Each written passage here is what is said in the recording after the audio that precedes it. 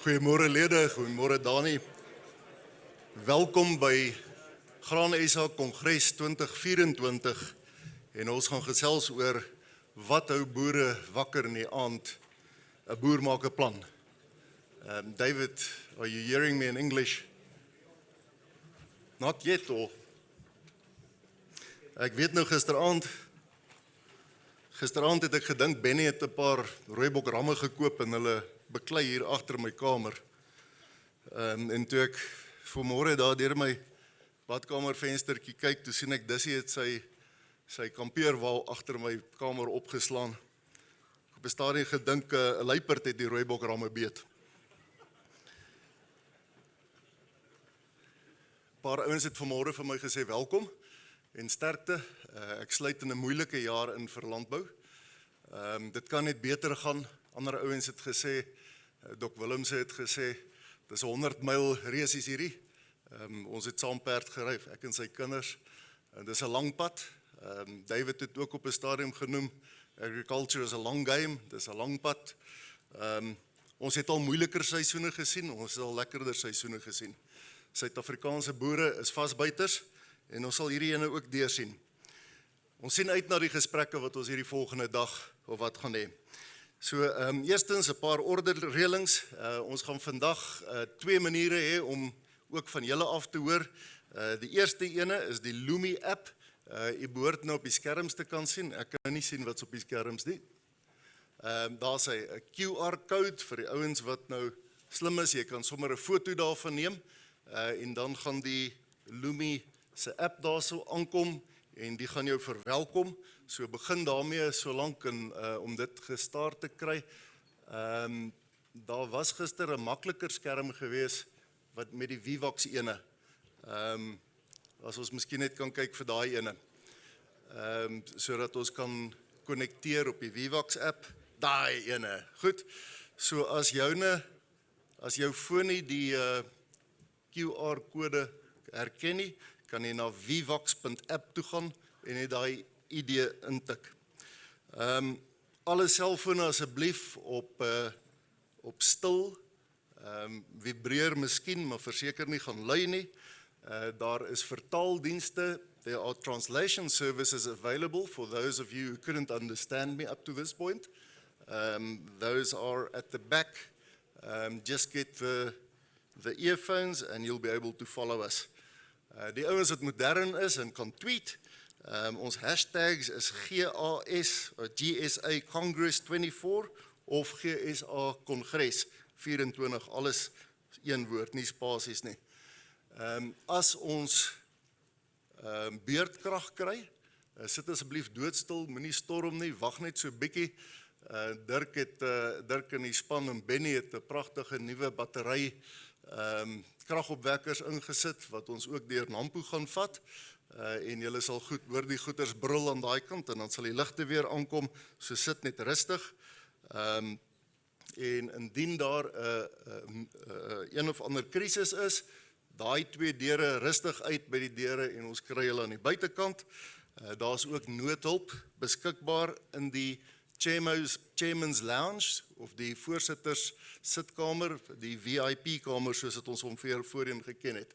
Kom ons kyk gou of julle op Vivax is. Julle sal daar nou die eerste vraag behoort te sien. En julle hy gaan deurlopend loop en dan sal julle met hom kan speel. So, dames en here, speel met hom. Die ander ene is die belangrike. Ek gaan hom nou aan u voorstel. Dis daai instrumentjie waarmee ons die stemming gaan doen. Baie dankie. Kongres is nou in sitting. Goeiemôre Kongres. Good morning Congress. I had the privilege of having a quick chat to Japie Grobler just now. And as you all know, Japie is probably the only person that I know that was served in Sampi's hoofbestuur, Nampo's hoofbestuur, and was the founding chairman of Grain SA as well. And what is obvious, wat opmerkelijk is van Graan SA en van wat julle vandag beleef, is die dynamika van die organisasie deur sy geskiedenis heen. Ons het vir wel iets om op ongelooflik trots te wees. So kom ons geniet kongres. Ons gaan nou vir Dominee Lorry vra om vir ons kongres op die gepaste wyse te open. Asseblief Dominee Lorry.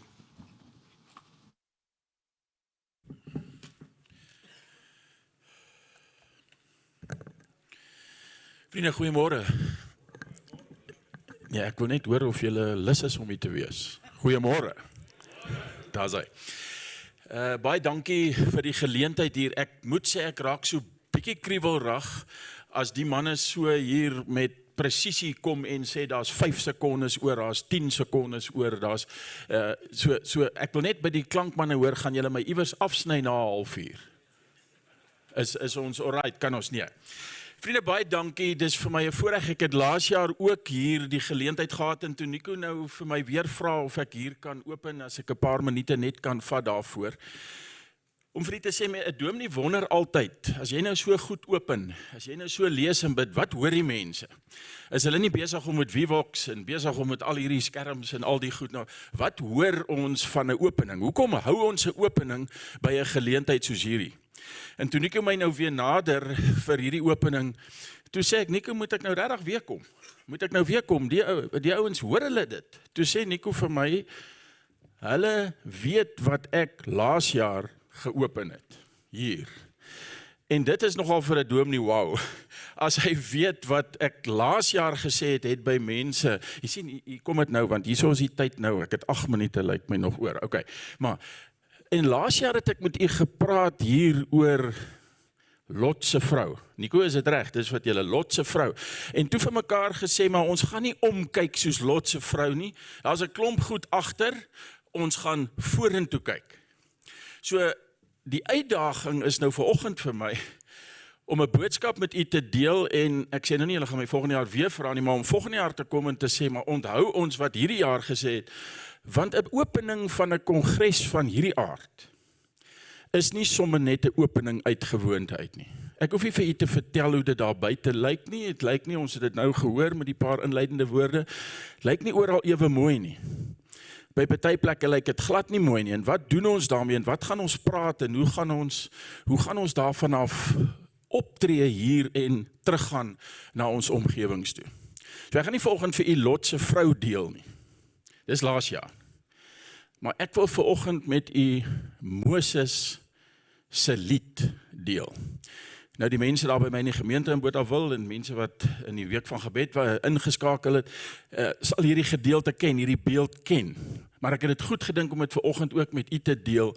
Deuteronomium 32. Ek gaan nie vir u die hele gedeelte lees nie, maar Deuteronomium 32 se agtergrond is dat Moses het die volk uit Egipte uit, jy weet mos hulle was slawe daar, het hy hulle deur die woestyn gelei vir 40 jaar. En as jy die prentjie so bietjie net in die kop kry, toe kom hulle by die Jordaanrivier en nou moet hulle hierdie beloofde land binne. En net daar waar hulle hierdie beloofde land binne, ek kan nou vir julle vertel hoekom is Moses nie saam nie, dalk weet jy, hy het met daai rots geslaan en nie gepraat nie. Hy is nie saam met hulle nie, maar hy sê ek stuur julle hier in. Maar voor ek julle hier instuur, in hierdie nuwe omstandighede, in hierdie onseker omstandighede, in hierdie toekoms in wat vir julle in hierdie nuwe land wag, gaan ek julle 'n lied leer. En ek wil vanoggend vir julle daai lied leer. Nou dit gaan 'n redelike rukkie vat, ek sien ek het 6 minute oor. Want die lied het 42 verse. En hier in Deuteronomium 32 staan, en Moses het vir hierdie ouens geleer tot hulle die lied geken het. So ek dink dit gaan 'n bietjie lank vat om 42 verse vanoggend te leer. Maar gaan lees dit gerus by die huis. Want ek dink vir die landbou, vir Graan SA, vir dit waarmee ons hier besig is dit 'n goeie lied om ook te ken. En as jy bang is oor hoe jy sing, doen dit daar in die stort, doen dit in jou binnekamer, doen iewers, want die lied, 3 gedeeltes, 3 verse. Die eerste lied, die eerste vers in hoofstuk 32, vers 4 veral, leer Moses vir die volk, hy sê vir hulle, wie's God? Wie's God? En hoekom moet julle by hom bly? Nou die borge het ons nou dalk penne daar neergesit. Partykeer sal dit goed wees as jy so deur die kongres net sommer daar 'n aantekeningkie maak. Hoekom is ek hier? Wie's God vir my? Wie's God vir die landbou? Wie's God op my plaas? Wie's God? En dan lees ons hier in vers 4. Moses sê vir hulle, julle moet sing, want hy is die rots, hy is volmaak, hy is regverdig, hy is getrou, hy is betroubaar. Deuteronomium 32 vers 4. Eerste vers wat ons moet gaan sing. God is, al is die omstandighede wat, al lyk die omstandighede hoe, God is betroubaar. God is die een wat sê, ek sal julle nie los nie. Jubel dit, sing dit uit, al is die omstandighede nie altyd jubelbaar rondom ons nie. Dis vers 1. Vers 2. Leer Moses vir die volk, voor julle hier ingaan, moet julle tog 'n bietjie, Nico, dis nou anders as Lot se vrou, moet julle tog 'n bietjie terugkyk, en uit Egipte uit onthou, en deur die woestyn onthou, wie het julle gedra? Kyk 'n bietjie terug, en jubel en juig oor hoe God julle gedra het. Vers 10, die Here het sy volk omhels. Die Here het sy volk vertroetel. Die Here het hulle versorg soos die appel van sy oog. Is dit nie vir ons ook so nie? Maar dis nie al nie, in 'n verhouding is daar nie net goeie goed nie, en hierdie volk was in 'n verhouding met God, hulle het baie keer weer barstig geraak, hulle het ongehoorsaam geraak, en dan het die Here hulle gestraf. Baie keer kry ons straf, ek sê nie droogte is straf, jy moet nie daai fout maak nie. Maar as dit dan nou droogte is, wat wil die Here vir ons sê? En dan jubel en juig ons oor 'n verhouding met die lewende God, wat sê, ek het julle gedra tot hier. En dan is die lied nie klaar nie. Dan het die lied 'n derde vers. Julle moet jubel en juig oor die toekoms. Oor die toekoms. En dan leer Moses vir hierdie volk, wat beloof God vir die toekoms? En dan sê hy vir hulle, julle moet sing, want God behartig die saak van sy volk, vers 36. Hy ontferm hom oor sy volk. Daar is geen ander God soos hy nie.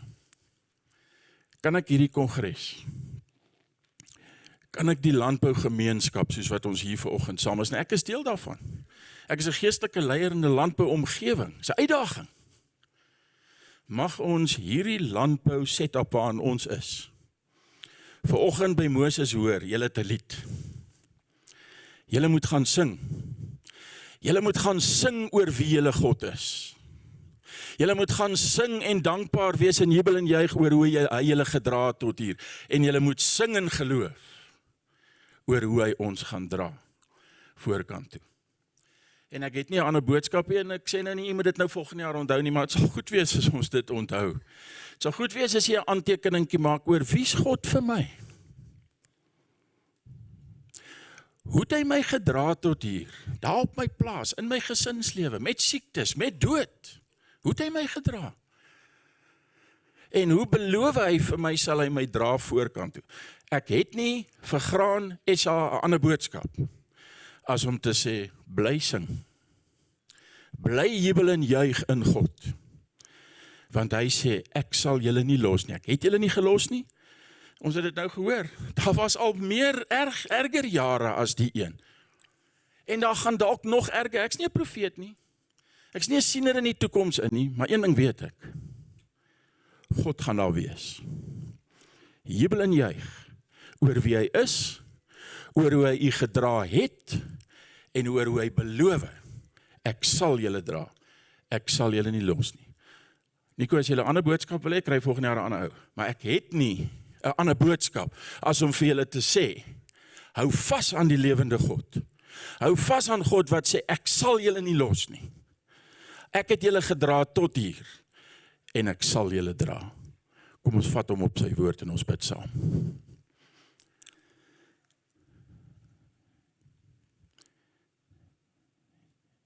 Here, dis stil nou in die saal. Nie omdat ek nou 'n boodskap gebring het nie, maar omdat u met ons praat deur u woord.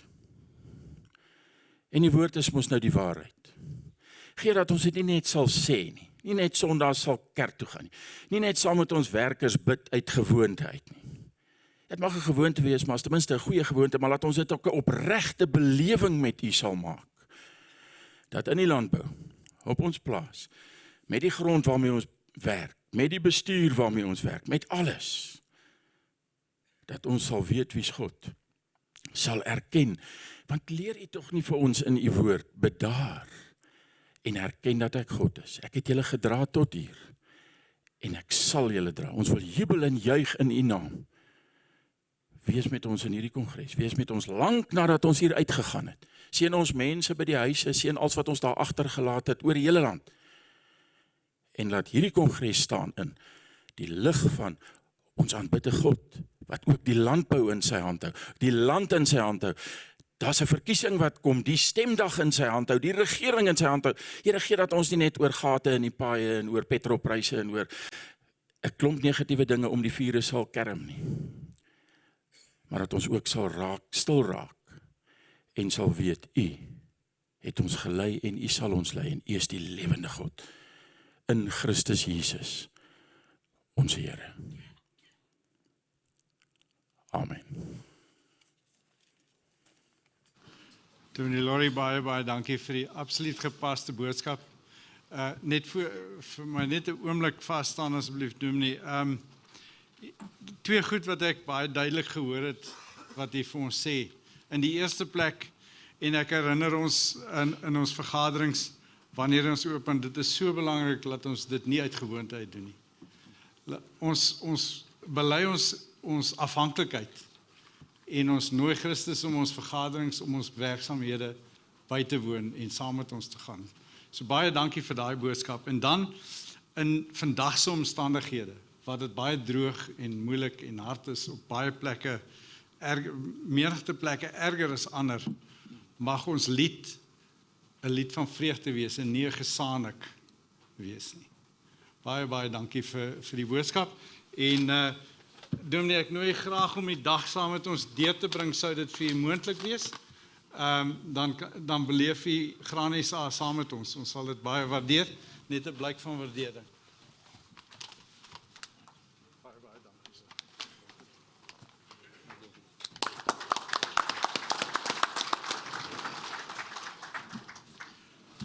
Goed, Kongres, ek gaan nou I'm going to ask our Deputy Chair, Jeremiah, to welcome our guests and our Congress this morning. Jeremiah, please.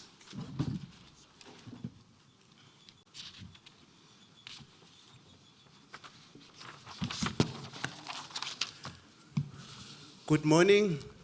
Morning. Goeiemôre dames en here. Molweni. Sanibonani.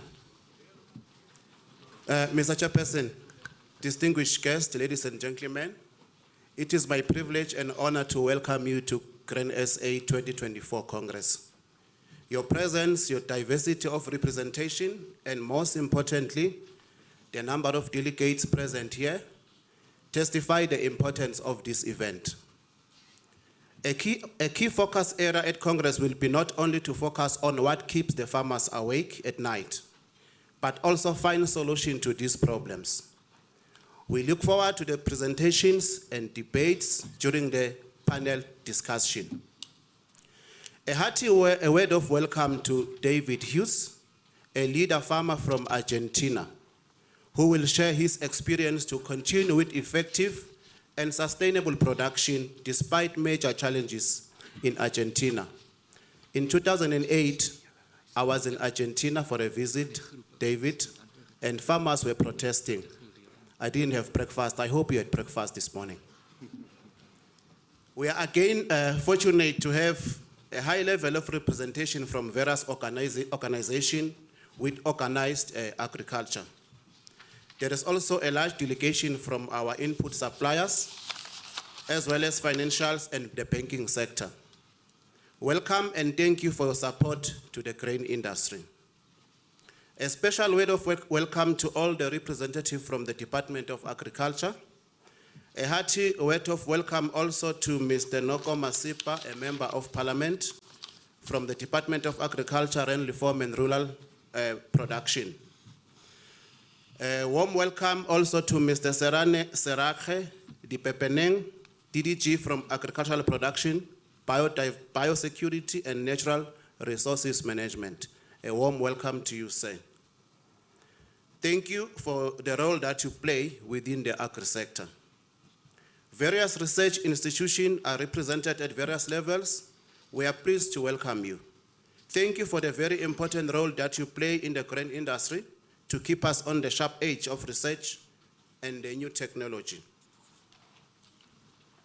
Welcome to the representatives from Agbi's Grain, various agribusinesses, grain traders, and processors of grain who made time available to attend the Congress. Welcome to the board members, the officials from the Protein Research Foundation, as well as from the different commodity trust forums, councils, and advisory committees, who also play an important part in the value chain of the grain industry. We also thank the officials from SACTA, Agrisita, SAGIS, SAGL for their continued support.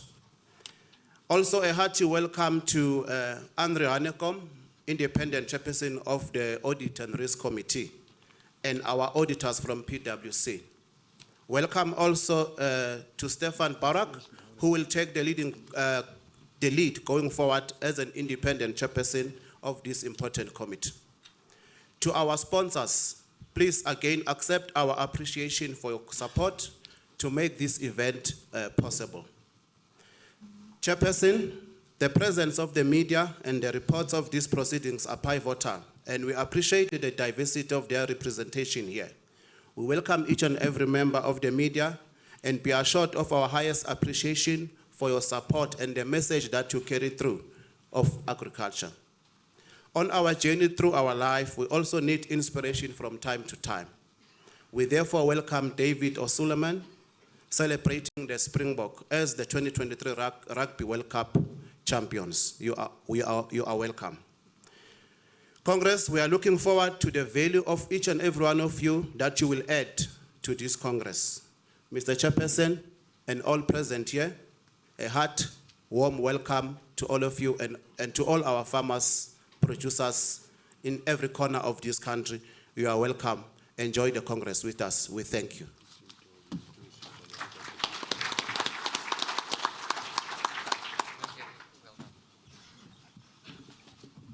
Thank you very much, Jerry. And from me personally also, a hearty warm welcome. It's great to have all my farmer colleagues in the room with us this morning. Congres, ek dink jy sal met my saamstem. Die aanbieding van verjaarse kongres is besonder. Stem jy saam? Ons kan dit nie alleen doen nie. Ons is so dankbaar en eintlik so trots om vandag te kan dankie sê aan die vennote wat dit vir ons moontlik maak. En ek gaan nou deur die lys van vennote wat ons gehelp het en ons geborg het om hierdie kongres op hierdie standaard te kan aanbied. En ons begin by ons hoofborge, Absa en John Deere Financial, Antoine en jou span. Baie dankie vir julle betrokkenheid. Agco, al die koffiebaristas en die verversings wat ons gaan geniet. Baie dankie Agco daarvoor. Beyer vir die middagete sakkies en die wegneem etes wat ons môre ook gaan geniet. Baie dankie Beyer daarvoor. GST, dis die vervaardigers van aluminium stropertafels vir middagse middagete. Baie dankie GST daarvoor. En Standard Bank for the power hour. Standard Bank, julle vang daai kolletjie wanneer die batterye pap raak en dan kry julle ons weer aan die gang. Baie dankie vir julle bydrae daar. Dan ons platinum borgers, Santam Landbou, Santam Agriculture. Thank you very much for your involvement and your sponsorship. Our silver sponsors are AFGRI, Agricol, Case IH, Corporate Guarantee, PANA, Pioneer, and Sanlam Glacier. All partners that make the grain farming machine work. Thank you very much for your sponsorship. In support of all our sponsors, our supporting sponsors, we have a longer list. We start with BASF, FMC Chemicals, FNB, GWK, GL Events, Hollard, Intelligro Winfield, NWK, UFK, Sensako Syngenta, Senves, Toyota, and Yara Fertilizer in Africa. Thank you very much. Without you, it is not possible. it's inconceivable to think that we are going to keep the grain sector prosperous working in silos. We've got to do it together. Thank you very much for your sponsorship. Much appreciated.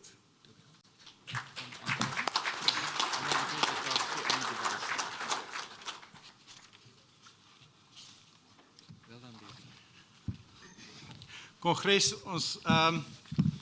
ek het nagelaat, jy weet, verlede jaar toe ons hier in die saal gesit het, so niemand vir my kon sê, ons gaan vandag met 'n nuwe hoofuitvoerende beampte in hierdie saal sit nie.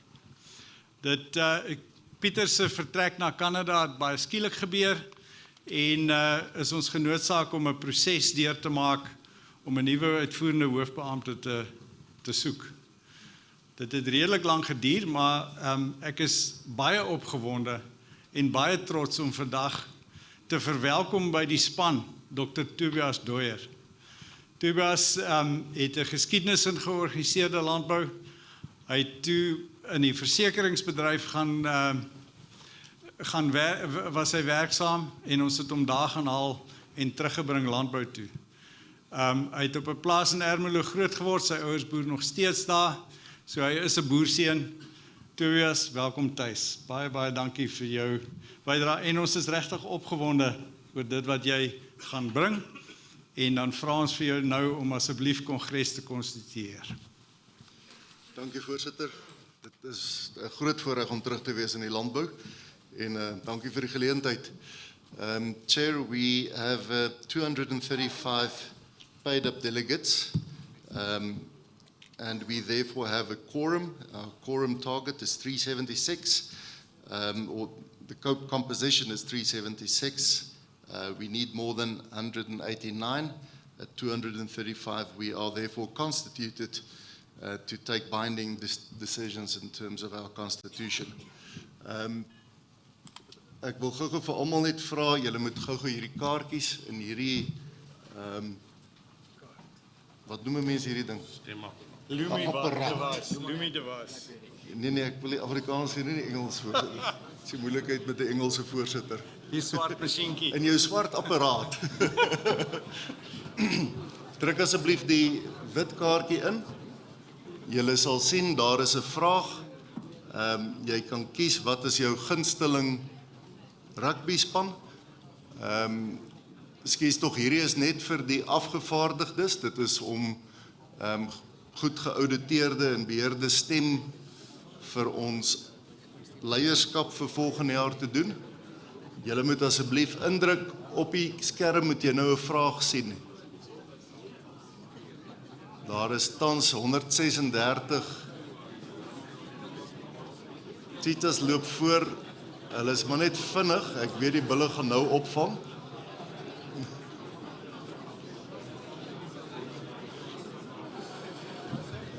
Ons wil net doodseker maak dat al die afgevaardiges wat jy tans op jou skerm moet sien. Jou skerm moet vir jou sê jy het jou stem ingesit en vir wie jy gestem het. Op hierdie stadium, terwyl die skerm nog oop is, nou gaan julle sien daar's 'n aftelling. Terwyl die aftelling nog gebeur, kan jy op die rooi driehoekie druk en jou stem gaan verander. Ek dink dit is belangrik vir die stemprosedure later. Ons gaan nie die ouens die stemme gaan nie op die skerm beskikbaar wees nie, maar jy kan jou stem verander totdat die stemming gesluit het. Ek sien ons is amper op 210. Hoekom sê dit 267 devices? Ons het 235 afgevaardigdes.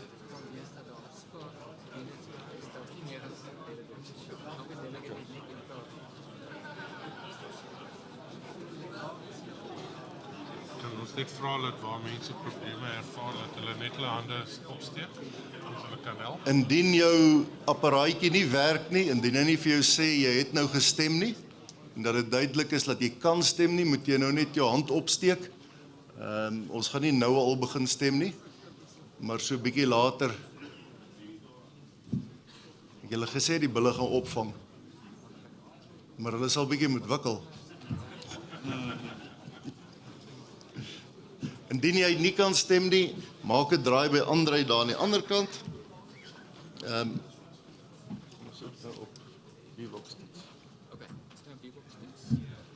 12 votes short of. Dit lyk vir my daar's nog so 12, 13 ouens wat nog nie die proses bemeester het nie.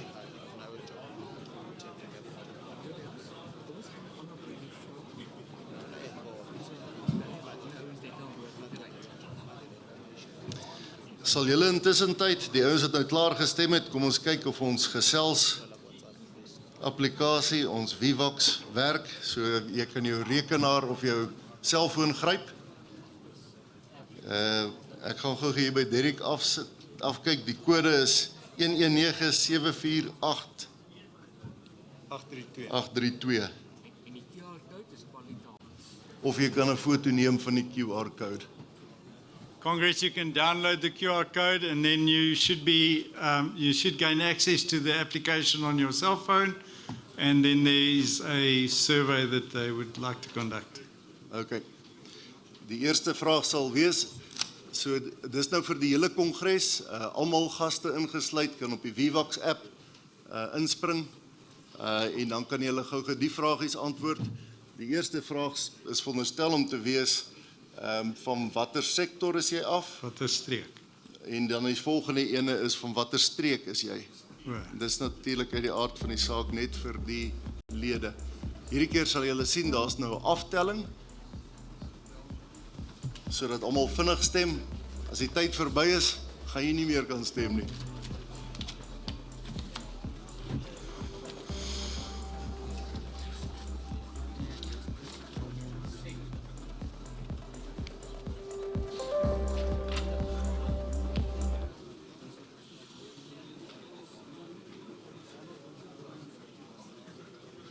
En nou Andrei? Daar is hy. Daar kan julle nou sien waar die meeste ouens vandaan kom, die ouens wat in 'n verkiesing betrokke is. Neem kennis. Thank you very much. Dankie ouens, ons is reg op beide ons applikasies en ons is reg om te stem en om voort te gaan. Dankie voorsitter. Baie dankie Tobias. Kongres, kan ek 'n aanduiding kry? Is julle gemaklik? Ons kan die toestelle gebruik. Ons is almal is vrede. Niemand voel uitgelaat nie. Ek sien niemand nie. Baie dankie. Okay, ons kan dan aangaan.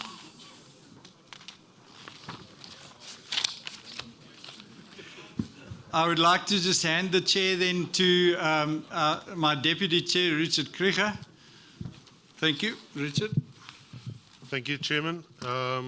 Ons is in afwagting van jou voorsittersverslag en ons sal jou graag vir die geleentheid wil gee om dit voor te dra aan Kongres. Dankie.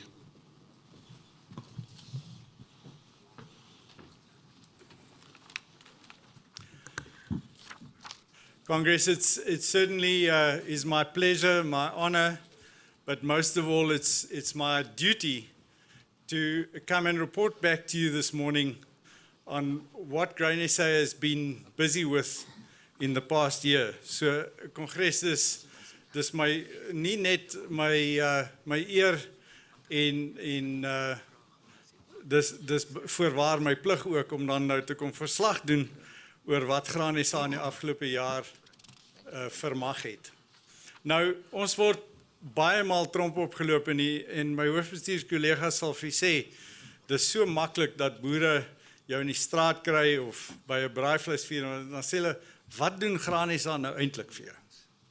Jy weet, hoekom moet ek nou, wat doen Grain SA nou eintlik? Nou, ek het regtig probeer om 'n bietjie statistiek, ons het verlede jaar al daarmee begin, om die statistiek bymekaar te maak om te sê, jy weet, fisies, wat doen Grain SA vir ons? Nou, ek gee enigiemand in hierdie saal 'n raai, behalwe vir die personeel wat my nou gehelp het om die goed te tel. Hoeveel kilometers dink jy het die hoofbestuur en die personeel van Grain SA afgelê in die afgelope jaar om u besigheid te bevorder? Wil iemand graag raai?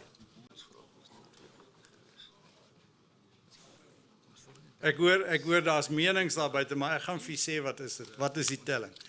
475.820 kilometer. Is afgelê om u besigheid te bevorder. Toe het ek gevra dat hulle tel, hoeveel vergaderings is bygewoon? Met ander woorde, hoeveel vergaderings het die personeel bygewoon, en die dagbestuur, en die hoofbestuur, ensovoorts.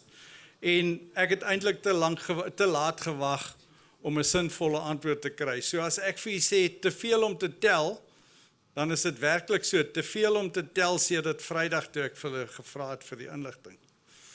Maar wat ons wel gisterand probeer doen is hoeveel dokumente is in die oefening dan nou bymekaar gemaak. Met ander woorde, hoeveel rekenaarleers is oopgemaak om vas te lê die werk wat ons gedoen het. En ons het sover net 3 afdelings, dis die bemarking en heffingsafdeling, ons het die ekonomieafdeling en ons het die navorsingsafdeling. En net in daai 3 afdelings, ons praat nie van maatskappysekretaris, is 'n groot totaal van 950.000 dokumente in 'n jaar vasgelê. Ek probeer die indruk skep van die onsaglike klomp werk wat Graan SA in belang van u gatsak, soos Japie hulle my geleer het, van u gatsak vermag. So ek daag enige boer uit wat vir my sê, wat doen Graan SA vir my? Nou goed, ek kan die statistiek vir u voorhou en dan kan u vir my sê, but so what? So what? What have you achieved? And that's actually what is important. We can be busy and do absolutely zero. And we can be busy and we can be effective on behalf of our members. So ek wil 'n voorbeeld gebruik van die jonger mense in die gehoor sal my verstaan en veral my kinders. Dis 'n Engelse gesegde, this is how we roll. Ek wil vir u verduidelik hoe rol Graan SA. Verlede jaar in Januarie, toe staan ons in Moreesburg in 'n streeksvergadering. En Koos Blankenberg en sy medeboere deel met ons hoe moeilik dit is om canola saad in die hande te kry. Hulle deel met my dat hulle bekommerd is. Daar's 'n geleentheid in die canolabedryf en hier's hier die hakplek. En daar in die vergadering sê ons, maar ons moet die ding uitsorteer. En hulle deel, ons kon dit nie uitgesorteer kry met die verskaffers nie. Die gesprekke het gebeur en ons sê toe vir hulle, maar as ons iemand moet stuur oorsee moet stuur of wat ook al om dit te doen, dan gaan ons dit doen. En ons hoor wat sê die boere daai oggend. En in September maand, toe is die afvaardiging Australië toe en hulle het dit reggemaak. En ons kon teruggaan na dieselfde streekvergadering in Januarie verjaar en ons kon die oplossings op die tafel sit. That's how Graan SA rolls. Goed, wat het ons dan nou vermag in die afgelope jaar? Die eerste een wat uitstyg natuurlik, jy sal onthou verlede jaar het ons met groot frustrasie met die gedeel, dat ons al geruime jare spandeer om die mieliegradering, die onkonsekwentheid wat toegepas word. 'n Boer stuur sy vragmielies oor 'n skaal en hy word as 'n graad 2 gegradeer en dieselfde vragmielies kom by 'n volgende skaal en hy word as 'n graad 1 aanvaar. Daai onkonsekwentheid was vir ons onaanvaarbaar, het vir ons 'n groot klomp frustrasie geverg en ons het ons nie minder as 4 jaar spandeer om daai omstandighede te probeer omdraai. Ons frustrasie verlede jaar was, dat nadat ons as 'n bedryf konsensus gehad het die appelkar omgeval. En moes ons van voor af weer begin. En het Graan SA dit reg gekry, en ek sê altyd vir ons span, hou aan om die regte ding te doen, en jy gaan suksesvol wees. Ons span het aangehou, en ons het volhard. Ons het gebaseer op die wetenskaplike feite wat ons in ons hand gehad het ons die departement landbou genader en na 'n deeglike proses, ek herhaal dit spesifiek, na 'n baie deeglike, heeltemal inklusiewe proses, het ons die departement oortuig dat dit die regte ding is om te doen. Dit is wel afgestuur na die Wêreldhandelsorganisasie vir kommentaar. Daai kommentaar is al reeds teruggekry. Dis nadat ons al ons streeksvergaderings gehou het, is daai kommentaar teruggekry en is ek opgewonde om vandag met u te deel. Dit is 'n paar voorverlede week in die Staatskoerant afgekondig. Die mieliegradering is aangespreek waar die gesonde watergevlekte put, die gesonde geelbekkie put nie as defektief meer beskou word nie.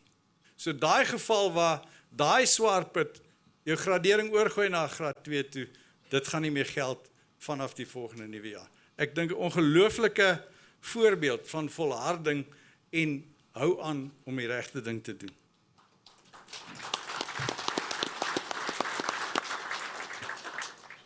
Die volgende ding wat baie belangrik is, en ek het probeer om meeste van die streeksvergaderings by te woon, en dis altyd vir my interessant om boere se gesigsuitdrukkings te sien. Baie keer is daar hierdie tipe van, Engelsman praat van 'n light bulb moment. En toe ek in Viljoenskroon nou deel oor die uitvoermarkte, dit wat ons reg gekry het, die Chinese uitvoerprotokol vir sojabone en die uitbreiding van die uitvoermarkte, Japie se gesigsuitdrukking toe hy dit sien was vir my iets wat ek baie geniet het. Jy weet, ons verjaar net diskant 600.000 ton sojabone uitgevoer. 600.000 ton sojabone uitgevoer. 3 jaar terug, toe ons in hierdie saal gestaan het, toe was die sojabedryf as te ware so te sê in sy kinderskoene. Jy sal onthou, verlede jaar het Joseph Du Plessis en het ons ingedra wat die sojabedryf beteken het vir graanproduksie in Suid-Afrika. Hoe dit gegroei het. En die voorsienheid van Graan SA om seker te maak, om te sien, terwyl ons in 'n tekortsituasie 'n netto invoerder van sojabone en sojaboonprodukte was, om te sien, daar gaan 'n tyd kom waar hierdie boere van ons hierdie produk in oormaat gaan produseer, laat ons solank daai ruimte skep. En was daar nooit 'n hakplek in die sojabedryf gewees nie. Ons het reg gekry om China oop te maak en so ook dan nou 'n hele klomp ander uitvoergeleenthede. Nie net vir sojas nie, maar families ook. Ek dink die lys is omtrent, ek dink daar's 11 of 12 nuwe mieliemarkte wat ook oopgegaan het. Nou Japie, skus dat ek nou so baie na jou verwys, maar dit is tog maar 'n geskiedenis waar ons vandaan kom. Jy sal onthou hoe ons in hierdie saal gesit het en gewonder waar gaan ons met ons surplusse heen. Waar ons pogings aangewend het om ons boere te oorreed om minder te plant. Ons het nou die uitvoerklep daar gemaak en ons wil ons vir ons boere sê, dis hoe Graan SA rol. Dan is daar 'n ander ding, vanoggend het ek weer 'n gesprek gehad met ons vriende daar uit die Kaap uit. Jy moet tog na hulle luister van hulle ervaring gister. Hulle sal vir jy sê hoe bekend is hulle met 'n rinkels. Maar toe het hulle gepraat en dit lê so vlak in 'n mens se gedagte. En is hierdie liewe ding wat ons noem 'n liggingsdifferensiaal. En wat 'n angel dit is vir ons produsente. Nou jy sal weet, ons het verlede jaar dit nou al reg gekry en is die alternatiewe berekeningsmetodiek. Dis eintlik al wat dit is. Dis 'n nuwe manier om die liggingsdifferensiaal te bereken, wat baie regverdiger is, wat gebaseer is op die werklikheid, en het ons dit reg gekry om die mark te oorreed om dit dan op sojabone te toets. So dis reeds aan die gang en alle aanduidings is dat die deelname in die mark glad nie belemmer is nie. En ek gaan graag die voorbeeld van Sannieshof se sojaboon liggingsdifferensiaal vir u uitlig. Die gepubliseerde differentiaal vir sojabone op Sannieshof verlede jaar was R270 'n ton. R247 'n ton was die gepubliseerde differentiaal. Die landboubesigheid in Sannieshof het vir die boere aangebied die sojaboonprys min die ligging plus 'n premie wat 'n netto basis van R140 per ton dan nou sou beteken. Die boere het dan nou Safex -140 vir hulle sojabone gekry. Met die nuwe differentiaal metodiek is die differentiaal wat aangekondig word vir jaar R136 'n ton. Is dit nie 'n aanduiding dat die metodiek kom by die werklikheid uit nie. En as ons dit kan regkry op die sojabone, dan sien ons uit dat na die toetsperiode die mark hulle weg gaan oop sien om dieselfde metodiek te gebruik op mielies, op koring, op sojabone, op sonneblomme, op al ons gewasse. So ek dink voorware ongelooflike stuk werk wat daar gedoen is. So vir my vriende uit die Kaap uit, ek kan nie anders as om vir julle net te sê, hou moed, die son gaan weer opkom. Goed, dan liefdienste. Nou, ek raak partykeer gefrustreerd as ons so herhalend dieselfde ding, liefdienste, en ons raak dik om liefdienste te hoor. Nou, ek gaan dit vinnig opsom hoe ek het sien. Die staat het in die eerste plek 'n plig om voedselveiligheid af te dwing. Voedselveiligheid, wetgewing. En niemand, ek dink nie een van ons gaan daarmee argumenteer nie. Hulle het 'n plig om dit te doen. Waar hulle nie die vermoë het om dit te doen nie, het hulle die reg, en dis in die hof nou al betwis, en daai reg is wel bevestig. Het hulle die reg om iemand aan te stel om dit namens hulle te doen. Wat hulle wou doen, is hulle wou liefdienste aanstel, 'n privaat maatskappy wat winsbejag is, en hulle wou sommer R4 'n ton by ons almal hef. Nou ons weet goed, as jy 'n heffing op graan sit, wie is die ou wat betaal? Is net ons. Hulle wou dit doen om daai geld te gebruik om voedselveiligheidswetgewing af te dwing. Wie se plig is om dit te betaal? Dis nie ons plig om dit te betaal nie. Ons het natuurlik onmiddellik wal gegooi, en Corneille en sy span sal die som maak deur daai R4 'n ton heffing weg te hou van die mielieboere af, van die graanboere af van hierdie land, het ons tot op datum al in die orde van R600 miljoen gespaar, wat die produsente sou betaal het. Dit gesê, daar's nog steeds plek vir daai inspeksiediens. Daar waar 'n graderingsproses nou miskien nie op standaard is nie goed geskied nie, daar kort jy iemand om seker te maak laat dit wel gebeur. So daar is plek waar so 'n diens wel kan waarde toevoeg. Wat Granisa se standpunt is dis als goed en wel, maar dan gaan die persoon wat daardie diens gebruik, gaan daarvoor betaal. Nie die produsent nie. Jy gaan nie die produsent belas met iets wat nie waarde toevoeging tot is nie, en nie sy verantwoordelikheid is nie. Dis liefdienste.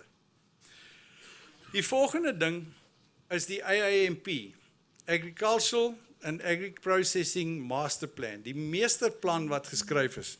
Nou weer Japie, en al die ander kollegas wat al 'n paar jaar in hierdie saal sit, jy sal deur die jare moes beleef het, hoeveel planne het ons al geskryf.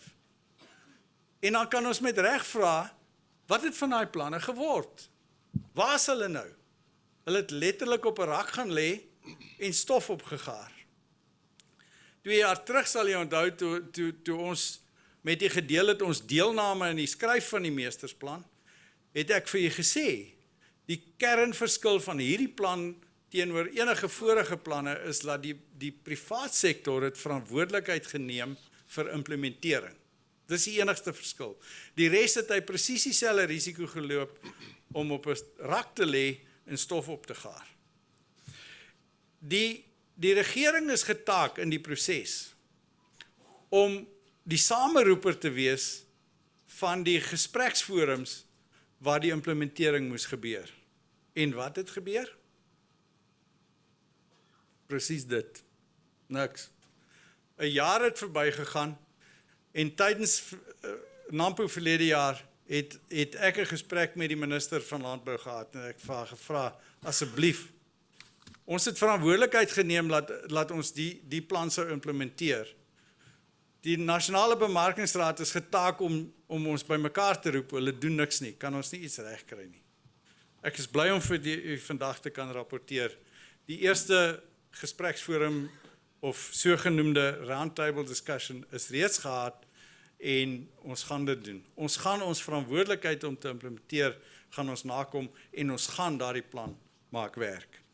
Al die bekommernisse, ons het onlangs in die hoofbestuur 'n proses deurgemaak waar ons al die rooi vlae geïdentifiseer het, al die goed wat gevaarlik is, al daai goed wat ons eintlik wakker hou in die nag, soos die logistieke ketting, die veiligheid en sekuriteit, al daai goed wat pla het ons geïdentifiseer en glo dit as jy wil of nie, die oplossings en die beplanning en die besef van daai goed lê als in die meesterplan geskryf.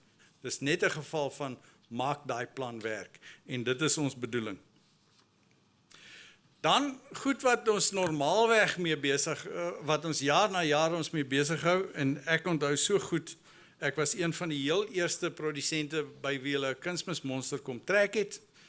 Ek het 'n produk gekoop wat 16p sou bevat en toe hy getoets is was daar 8p in en die nodige regstellings is gemaak.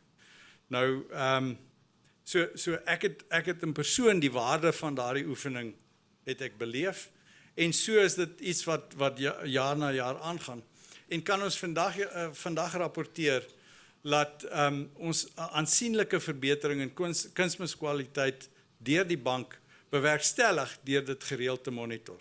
En die som wat Corneille maak is dat ons 'n 2% verbetering het in die kwaliteit van ons. Wat ons wel nou agterkom ons is vrede met die kunsmis.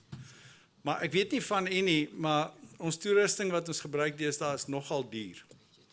En as jy 'n engine verloor as gevolg van die kwaliteit van die brandstof wat jy gebruik, dan kos dit 'n vreeslike klomp geld. Ons kom al hoe meer agter dat dieselkwaliteit is nie noodwendig so goed as wat dit altyd was nie. Ons kan nie so gemoedsrus wees. En het ons dan nou ook 'n dieselmoniteringsprogram. So as enige een van ons lede vermoed dat daar probleme is met sy diesel, ons het die toetsapparaat, ons het die geleentheid om dit te laat toets. Ons doen dit graag, ons help u graag om daardie omstandigheid ook dan beter te maak. Dan die teling en tegnologieheffing. Nou goed, u sal onthou al die oopgestuifde gewasse in hierdie land het ons die reg en ek dink dit is iets wat ons as boere net weer moet onthou en net weer moet besef. Dis anders as meeste lande in die wêreld. Ons het wettiglik die reg om saad terug te hou. In die ander lande is jy nie dis plain eenvoudig teen die wet om jou eie saad terug te hou. En ons het by Graan-SA gevoel dis belangrik om daai reg te behou.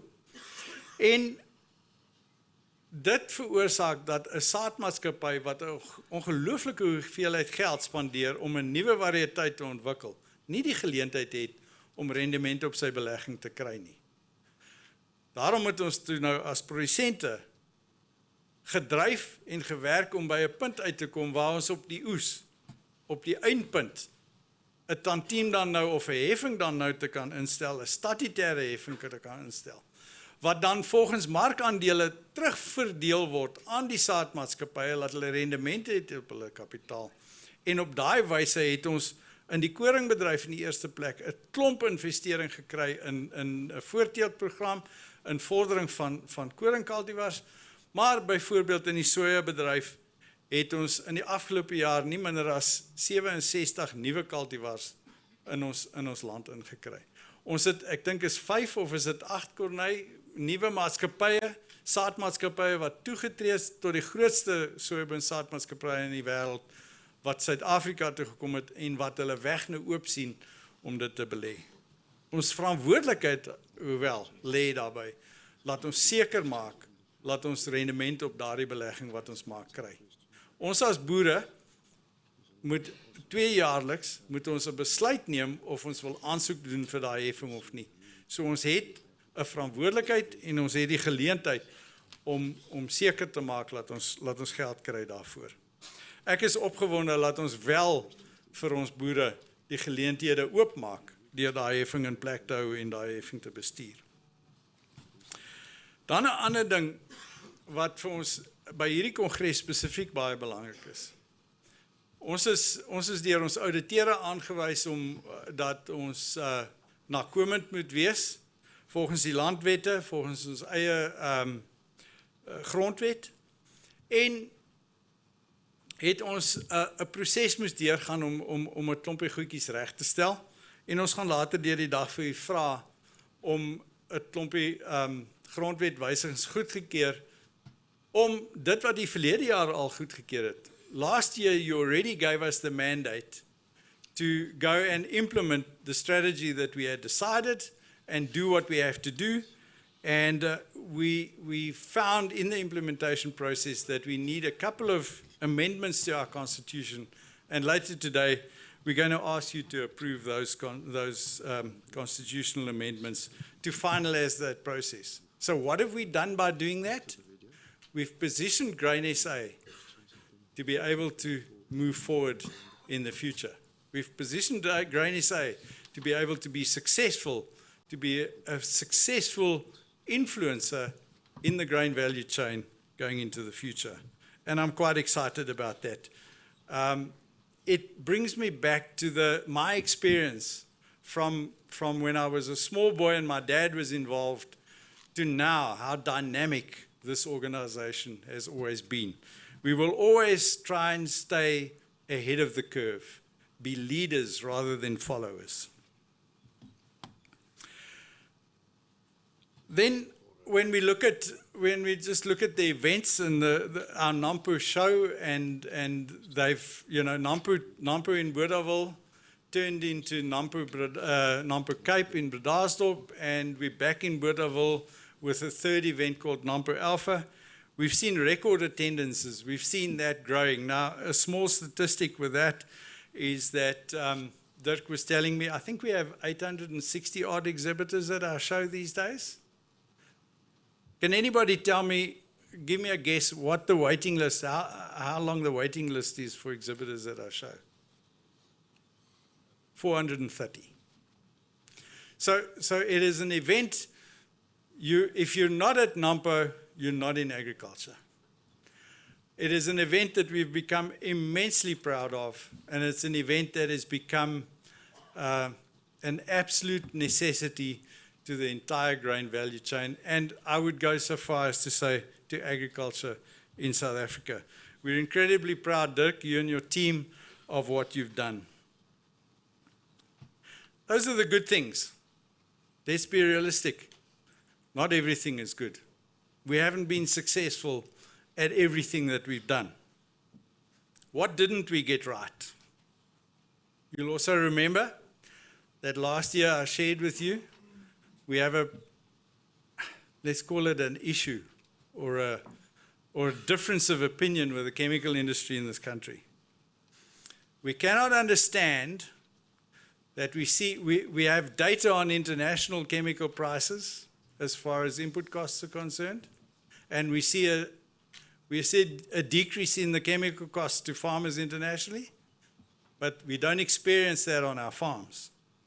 We cannot seem to get any kind of transparency to be able to see why that looks like that. But we won't stop, we won't give up. We will continue to press through. The seed industry, last year, we were faced with seed price increases in excess of 20%. And when we went into serious discussions with the seed industry, we were reminded that input costs for the production of that seed has also risen. We acknowledge that and we accept it. But we also said to them at the same time, if that is the case, when input prices come down, then we'll expect to see a decrease in the seed prices as well.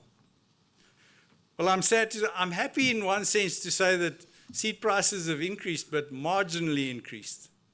But that's not what we said. If input costs are the reason for a 20% increase last year, and input costs have come down, then we expect you to follow suit. So that conversation will also continue. Then something that iets wat regtig frustrerend is of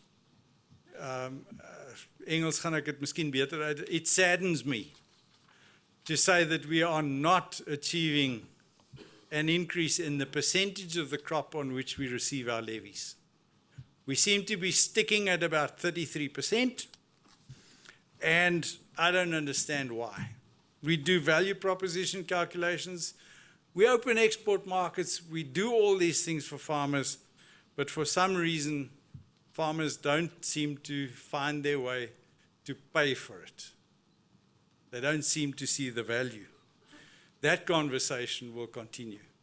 Although our team is diligent, and this year we achieve slightly better than the budgeted levy incomes, we're still not at the percentage of the crop that we would like to be. Die ander thing dat, ander ding wat ek graag sou wil, almal van u wat hier, dis nou soos die dominee wat preek vir sy gemeente, en eintlik moet ons uitgaan en die sendingwerk gaan doen, is die eksklusiewe voordeel. So ek is 'n bydraer, ek is 'n deelnemer. Wat maak my anders as die medeboer wat nie deelneem nie? Wat is eksklusief vir my? Ons is derentyd besig om na daai eksklusiwiteit, om voordele te kry op so 'n wyse en dit uit te bou op so 'n wyse dat ons dit dan reg kry, dat dit moenie eers 'n gesprek wees vir 'n graanprodusent. As jy in die graanbedryf is, dan moet jy 'n Graanesa lid wees. En ons sê op hierdie stadium dan ook vir Corporate Guarantee baie dankie vir die produk wat hulle daar gestel het, wat wel 'n eksklusiewe voordeel aan ons lede dan kan bring. Ek wens soveel so, dat ons die dieselrabat eksklusief vir ons lede kon instel. Dis nou eenvoudig net nie moontlik nie, maar ek wens ons kan dit regkry. U het by die streeksvergaderings gesien wat die waarde van net daardie oefening is. Tydens ons streeksvergaderings het ons ook dan nou 'n klompie, ons het geluister na ons presidente, en wat bo gedryf het vir ons, wat baie belangrik is. Jy weet, vir die afgelope paar jare het ons baie hard gewerk en 'n omdraaistrategie in die koringbedryf bewerkstellig, en die boere was baie meer gerustig. En as my vriend Lou Steytler my bel verlede week, en hy sê vir my, D-man, I've been growing wheat for 45 years, and this year I cannot make the sum work anymore. I'm not going to grow wheat this year. I've sold my seed. Dan is daar 'n duidelike boodskap. Hier's iets nie pleis in die winsgewend van die koringbedryf. Ons het saam met Tobias in dieselfde vergadering gesit. Ons gaan absoluut moet fokus om uit te vind presies waar lê die hakplekke, en ons gaan dit moet regkry. Tydens die ontdek van die kernbrandpunte in ons bedryf, het die logistieke ketting het absoluut uitgestaan, en ons gaan daaraan moet aandag gee. Veiligheid en sekuriteit, ons gaan moet aandag gee. Insetkoste, absoluut, ons gaan moet aandag gee. Dis iets wat nooit van ons tafel af sal aangaan. En dan die onsekerheid wat ons boere tuister. Die grootste verskil tussen die eerste droogte wat ek in my lewe in 1984 beleef het as boer, en vandag se droogte is, in 1984 het ons sekerheid gehad, dat ons 'n stelsel het wat ons gaan help om deur dit te dra. Vandag is ons op onsself aangewese, ons weet nie hoe dit gaan doen nie. Goed, ek het nou genoeg gesê, ek gaan nou graag met die klein video-opname deel, wat ons personeel gemaak het, wat GraanSA se werksaamhede vir die afgelope jaar dan nou vir u gaan uitbeeld. Ek wil nie met hulle kalers ploeg nie. Brand Republic, kan julle asseblief vir ons daai video inspeel?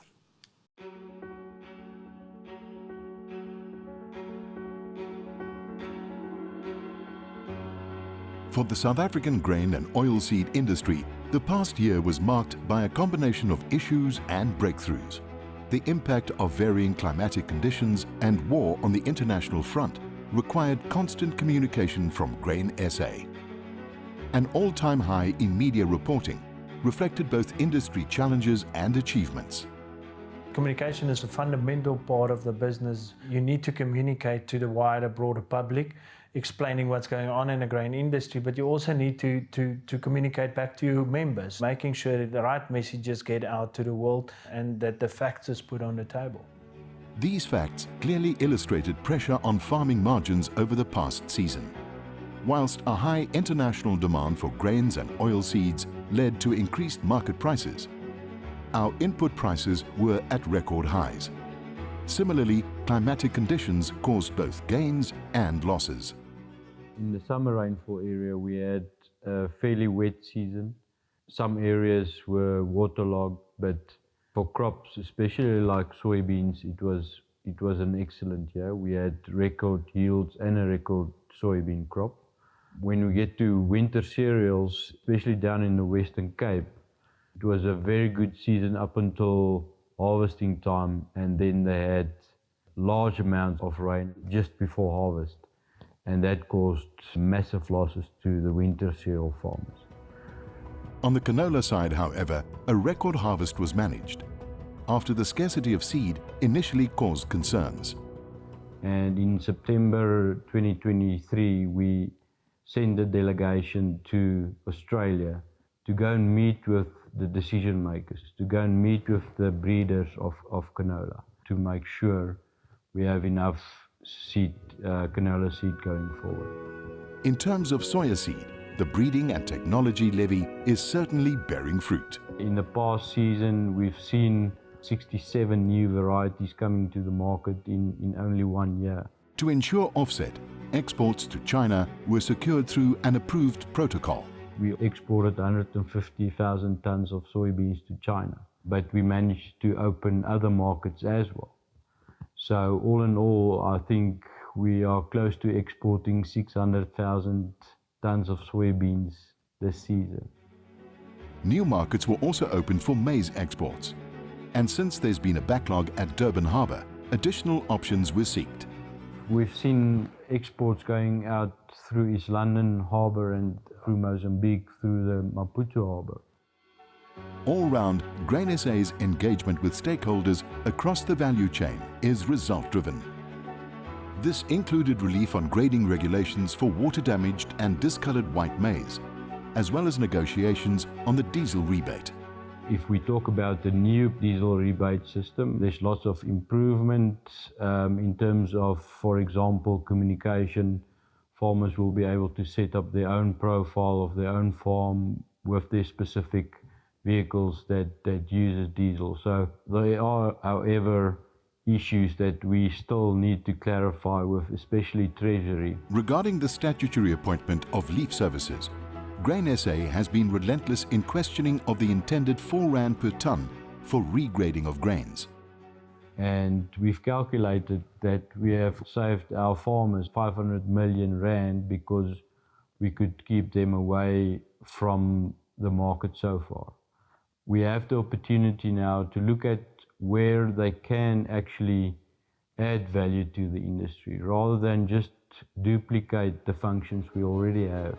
Great progress has also been made on the location differential, starting with a new system for soybeans to be tested for 2 years.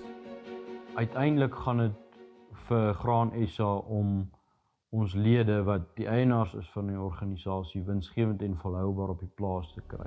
As production, marketing and business requirements change, so too it became necessary for Grain SA to adapt and restructure. In die afgelope 20+ jaar het baie omstandighede verander. Die vrye mark is aktief. Ons ding mee teen die res van die wêreld.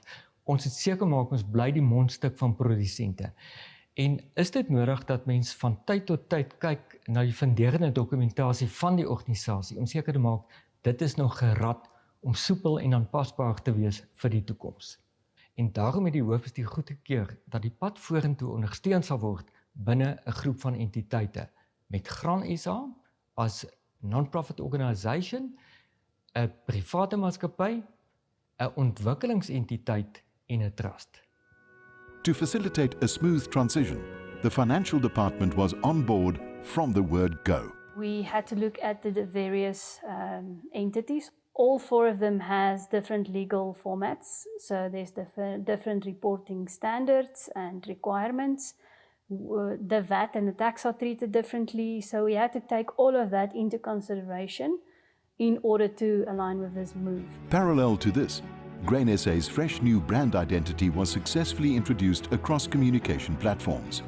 The essence of the new look was also extended to the different entities, confirming the collective nature of the organization. Along with the growing success of NAMPO, a focused marketing strategy has led to an increase in Grain SA membership. We're a producer organization owned by producers, and that's where they put in their ownership, is when they pay their levies and have their say in terms of that. This certainly pertains to Grain SA's research coordination, driven by our producers' needs. To link the research fraternity with the producer fraternity, and that's the role we play, is to get that 2 worlds together. Due to the specialized requirements and high cost of research projects, several private and governmental partners are involved. We go and identify the needs, we obtain the funding for that specific needs, and then we go and see who's the researchers that's the best in the industry or does have the best resources to do that specific research. And then we facilitate the process to make sure that we achieve the goals of all the programs that we're involved in. Currently, there's a lot of emphasis on diseases impacting plant health, as well as agronomy within a changing production environment. Grain SA was also a key role player in the launch of the National Biosecurity Hub. This partnership links our members to a diagnostic service coordinated by the University of Pretoria, while also providing survey data. We're very fortunate to have these partnerships and to make great strides in terms of it. Research projects undertaken by farmers on ground level is another vital factor to sustainability and also involves developing farmers. Climate variability is the biggest challenge that we've experienced, in fact, not just in the past season, in fact, the past couple of seasons. As the development entity within the Grain SA group, the Pahama Grain Pakama team shares information on techniques to counter an ever-changing environment. You know, we're working with resilient farmers. We continue to see farmers coming back, trying to make it work again and again.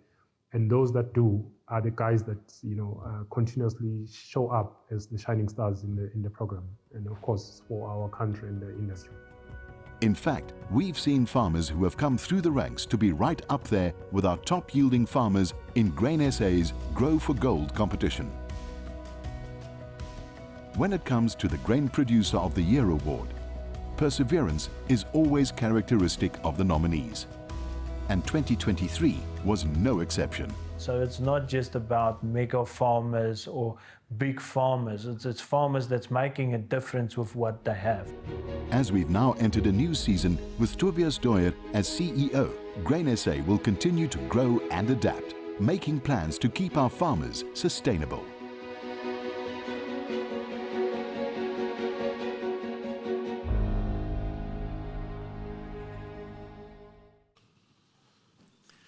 Kongres, is julle nie trots op julle organisasie nie?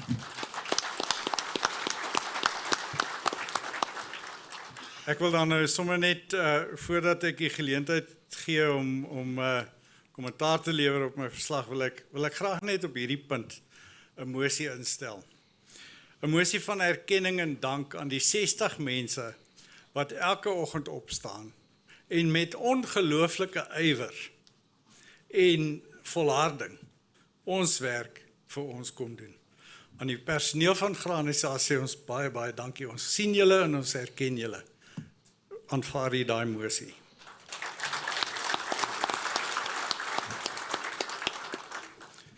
Kongres, dan gaan ek nou vir u geleentheid gee om graag enige vrae wat u sou hê oor die werksaamhede, oor u organisasie dan nou te stel.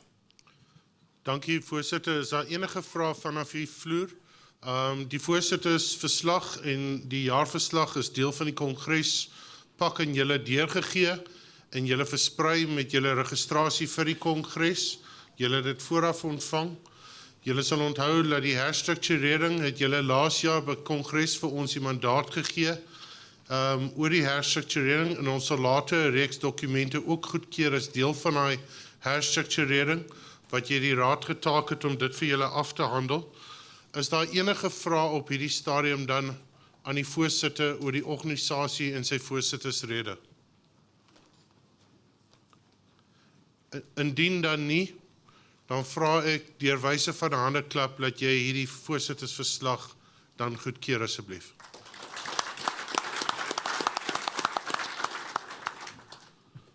Julle sou dit nie agtergekom het nie, maar terwyl Derek besig was met sy voorsittersverslag, het ons oorgegaan na loadshedding toe en daar was nie eers 'n liggie wat geflikker het en ongelooflik wat die span nou vermag het om te verseker dat Nampo Park hierdie kommersiële verantwoordelikheid wat hy het teenoor ons as organisasie, laat ons hierdie park vat tesame met sy infrastruktuur na die volgende vlak toe. En ek sê vir die span baie geluk daarmee. Ons is geseënd met 'n span soos Derek sê. Toby Nkosi, voorsitter van die Landbank, I acknowledge you. I see you also here today. Thank you for the interest and participating here today. Always nice to have you here.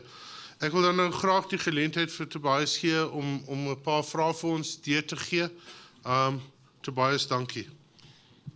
Voorsitter, dankie. Terwyl ons hierso sit, kan ons gou kyk wie is waar in die organisasie, hoe lyk ons lede. Dis ook vir David. David, I hope you've got a good screen there, dat jy kan sien met wie jy praat. So ons kan sien die ouderdomsverspreiding. Meeste van ons lede 'n bietjie aan die ouerige kant, maar dit is lekker om te sien, daar is 'n paar jong ramme ook in die kraal. Die volgende vraag, gaan ons bietjie kyk na hektare. Julle kan op julle app nou kyk, op Vivax. Kom ons kry 'n idee van die grootte van die operasies wat ons verteenwoordig hierso in die kamer vandag. Goed gedoen, Benny en Dirk en span. Die bank het wel vir my SMS gestuur om te sê, hulle sien die generators loop nou. En of ons nie 'n klein oortrokke fasiliteit oorweeg nie. Daar kan ons sien meeste van die bedrywe tussen 1000 en 2000 hektaar, klompie tussen 2 en 5. En dan, welke produk produseer meeste van u of die grootste gedeelte wat u produseer? Dit gaan 'n kortjie wees, 10 sekondes. Sy vinger op die knoppie.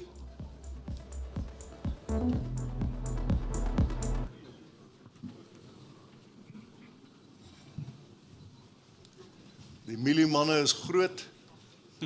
Graan is groot, maar die mieliemanne roer. En kort na dit is die koringmanne. En nou kan ek nie lees nie, soeiboontjies. Right. Vir ons gaste, net om vinnige oorsig te kry watter gaste vandag by ons is, van die regering, insetverskaffers, georganiseerde landbou, handel, of natuurlik ons navorsing en media. Ek wonder of vir media hulle vinger op die knoppie het vandag. Gewoonlik is hulle besig om artikels te skryf.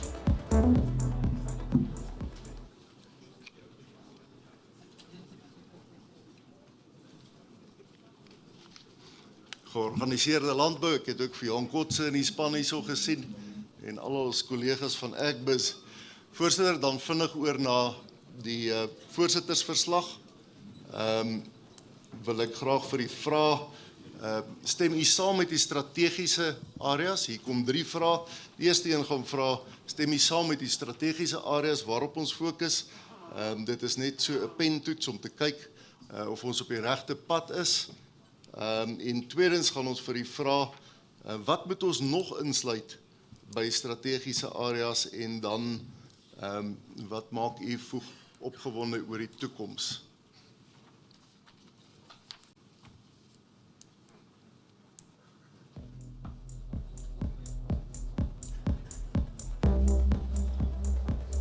Wat is die belangrikste strategiese areas? Hoe kan dit daarso insluit?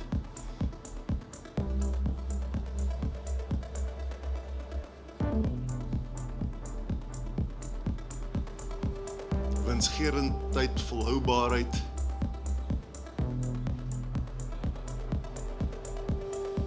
Gelukkig is ja nog die grootste ene. Dankie voorsitter, en dan die laaste vraag.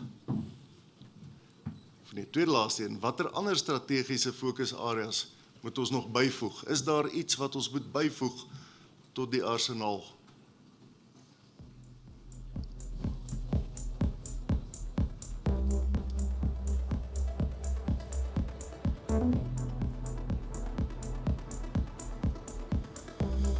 Jong boere insette, voskoor, paaie, bemarking.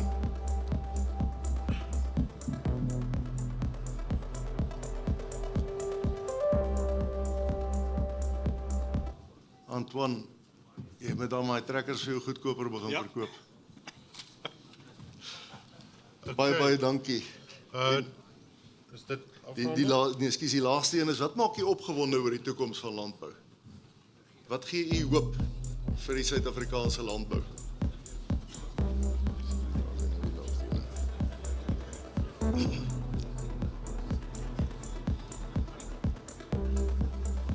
Daar was 'n paar benoude oomblikke daar.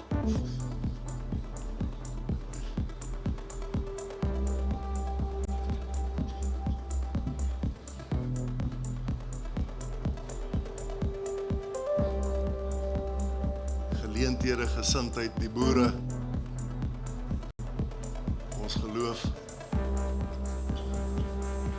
Graan Suid-Afrika is ook daar, baie dankie.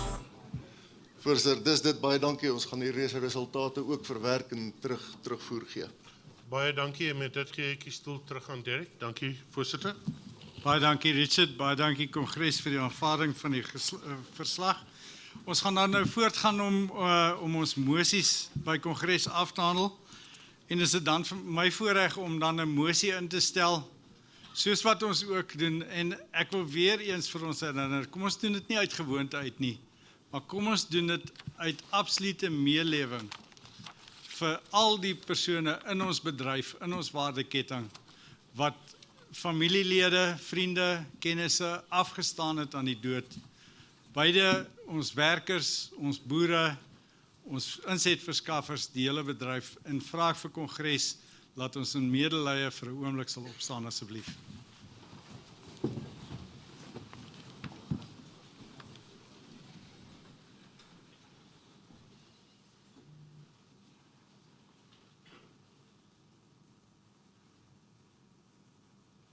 Baie dankie.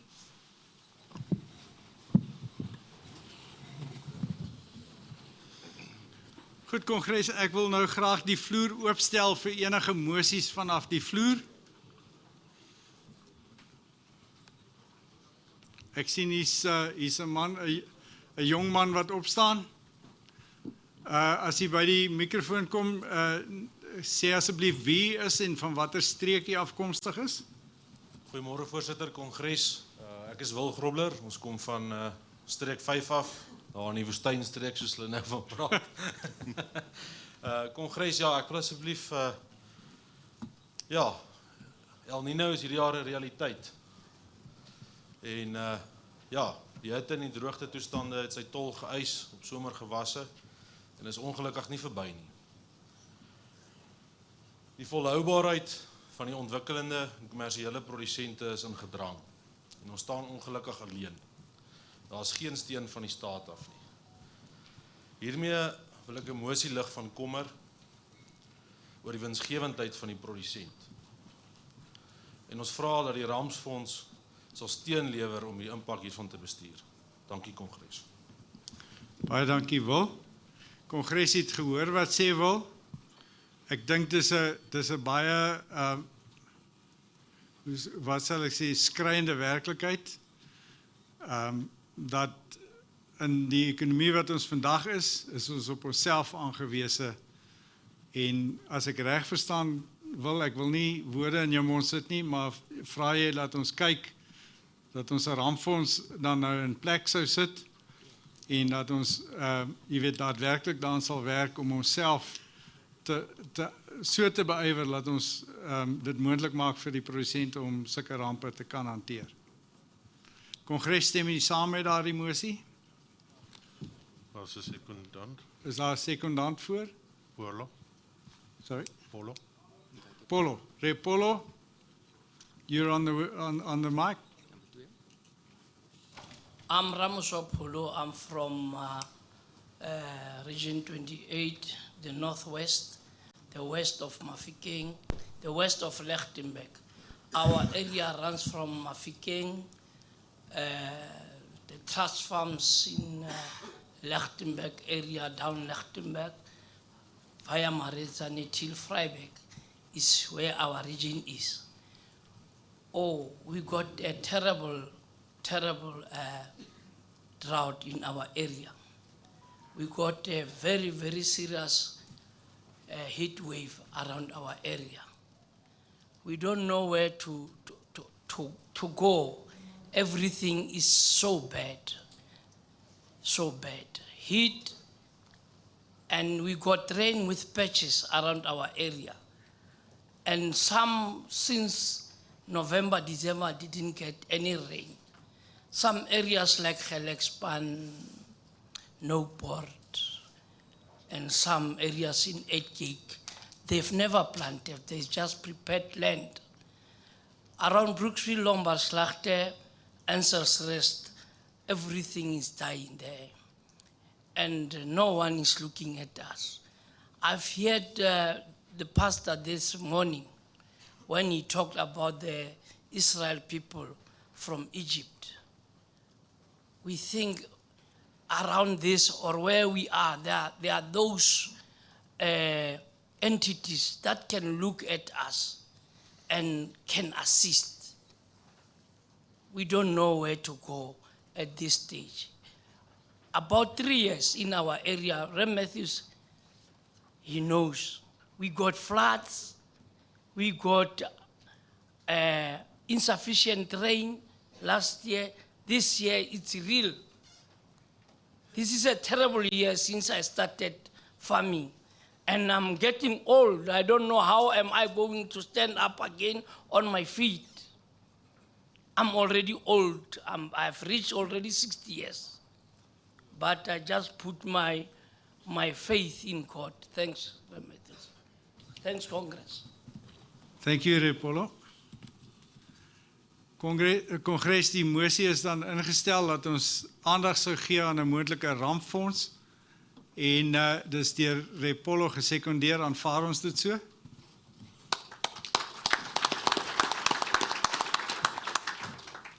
Ek sien daarby microfoon 3, is bietjie donker, is dit Neil? Dis reg, voorsitter. Gaan voort asseblief, Neil. Voorsitter Kongres, my naam is Neil Klaasen. Ek is streek 18. Ons is daar in die Oos-Vrystaat, Ryds, Petrusstein, Arlington, Lindley omgewing. Die Kongres se tema vanjaar is: wat laat jou wakker lê in die nag? Nou die tema is uiters relevant, voorsitter, en ek wil Graan SA gelukwens met die keuse. Die droogte laat my wakker lê in die nag, maar daaraan kan ek niks doen nie. Wat my wel laat wakker lê, oftewel laat wakker skrik, is die toestand van ons Suid-Afrikaanse hawens. Dis wil ek 'n mosie van kommer stel oor die verval van infrastruktuur in ons land, veral ten opsigte van ons hawens en veral Durban hawe, wat totaal in ondoeltreffendheid verval het. Die draaityd van skepe en vragmotors is heeltemal te lank en kos ons produsente onnodige geld en tyd. Ja, ons weet dat ons geagte president die afgelope naweek beweer het dat die situasie verbeter het, maar ons kan nie daarop reken nie. Die afhanklikheid van die graanbedryf van Durban hawe is 'n geweldige groot risiko. Omtrent 80% van ons grane beweeg deur Durban se hawe, maar dit is nie net vir graanuitvoere 'n risiko nie, maar vir invoere ook. Ons voer 80% van ons kunsmis, 100% van ons landbouchemie, 100% van ons trekkers, stroopers en onderdele en 50% van ons koring in. In 'n uitvoerjaar kan dit ons mielie en soja produsente nadelig beïnvloed, indien die graan nie vinnig genoeg uitgevoer kan word nie. Dit kan 'n invloed op ons pryse hê. Net so is dit 'n groot risiko vir die land in 'n invoerjaar as die graan nie vinnig genoeg kan inkom nie. Dit kan tot hongersnood en totale al in anargie ontaard. Net so, indien die graanprodusente se insette soos kunsmis, chemie en landboutoerusting nie die plaashek bereik nie, kan 'n produsent nie die optimale plantvenster benut nie en hy kan ook nie sy oes betyds afkry nie. Voorsitter, stel jou voor in 'n situasie waar 'n produsent wil plant, maar daar is geen kunsmis of chemikalie in sy stoor nie. Aan die ander kant, soos verlede jare al wel gebeur het, jy het 'n splinternuwe stroper bestel, al 'n jaar gelede, en dan is jou stroper vasgevang in Durban hawe en jy kan nie jou soja oes insamel nie.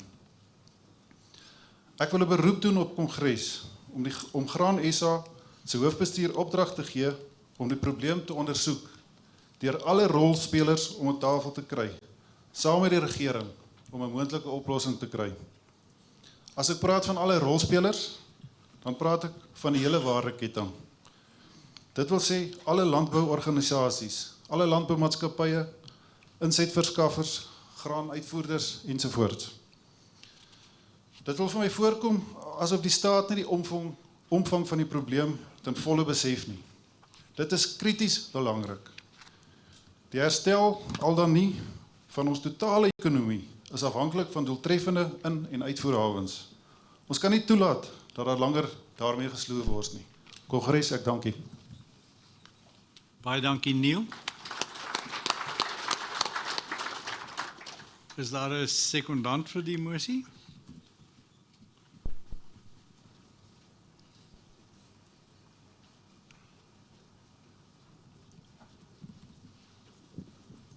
Meneer die voorsitter, is P.J. Strydom, streek 13. Ek wil van Neil Klaasen ondersteun in hierdie mosie wat hy ingedien het. Ook net 'n vraag en 'n byvoeging. Kan Graan SA nie hande vat met die sitrusbedryf nie? Ons het self in die sitrusbedryf met groot uitdagings met die hawe. En ek dink as Graan SA saam met daai manne, dan maak ons die saak net soveel sterker.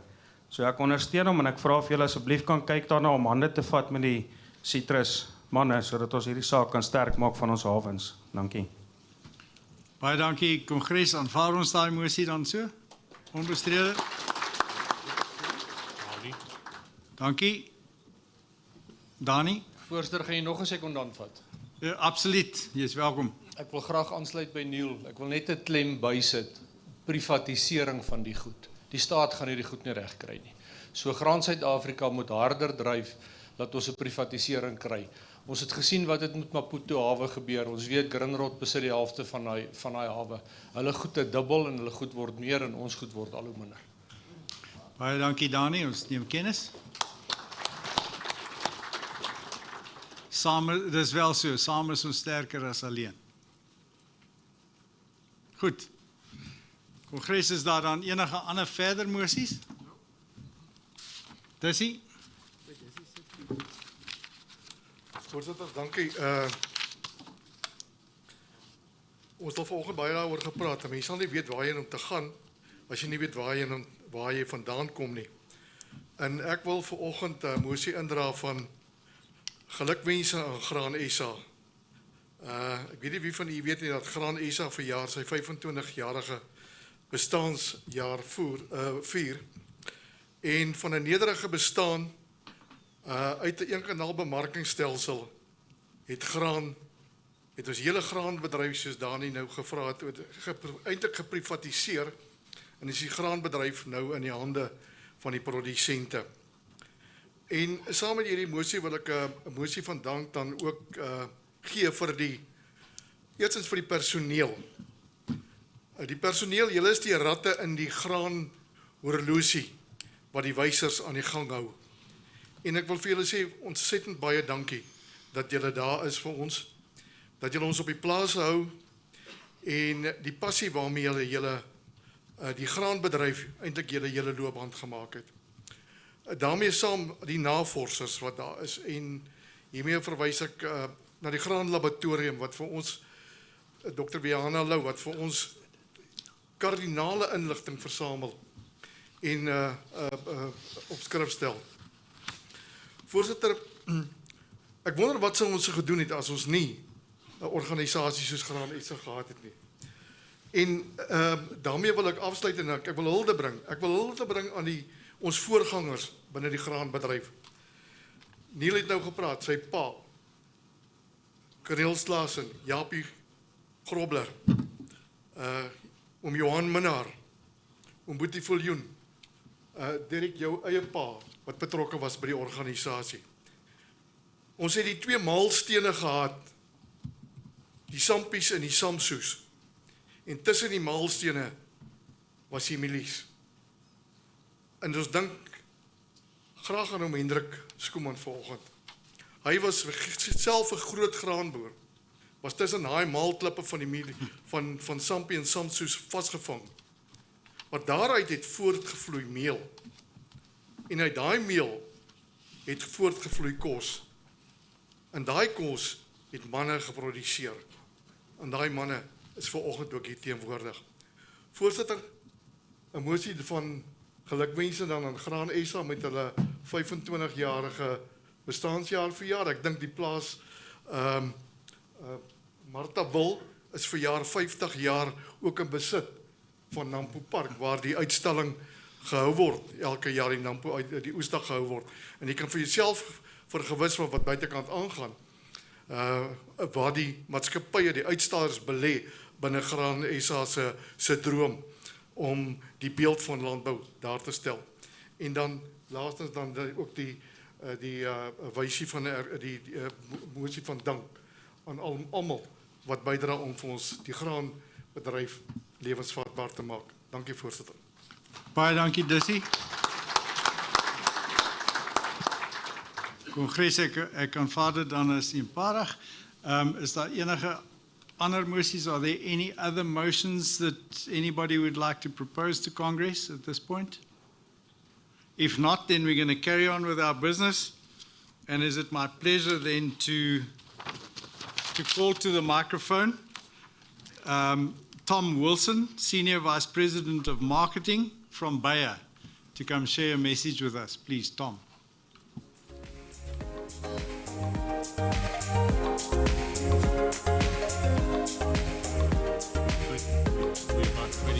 Thank you.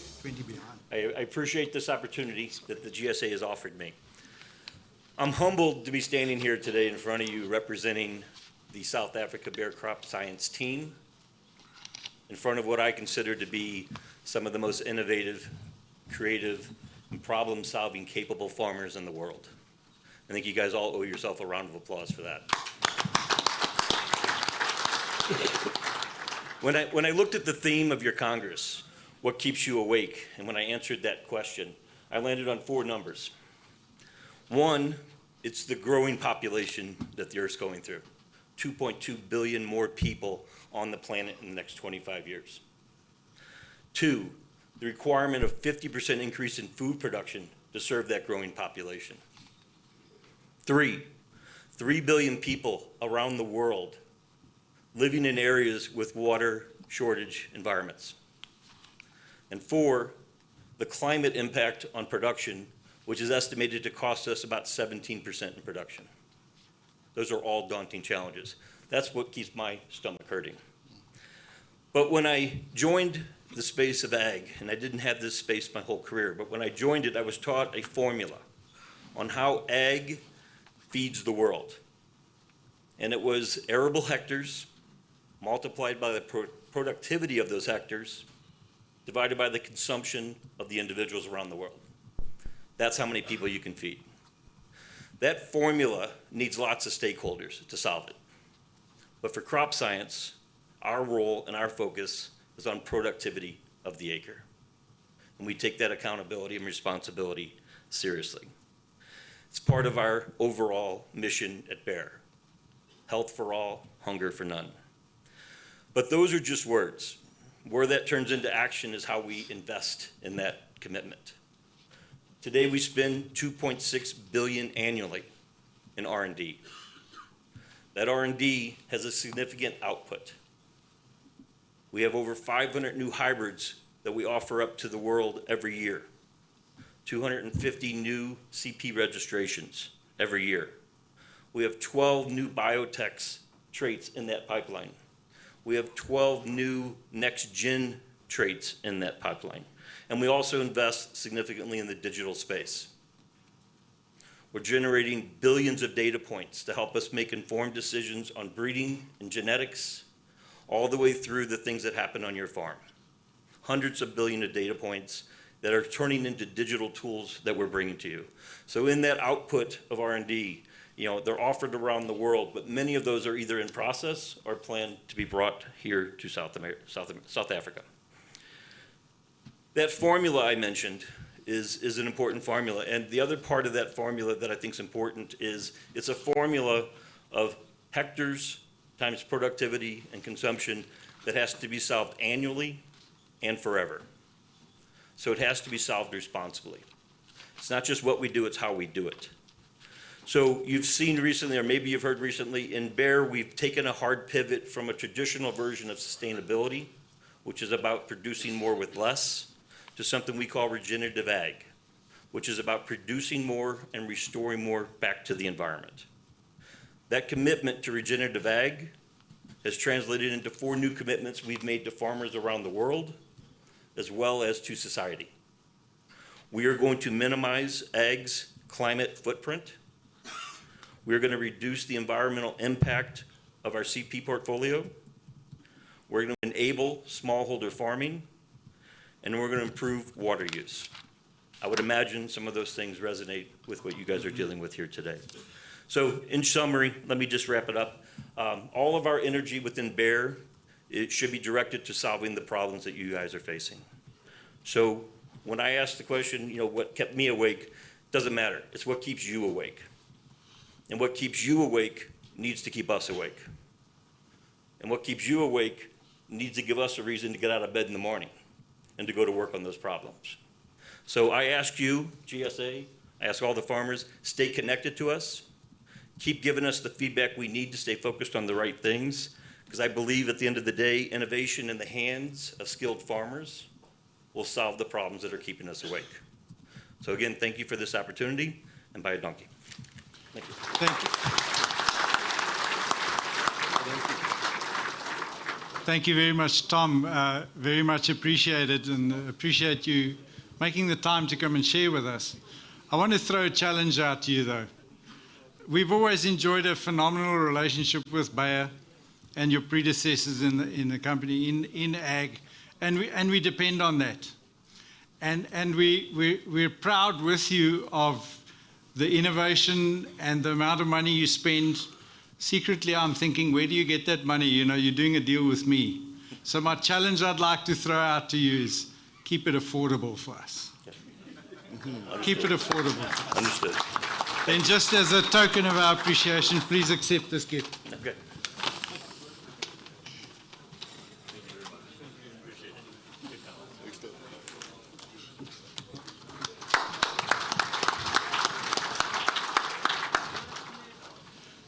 Dankie Kongres. Nou gaan ek vir Nico vra om vir ons die volgende stap af te kondig asseblief. Voorste Kongres, so tussenin gaan ons 'n bietjie stem ook. We are going to put some votes out. The first action is the nomination for the chairperson. So in your Congress bags, you will see a letter looking like this. And it says simply nominatie van voorsitter, nomination for chairperson. Chair, please take note that the nominee, the proposer and the seconder must be paid up members of Grain SA. And that will be verified by the election committee. Chair, not to hand in now, but to start looking for that paper, and then we will announce, dan sal ons afkondig wanneer u kan indien. Baie dankie. Dankie Nico. Kongres, terwyl julle dit doen, gaan ons dan voort met ons program. Ek gaan nie sommer klaar waarsku. Ons is 'n bietjie agter tyd, maar ons gaan ons beer maar voort. David, it's a privilege for me to ask you to come and address our Congress. I'm so excited to hear what your view and your opinion is on what your experience is in South Africa. David and I got to know each other within what we call the Global Farmer Network. And it's an opportunity where farmers from around the world get together and we discuss. And what I found in the Global Farmer Network is that we have an incredible amount of commonality amongst farmers around the world. We seem to deal with the same issues, maybe with a different approach or a different color. But David, we certainly look forward to hearing your opinion. David Hughes is Vice President of the International Farm Management Association in Argentina. He holds a Master's of Science in Agricultural Economics from Texas A&M University and has been a regular at the Harvard Agribusiness Seminar. His career path includes working as farm manager and consultant in Argentina. He is currently partner and president of Troll & Co. SA, a business providing farm management and accounting services. He is also a partner in Ag Management Group, offering consultation to foreign investors interested in Argentina and Uruguay. David is very active in organized agriculture. He is founding member and president of Argentrigo, the Argentine Wheat Chain Association, member of the Association of Agricultural Production Executives, and member of Arcria, an Argentine farmers group involved in benchmarking and testing new technology. Congress, please welcome Mr. David Hughes. There's things here that I do that some of you farmers are doing, so some of it might be new to some, but not so new to others. So this is a mate we share. It's a gourd with a tea, and we like sharing, and we drink together. So this is about sharing. So I'm going to share my story. So that's where I'm going. So this is Argentina. You can see Buenos Aires. There are two spots with a 2 on it. Those are the two farms I'm going to speak about. There's, you can see Rosario, the Paraná River, up to the right, to the top. So this is where I come from. You can see Buenos Aires City. West of Buenos Aires City is one of the farms I manage, and you go further west, and that's the other one. So the farm Los Manuelitos, that's the farm I live on. That's one of the farms we manage. That's 150 kilometers in a straight line from Buenos Aires, and it's roughly 63 meters above sea level. The other farm is 340 kilometers further west, and it is slightly 100 and something meters above sea level. So that's how flat we are. So it's 120 meters. So, oops. Okay, this is, so it's mainly agriculture.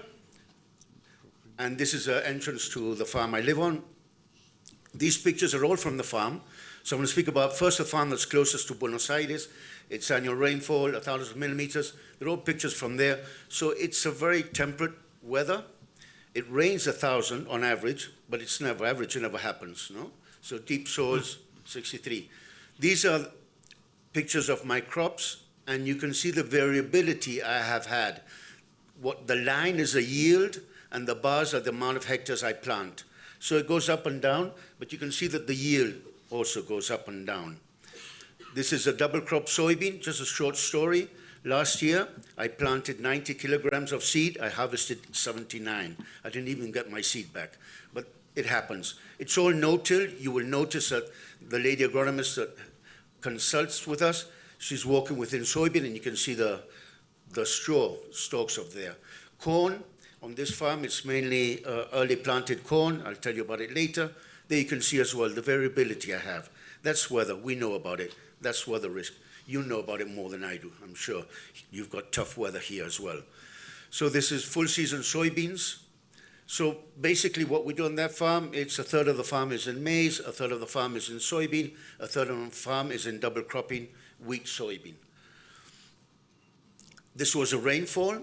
The top line, the blue one, is our average, which doesn't occur very often, hardly ever, 1996 to 2020. And you can see the red line was the previous year's crop, we got a hit, and that's why I only harvested 79 kilograms of soybean for the double crop. And this year it's improving. We're not there yet, but it's much better. It's rained better as well.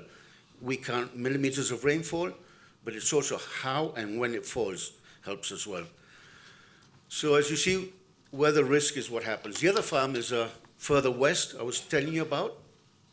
It's also 100% in no-till. You can see the soybean coming up through the wheat stubble, and you can see the corn. So flat, again, I've noticed you're not used to seeing flat countryside. This is flat. What do we have?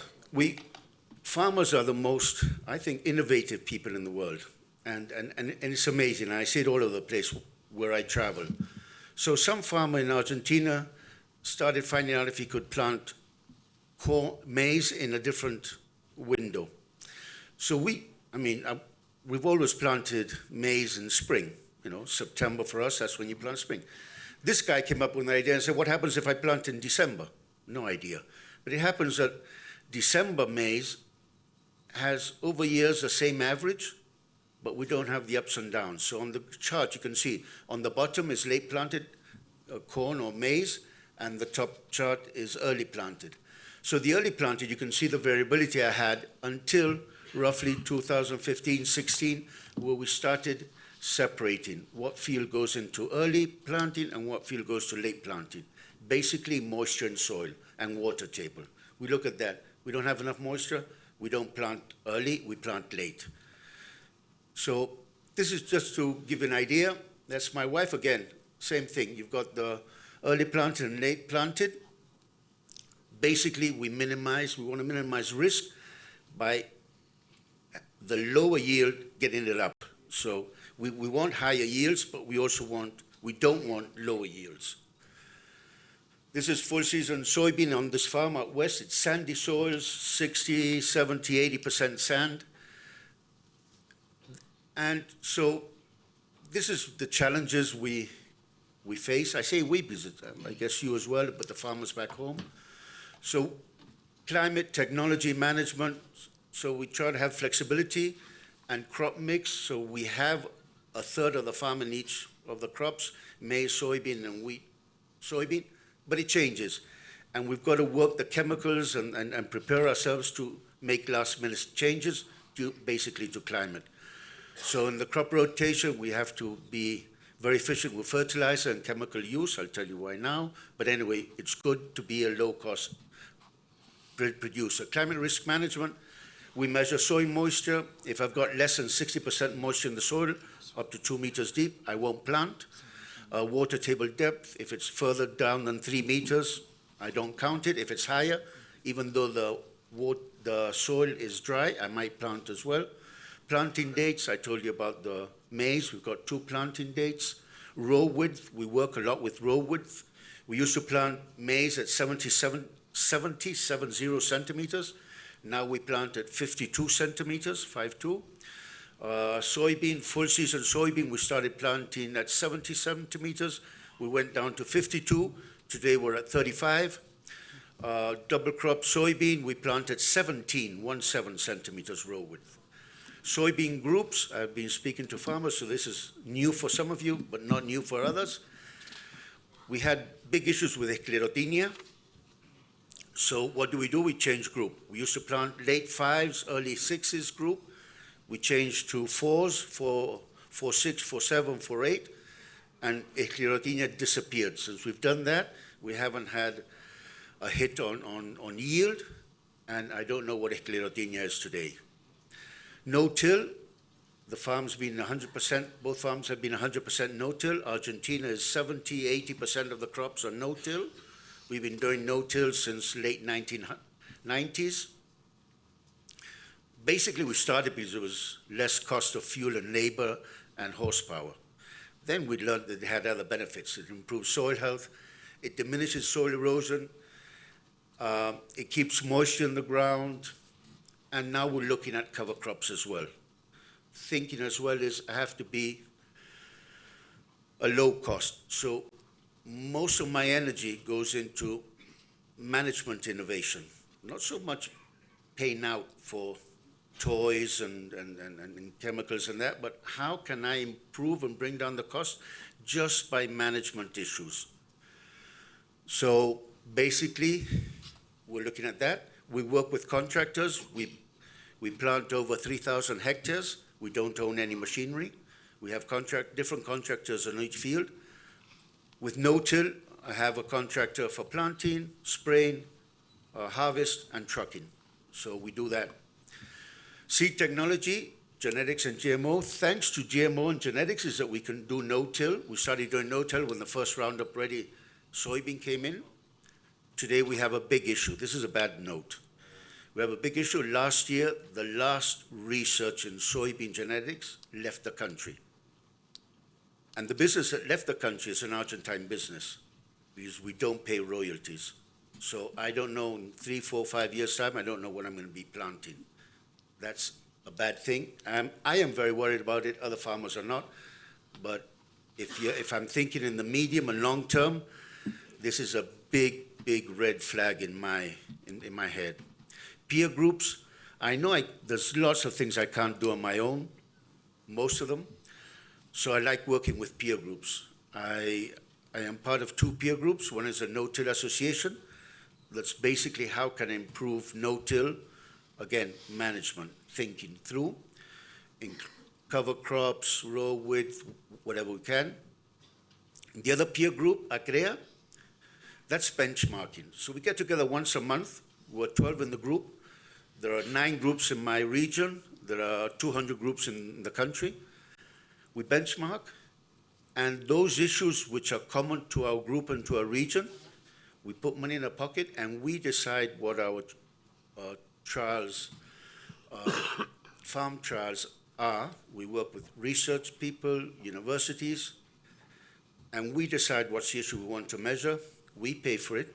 If the import companies want to come with us, that's fine, but we decide, we plan what we want, and we make sure that they're validated farm tests. So we pay an agronomist, a consultant, to go after it. We feel that's important because that way, any new innovation, in 2-3 years, we're all using it. Because every group is trying it, every group is validating it, and so you're getting a lot of information coming in, data, and that allows us to bring into the business innovations in 2-3 years' time, very fast. Argentina was always planting 100% of the corn in spring.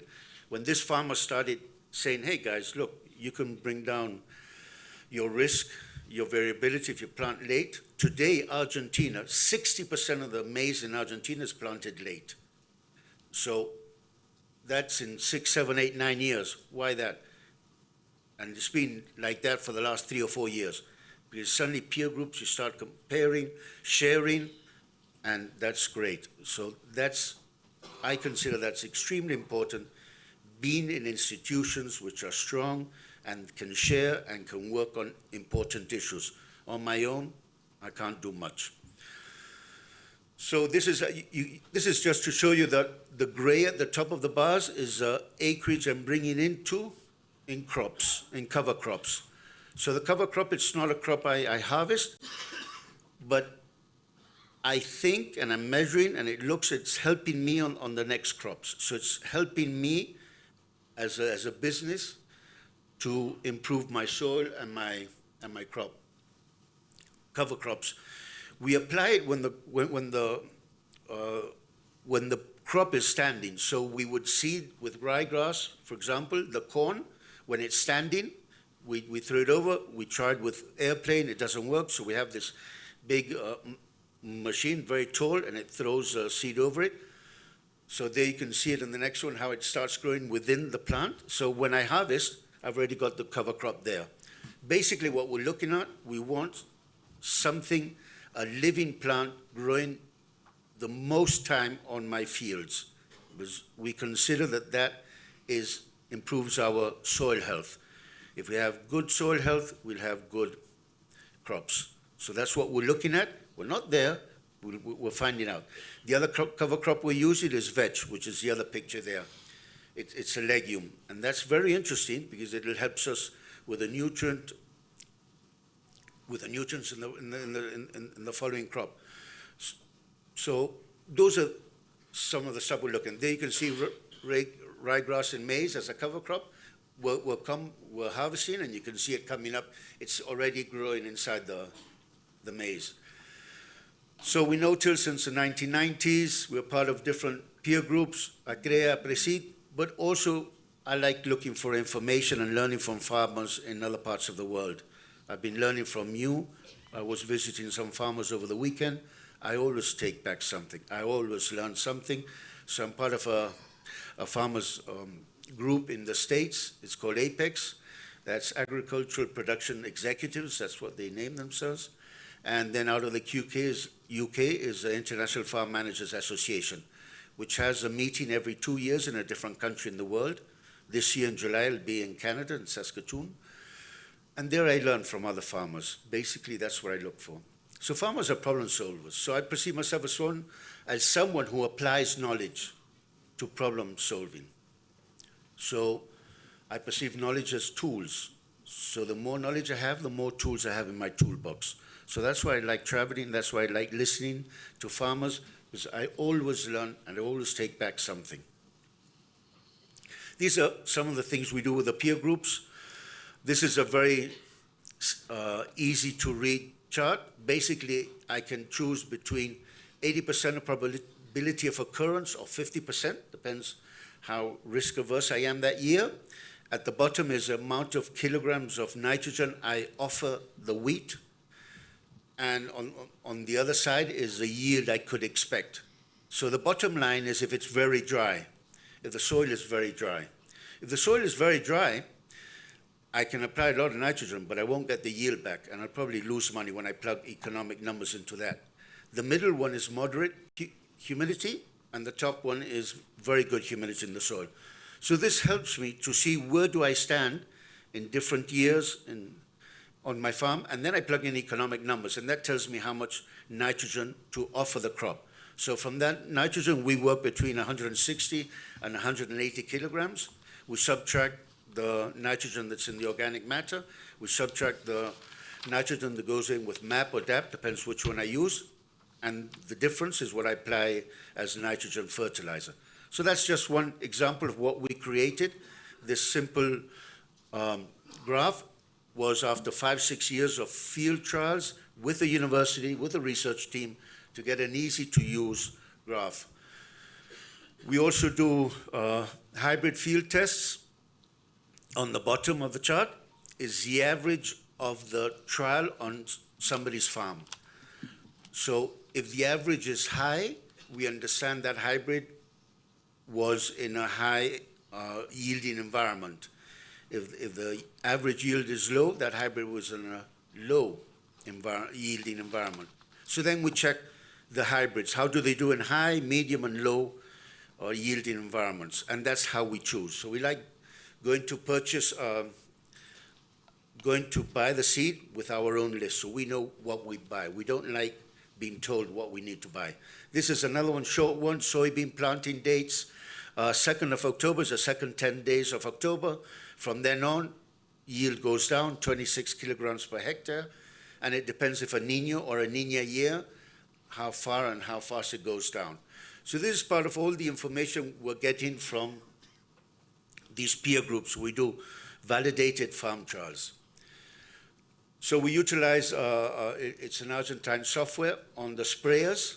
It's not my sprayer, but I paid to have it on the sprayer, on the contractor, because I want this. So this is a map of the application of chemicals. So it tells me at the top, you can read the hectares, the speed it was going at, the temperature, the humidity, the liters per minute it's throwing, the liters per hectare, the pressure, I can't remember what reference is, and the speed, wind speed. So this is basically, I'm using it to bring down my liability risk with my neighbors and with the community. There's a lot of things going on, and you know, we thought we were rational decision makers, we're emotional decision makers. And the urban community thinks we're poisoning the world. So I've got to find a way to bring down my liability risk. When I use chemicals, my agronomist has to write out a prescription for the government, and he sends it to the government. And then this is a map I use to know where I'm standing and that it was applied properly. So I'm looking at this not only to know if I'm spending the money correctly, because it's a lot of money that goes in chemicals, sorry guys, but it does, but I want to bring down my liability with the community. This is another software I use. This is a geographical information system. I like using independent software.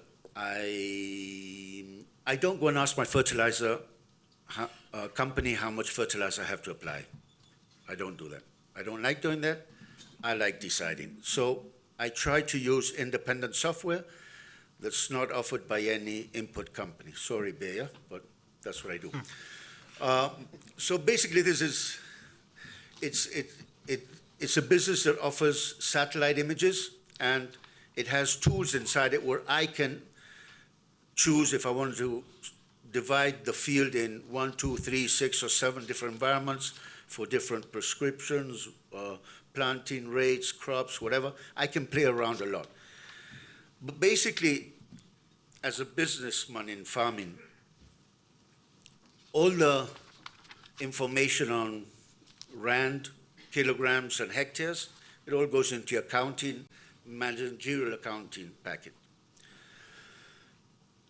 All the rest, I had it spread all over everybody's computers, printed all over the place. So I decided to have one place where I can have everything. Anybody can access this, anybody I give the access to, so my farm managers, my consultants, everybody has access to this. And what made me go for this is a friend of mine in the States, a farmer, he was farming with his brother, and one of them was in charge of the production, the other was in charge of all the financials. One of the brothers had a car accident and died overnight. Terrible. But the brother said, I don't know who he was speaking to, I don't know what he was doing, I lost all the information. Because he had it. He had it. It wasn't in a place that you could access from overseas. So then I thought, what happens if something happens to me or to the consultant or somebody leaves the business? So I had one of my farm managers, unfortunately, he died in COVID. I only got back half of the information he had because I knew he had a lot of information. I got hold of his pen drives, of his computers, only half the information was there. I don't know what the rest of the information was. So it's so hard for us to gather information. So what I look at this as a place I keep all the information which is not rand, hectares, or kilograms. So, and here you can put pictures and all that. There are others. This is one I use. What I'm saying is, think of it as a place where you keep the business's information, that something happens to you or not, but the person coming behind you or you change consultant, you have the knowledge, the information inside your business. Otherwise, they go away and you lose it.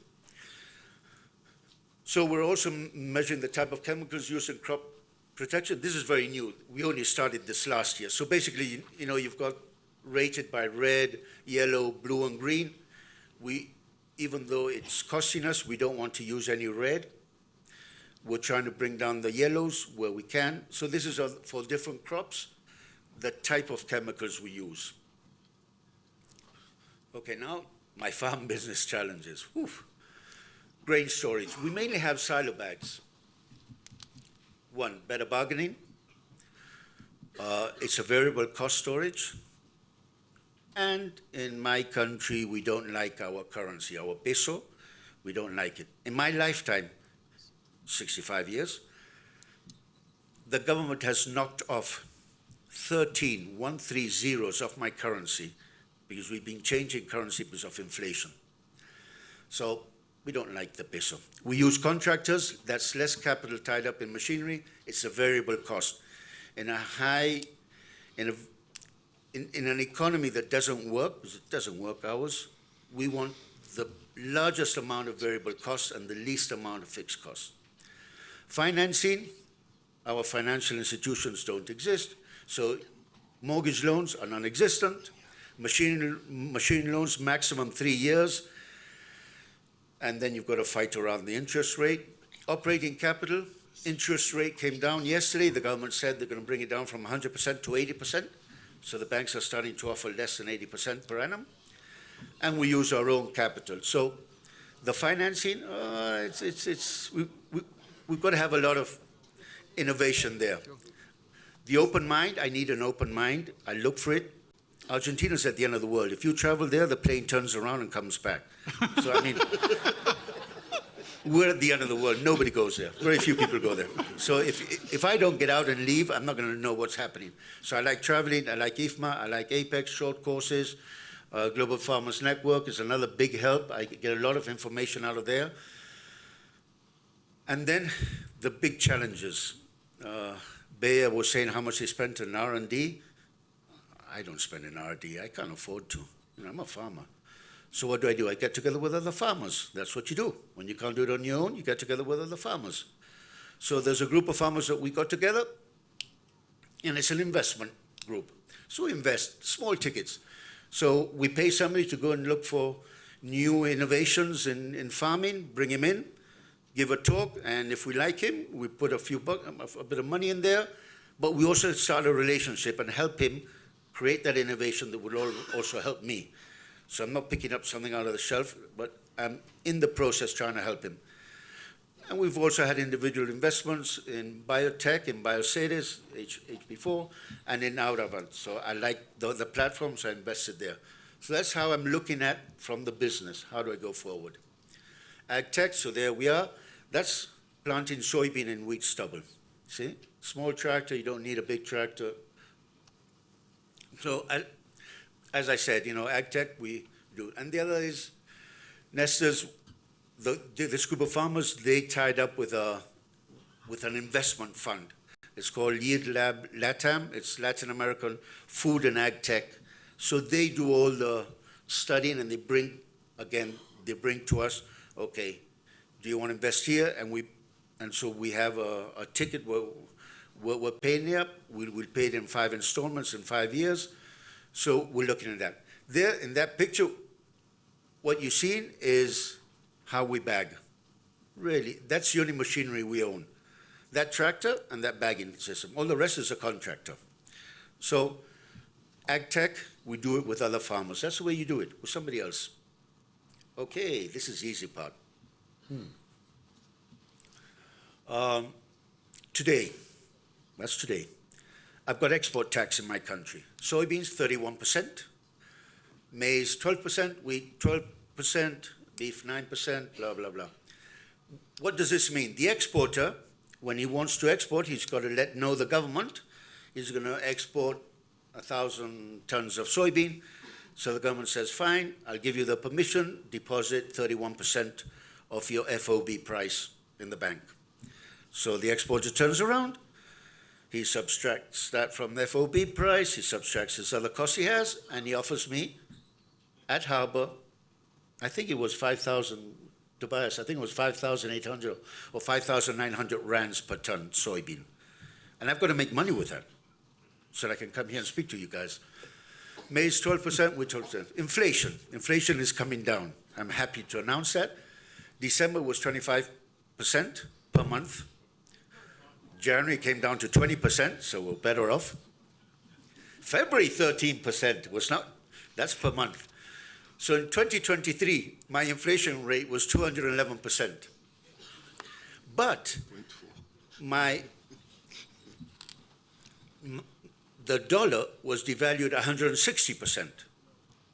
And my grain is quoted in US dollars. So I didn't do too good there. Exchange rates, that's pesos per US dollars. The official one is 836 to 894, but if I want to buy a dollar, I have to go to the bond market, and that's 1,036 per dollar. Now, in the black market, it's 990, and this is published all over the place. Now, if I'm a tourist and with my credit card, I come here and I buy something here, the dollar I'm paying is 1,388 pesos. But then I have another exchange rate for grain exports. So if I sell on the spot market, I get the 890 and 33. If I sell through the futures market, I get 836. pesos per dollar. So you've got to be reading the newspaper every day, calling other farmers, knowing what's going on. Again, peer groups. I mean, it's the best thing that can happen. Financial analysis, well, you know about that. You've got to be always with a calculator next to you. Financing. So we have banks, input providers. Thank you, Bayer. We use them a lot. And thanks to them, Argentina can do what it does. If necessary, what I have done other times, in 2008, we had a sort of discussion with the government. We didn't agree on a few things. And we blocked the roads for over 100 days.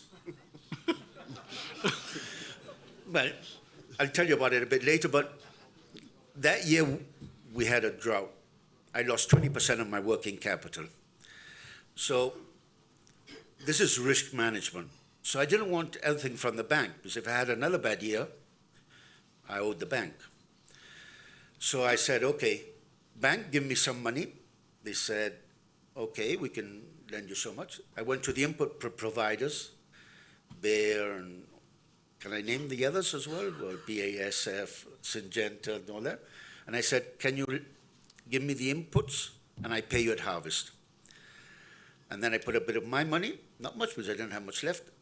But what I did do on 3 fields, and this is quite common in Argentina, you get somebody from the town, an elevator, a lawyer, a doctor, well, lawyers no, a doctor, a dentist. and what you do is you go to risk management. So you say, okay, in these fields we're going to do maize. And this was an elevator guy who sold inputs. So he's a distributor. So I said, okay, I'm going to sow maize. You give me, and we're going to do the total cost. And inside the total cost, I'm going to put the cost of lease of the land, lease land, administration costs. So we worked that out between the fund. He said, okay, he puts in 30% of the costs, he gets 30% of the harvest. So we did that and had an excellent year. So he was happy, I was happy.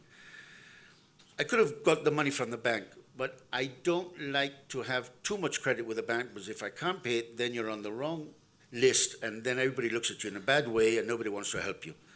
So I try not to have 100% of my money, financing money, from the bank. I like the banks, I don't trust them. I sort of like them, I don't like them, no. I like them when they lend me money. Yeah, sort of, yeah, well, whatever. We don't like banks. So in this environment, what do I save in? Grain storage, because I produce my own money.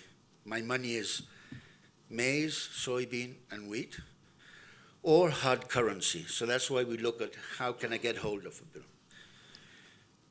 Everybody does this. It's not just me. I'm not clever. And I think I learned from other farmers. They estimate there's 1 GDP of Argentina outside of the financial system in Argentina. So I'm not the only one who doesn't like banks in Argentina. And then I work. As I produce my own money, I work at relative values. I look at the value in dollars. We don't look at the value. All my inputs are quoted and invoiced in dollars. My grain is quoted in dollars, but it's invoiced in pesos. So I'd say about 40–50% of my direct costs, or more a bit, yeah, probably 60% of my direct costs are quoted in dollars, US dollars, and my income in grain. So we use the US dollar quite a bit. So this is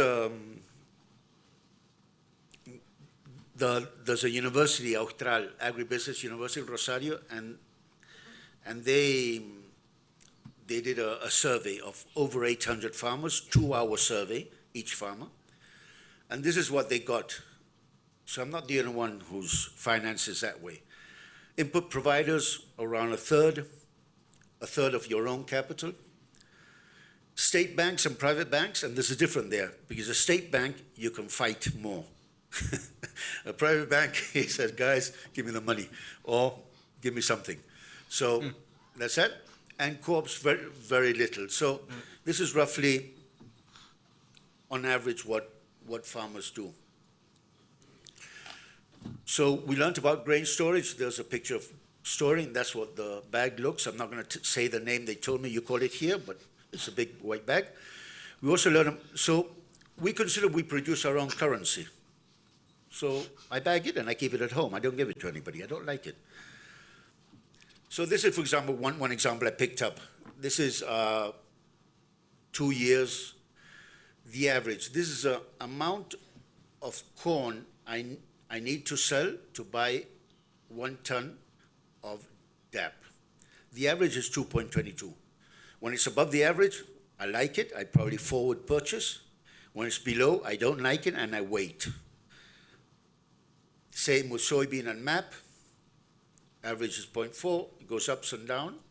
And this is a chart that, again, a farmer and a consultant created. Farmers are innovators. Trust you. Trust yourselves. You're really great innovators. This I access in the web, and it picks up the source is just market numbers, and this is day to day. I took it out about a week ago. So in the top it says soja hoy, soybean today. That was a price against MAP. PMA is MAP. So the historical relationship of 5 years, I chose 5 years. I can choose 6 months, 5 years, 10 years, or 15 years. The historical reference is 2.3. Today it was a 2.6. It's in red because why? It's not good.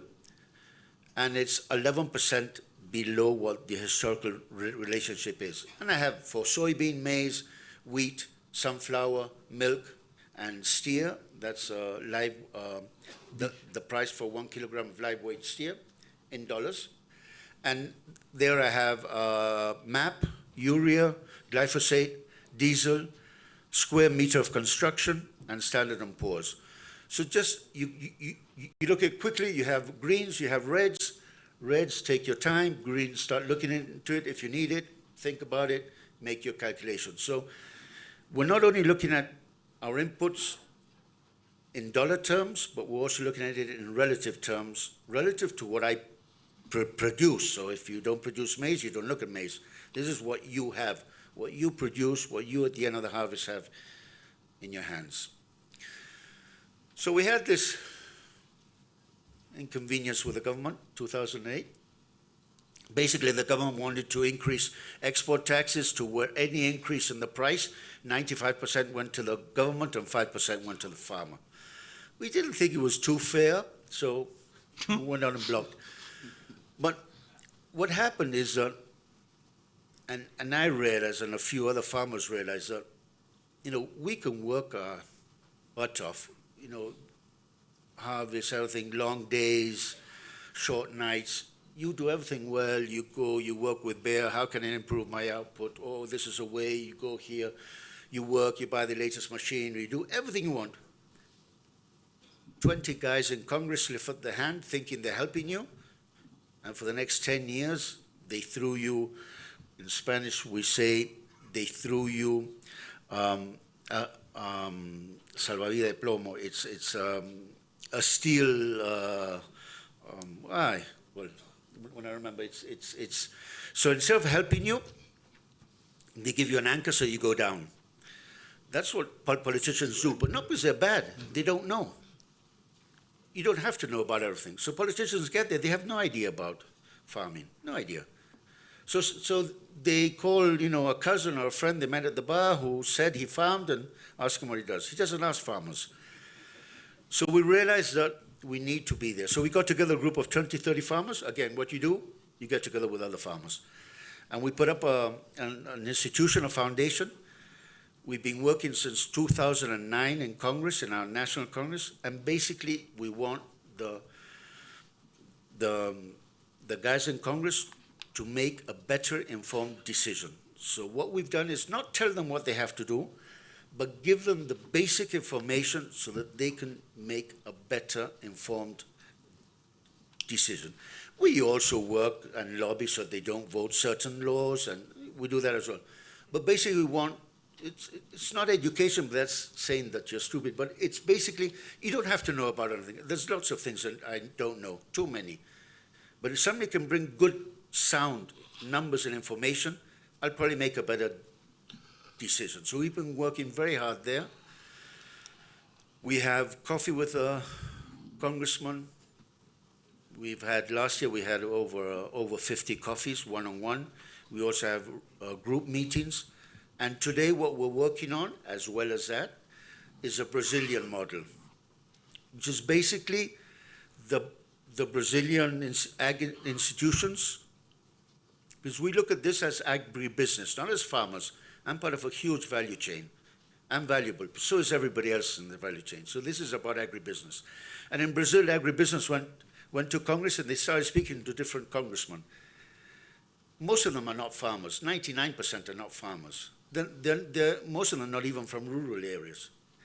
But what they started working is letting the congressman understand that if agribusiness grew in their county, in their province, in their state, the people in that state would have better services, better jobs, better income, everything would be better. So they convinced. Today, over 60% of the congressmen in Brazil work as an ag group across all the different political parties. So this is about politics, but not party politics.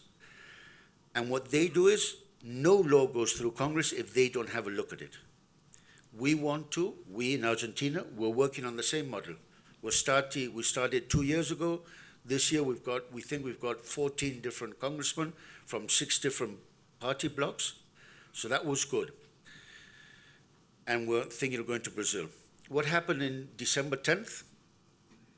We have a new president who created his own party 4 years ago. So he really hasn't got a party together.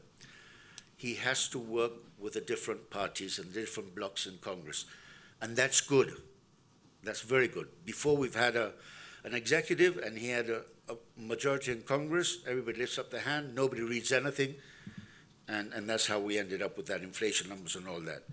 So with that, I was visiting some farmers over the weekend, so thank you very much. Dankie. David, if you'll just spend another minute or so with us, I'd like to open the floor to Congress. Are there any questions to ask David? It's actually fascinating. I want to share with you why I actually asked David to come and speak to us today.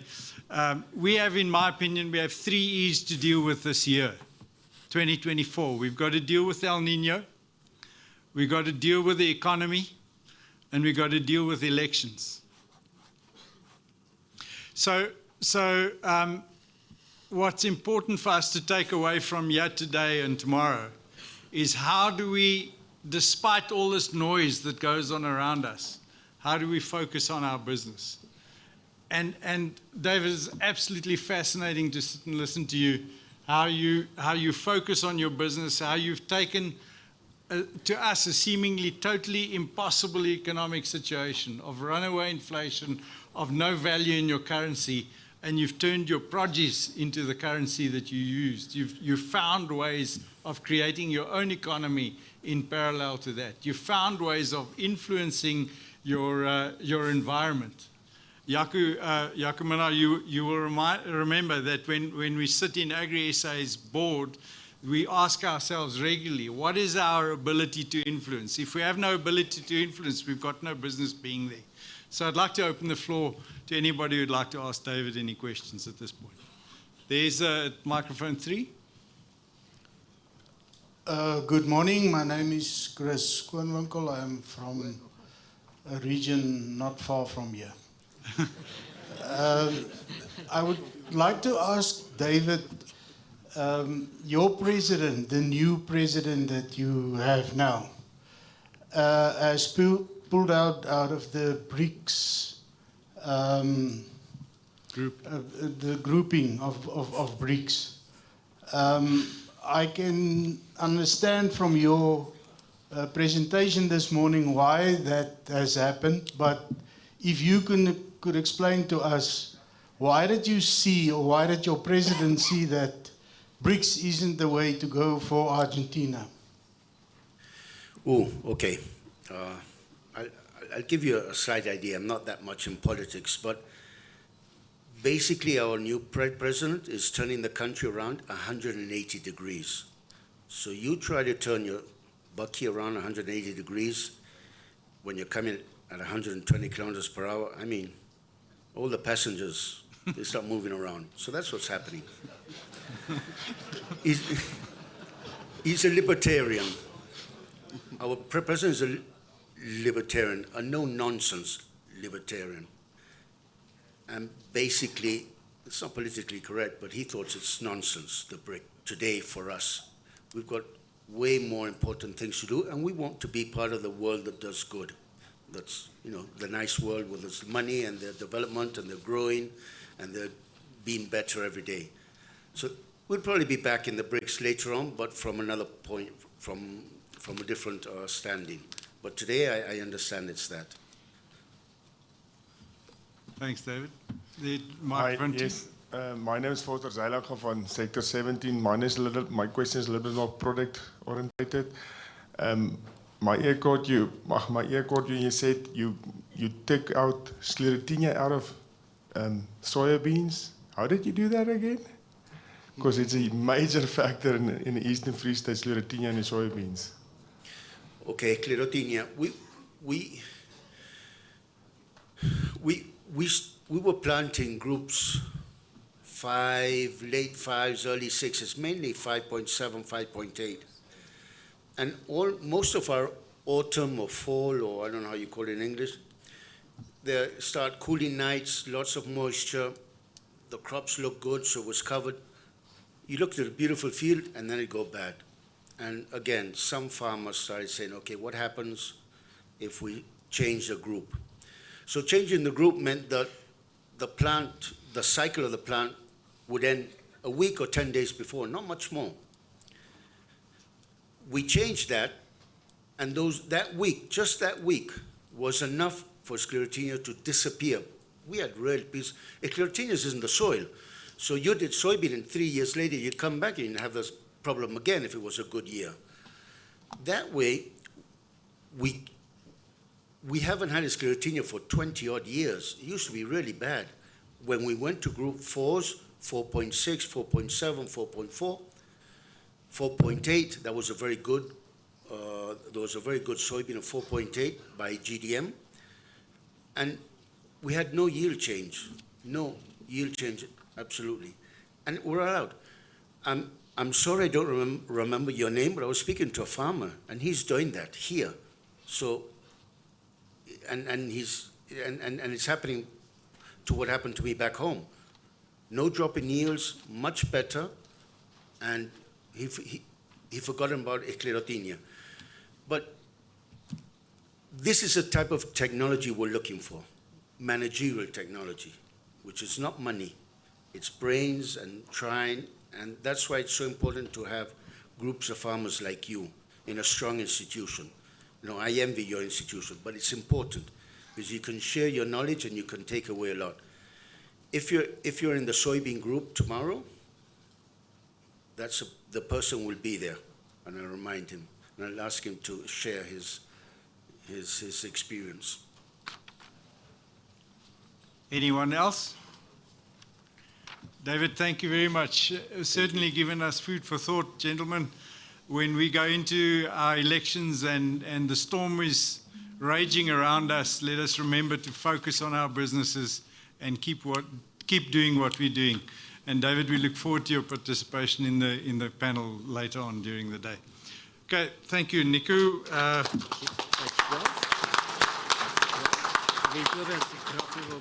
Tobias, kan ons gou 'n paar vragies afhandel? Ja. Na gelang David's aanbieding. Chair, thank you. If everybody can grab their devices, as almal hulle fone kan gryp. Daar kom 'n vraag op, watse makro-ekonomiese en politiese kwessies hou u wakker in die aande?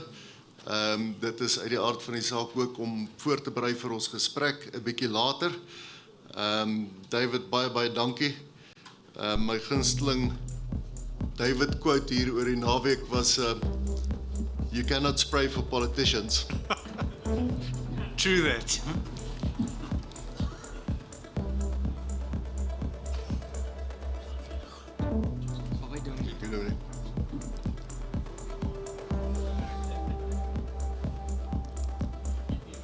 Daar zijn nog so 10 sekondes.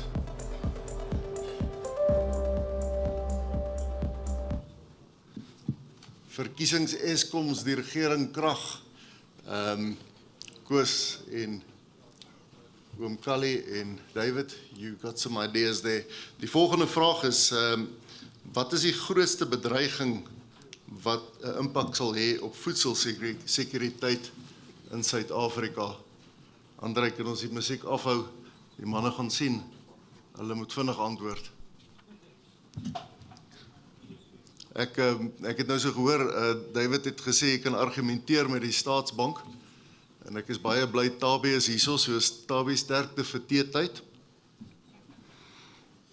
Ek waardeer baie dat die voorsitter van Landbank hierso is. Dit is 'n duidelike aanduiding van 'n bank wat meer oop is en ook duidelik meer in die rigting staan van 'n vennootskap naby aan ons.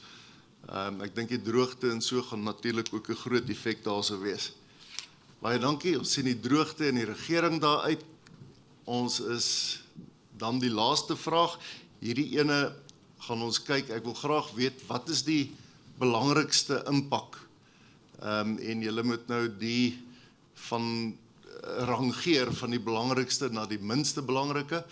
Ons gaan nou van skerm afgaan. Ons sal nou die resultaat daarso kry. Een opmerking is toe ek laas in landbou was, julle sal sien jy moet nou so die ouetjies kies 1 2 3 4 wie is die belangrikste. Toe ek laas in landbou was het ons nog eers WhatsApp gehad, nee. En terwyl ons nou so gewerk het, kry ek reeds 'n WhatsApp van 'n Johan Kotse daar by Agri SA en sê nee, vergaderings met Hortgrou en Citrus is reeds gereël. Ek moet net opdaag. Dis verstommend hoe besigheid al hoe vinniger word. So baie dankie Johan. Ons vat daai infrastruktuur kwessies vorentoe. Dankie Andrei. Chair, I think we can continue with AGCO.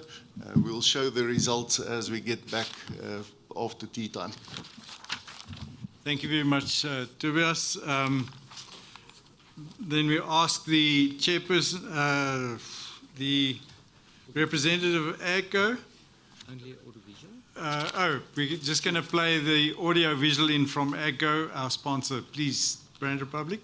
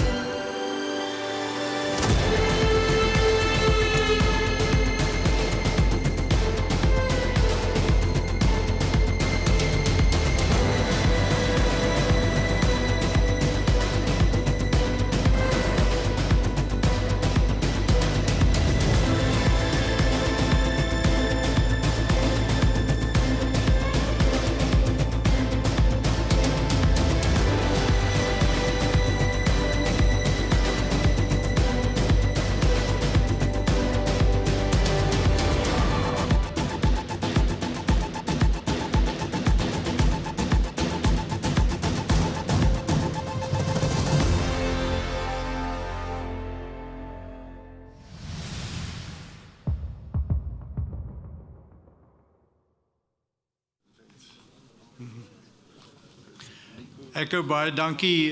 Jy weet, as ek die tipe aanbieding kyk, dan herinner dit my aan my kinderdae se drome.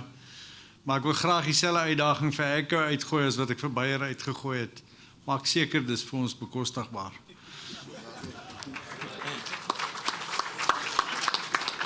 Goed, Nico gaan die volgende reëlings net met ons tref en dan gaan ons tee geniet. Nico?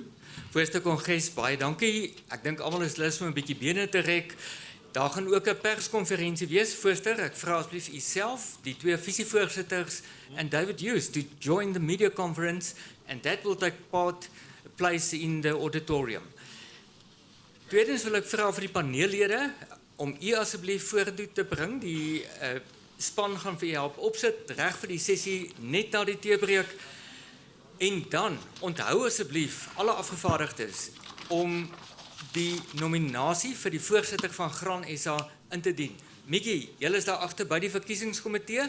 Ons gaan 'n geleentheid ook gee net na die teebreek om finaal in te handig. Maar wanneer u uitgaan, asseblief handig in. Geniet die teebreek. Ons sien vir u ongeveer 12:00.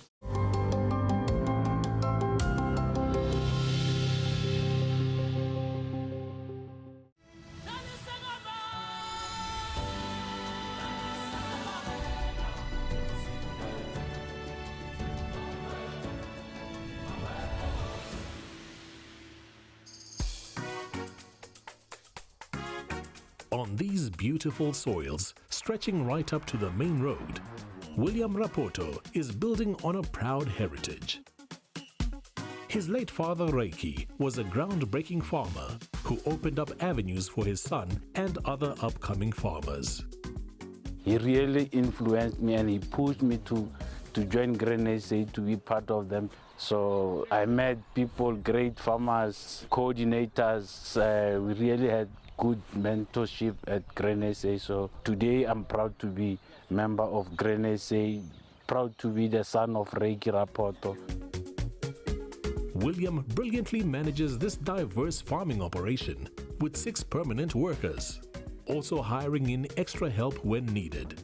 And there's a happy energy as this hard-working farmer leads by example. I'm really addicted to farming, so I cannot go a day without facing the challenge. So I already have a plan for everything in the morning, in the evenings. So I'm really enjoying being a farmer. Along with 210 hectares of his own land, William leases an additional 300 hectares. The arable lands are utilized for rotating maize and soya, and William carefully monitors his deep sandy loam soils. At the same time, he's putting his degree in animal science to good use. He recently acquired a Simbra bull and is now set to compare the results with that of his Simmentala. He also keeps goats and Ile-de-France sheep, along with Dorpers currently farmed solely for meat production. And if there's something he's learned from his father, it's the value of long-standing relationships. Together with chemical advisor Fani Boshoff, they plan for integrated crop protection and tweak equipment for optimum results, especially in an environment where fluctuating weather patterns have become more prevalent. Climate change has really changed everything, so you must be able to acclimatize yourself to the environment, to how you want to work. By adapting to change, William manages the operation with an eye on sustainability. And since this is a true family farm, his mother, Wilhelmina, handles the laying hens with the help of an intern who's keen to learn all she can from the Rapotos.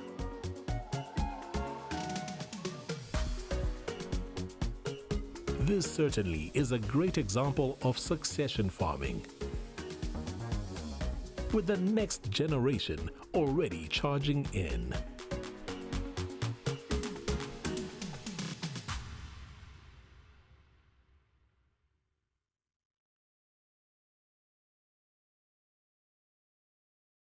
Kom ons kom net 'n bietjie tot orde. Ons gaan die pas nou 'n bietjie aanjag. Nico, as jy vir ons net die verkiesingsreëlings kan hanteer asseblief. Voorstel, ons vra asseblief dat die nominasies vir die voorsitter nou ingedien word. Indien jy 'n nominasie het, hou hom net nie lig op of gee hom asseblief deur vir die verkiesingskomitee. Eerste tafel waar jy inkom. Van die personeel sal kyk of haar briefies in die lig is en sal afval. Die nominasies vir die voorsitter sluit nou.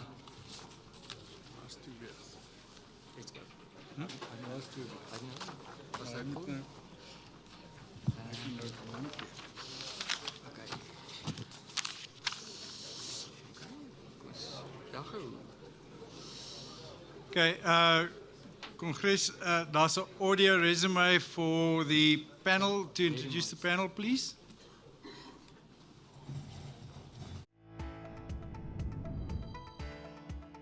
The panel members are David Hughes, Vice President of the International Farm Management Association in Argentina.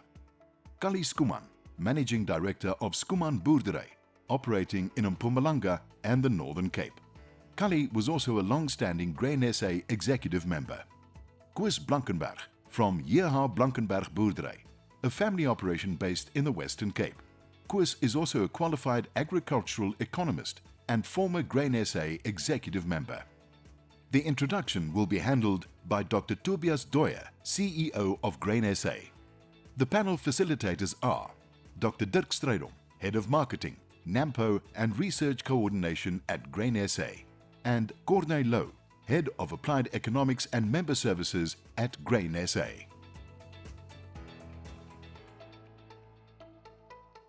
Lyk my die media wolf het vir Tobias ingesluk. I'm going to then hand to Dirk and Corné to commence our panel discussion. Thank you very much, Dirk and Corné. Thank you, Chairman. So what we had in mind for Tobias to do is to link the presentation of David and bring it to the panel discussion. And I think that's the golden thread of what we're trying to do with the Congress. Different countries have different problems, but what needs to be done to keep ourselves on the farm? And the saying that we link to it is what keeps farmers awake at night, and our farmers are problem solvers. And David told us what he's going through in Argentina. He talked about their tax, the export tax, their governments, their elections, etc. We in South Africa is also going through our own storm. We have an election this year. We are going through a dry cycle. So we have our own problems as well. So it's just bringing that linkage to our panel discussion. And we are the five panelists up front here, but we will want also to invite the rest of Congress to see yourself as part of the panel. So please engage. It will be a nice open discussion. So maybe to start off, Koos, to you. We as South Africans have our own problems and similar situations what we saw the Argentinians are facing. How do you handle it on your farm? Corné, thank you very much. Prof. Johan Willems, I saw him this morning. He always talks on the controllables and the non-controllables. So if the non-controllables keeps you awake at night, you have to go and see someone. And if controllables keeps you awake, you have to get up and do something. So if I listen to David this morning, it's we in South Africa still farm with our own equipment, and we invest a hell of a lot of money into our equipment to do all our work for ourselves. And I think it's vital in our businesses that we must make sure that our equipment is used productive and efficient. Productivity and efficiency in our business must be way up there to get us through the storms. If I can also connect to that, I think the people that works on our farms, the people that they must be part and parcel of our plan, and they must be equipped with the right skills to get our equipment to work very efficient and productive for us. That's just one of the things. Thanks for that, Chris. Yeah, Chris, I think if I can add towards that is if we look at the whole macro environment that we're sitting in, we don't have subsidies. The rest of the world and our competitors has got quite large subsidies. If you just look at America, 50% of their crop income insurance is subsidized. And just think of what that difference can make if we've got something like that in a local environment. Your marketing is better. You know exactly when you can market because your produce is already actually fixed. And just that insurance and that surety it provides creates a whole new effect. But the scenario we're sitting in is we don't have it. So with tight margins, we need to keep efficiencies as high as possible on all spheres. And we know our producers are very good in terms of efficiencies that we've seen. Everyone that's coming to us from outside of the world says, your producers are doing it on a precision basis. They're looking at everything to the point to make sure that there's no losses. But through the value chain, we also need that efficiencies. And through the value chain, we need to make sure that all the efficiencies is there because it's not just at the producers. So, given that, I've got a question. Is you were involved with the citrus industry at large as well, and we get into a space where we can do a lot of from a private sector side, and you can do a lot of things up to a specific point. And then you need to go and sit with the government of the day to say, how do we fix this? Because there's some spaces you can just not play that role. And part of it is infrastructure. And we know the citrus industry did a lot at the harbours to try and make sure that efficiencies is there better. And we've heard David this morning as well, where he said the politicians, we needed to go and sit with them and explain to them what's going on. So, how do you see that macro environment? How do you see it that we can influence up to a point, but then we need to have a specific engagement? And how do we approach that engagement? Thank you, Dirk. The problem is my English vocabulary only consists of about 230 words. So ek gaan uit Brits uithardloop. Kali is voor myne. Myne was net how much too much and discount. Nou, so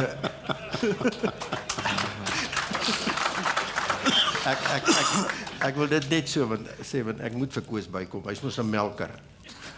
En in die nuwe vertaling van die Boerebybel is daar 'n teks wat sê dat enige melkboer gaan eendag reguit hemel toe, want hy het sy hel op aarde gehad. En Koos, as jy dalk voor my daarbo kom, doen net vir my 'n goeie woordjie asseblief. Mkali, ek kan ook vir hom 3 koeie skenk as hom wil hê. Dis ook help.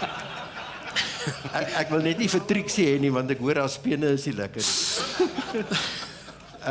Dirk, yes, I think as far as infrastructure is concerned, that is one of the achievements which the ANC has left us. They made a bugger up of everything.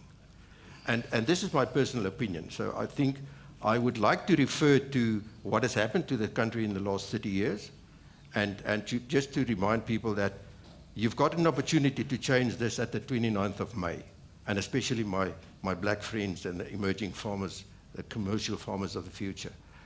So we are not only sitting with a problem with the ports.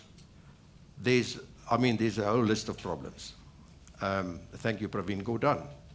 So what we realized is we can only solve the problem at the ports from an industry side. So fortunately, we are organized in the Citrus Growers Association, and we pay a voluntary, a statutory levy of 146 cents a carton. So we've got the money.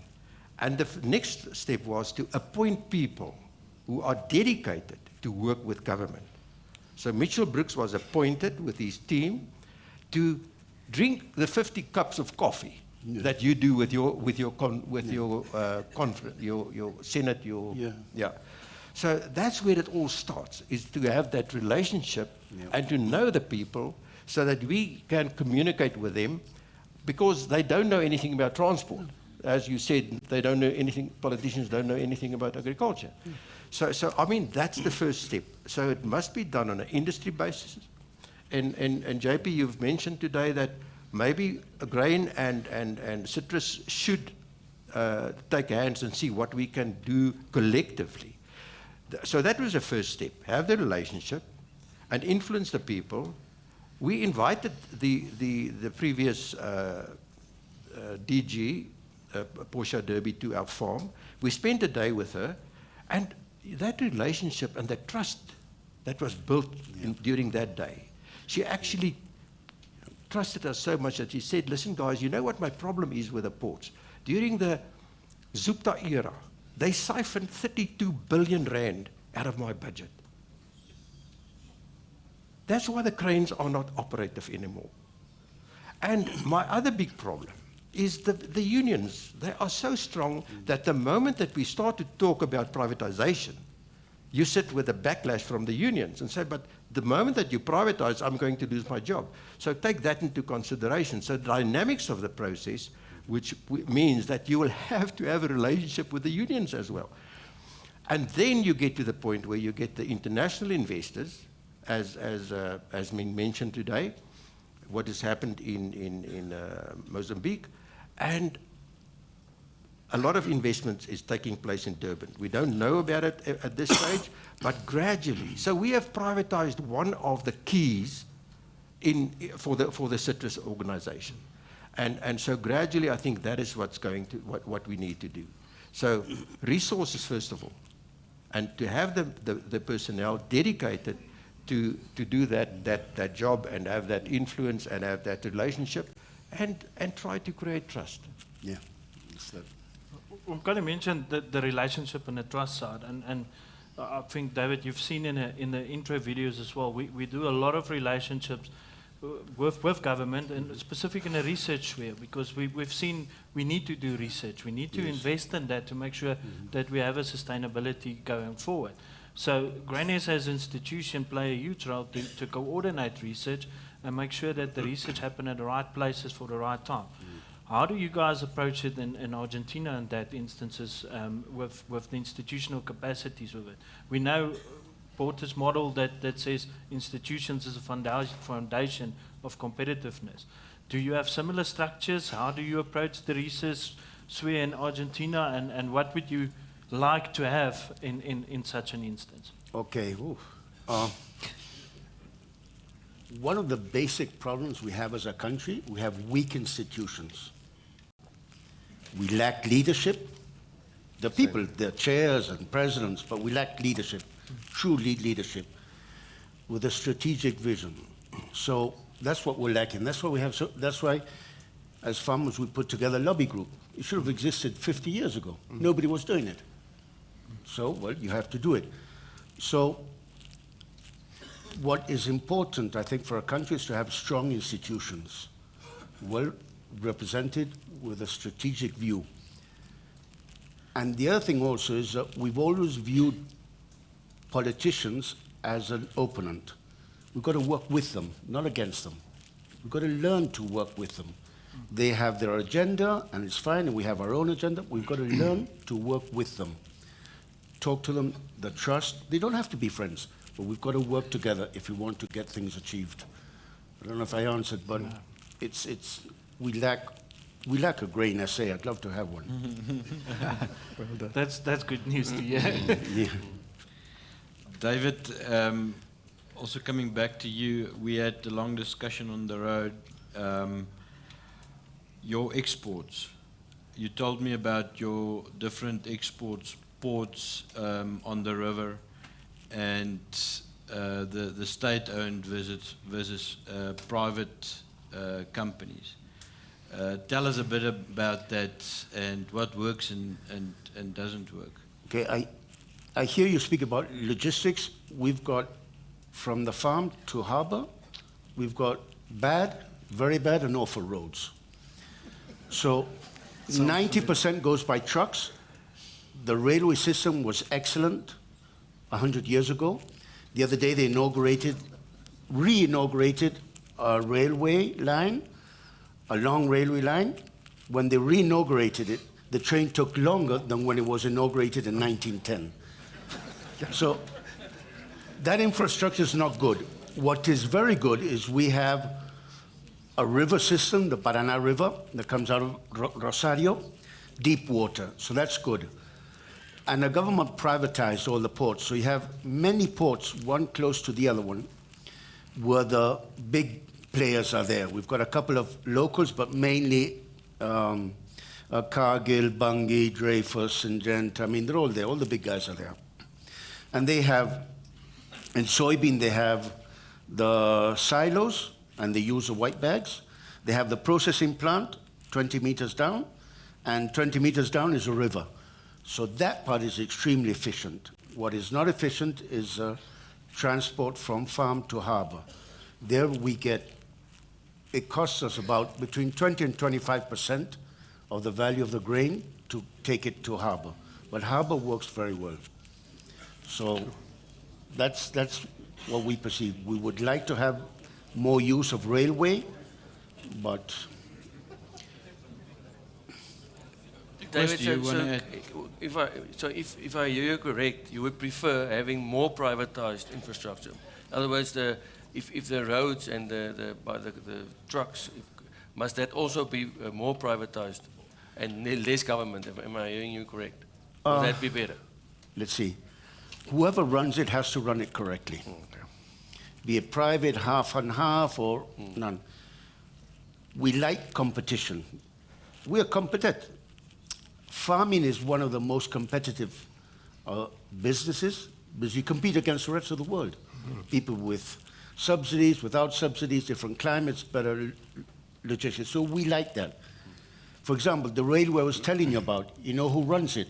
The Truckers Union. Guys, come on, you know. Yeah. So it's private. Yes, it's private. But Yeah. yes, okay.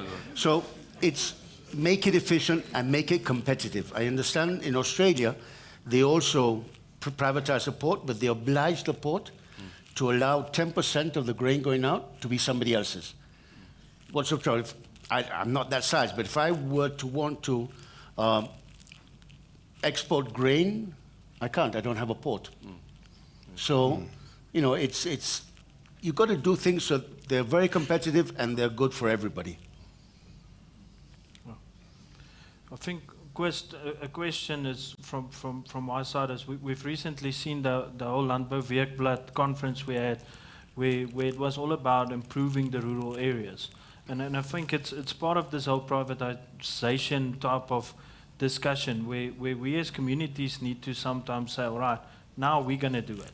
So we're not going to wait anymore. We can't wait anymore. It's just a fact that we just can't wait anymore. Otherwise, we'll go backwards. So we need to put in more in it. And in terms of your community and involvement with that, how do one approach that? How do one say, all right, this is the stuff that I really need to get into? Because if you look at the list these days and you need to get into everything, the list gets quite long. So how do you approach it? How do you say, if you sit in your business as a farming operation and say, where's the stuff that I need to get involved? Where's the stuff that I need my organizations to get involved? How do you make that decisions? Dirk, yeah, it's a difficult question. I can just maybe tell you guys a little bit of what we've done. I sleep 600 meters from a very big squatter camp, and I sleep every night. And I sleep, I don't worry. So what we did is all the businesses around that squatter camp came together, and we generated a forum where all of us puts a little bit of money in there, and we meet with the leadership every once in a month, and we pay certain things for them. We will subsidize some of their kids in schools. We will, if they've got a beauty competition, we will sponsor that, and as I'm sitting here now, we are together with that squatter camp and the leadership there. We are bringing up a neighborhood watch and bringing safety and the police, trying to get to do that better, and that's for the benefit of everybody in that whole community. I think there's some things that we can't change. We can't change how our communities look. We can't change who is there and who is not there. We have to find the ways that we can work together and to bring advantages for everybody involved. And we've done that after we had quite a bad abruptance in our community with power lines being cut and stuff like that. And since we've worked together, we haven't had, touch wood, that kind of disruptiveness to the businesses. The people in there now realize that the businesses around them are providing them with jobs, and they are dependable on us, and we are dependable on each other. And I think that's the way to do it and to go forward. So it's a social impact, but it's actually improving your business because of the result that came out of the social impact. Yes, it's not 100% successful. There's still these issues, but it's better. Great. Guys, let's come back to infrastructure, exports, etc. We are well known in South Africa for thinking out and coming up with the best solutions and the best plans in the world. But where we lack is implementation. So we've got the AMP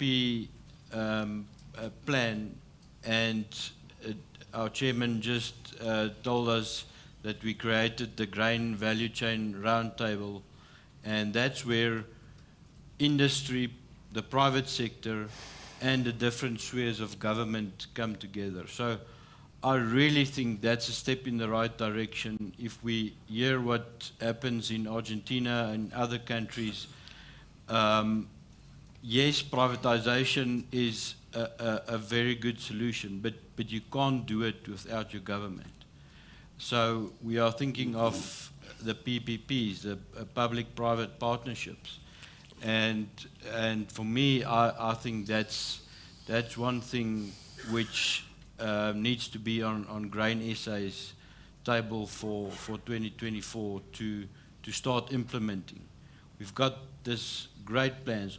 Everything that we've been discussing today, even the motions that were brought to Congress, all of that's written in that plan already. Deepening the harbour, the logistics within the harbour. Everything is written in there. It's now about getting together all the role players that's needed from private sector and the government departments to start implementing. Are you asking a question?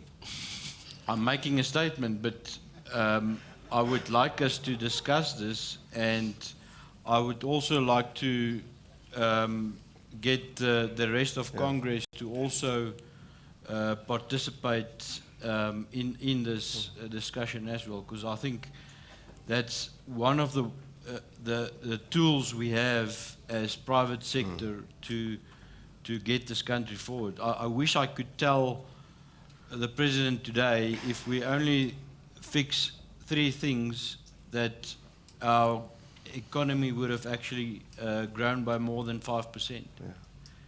Can I react to that? And I think basically we should look at 3 different ways to future-proof ourselves. And the first thing is, how do you make yourself future-proof as a business? That's the one discussion. The second one is, how do you make yourself government-proof? And it's not only in South Africa. I mean, you need your whole point is we're struggling with government. And all of us sitting here, and I would say 100% of us in our businesses, is family businesses. So the third point is, how do I make my family business family-proof? Familiebestand. So I would like to react to the second one, how do you make ourselves government-proof? And here is my answer. I was sitting on a panel discussing the AAMP with Toko Dadisa at AGDA.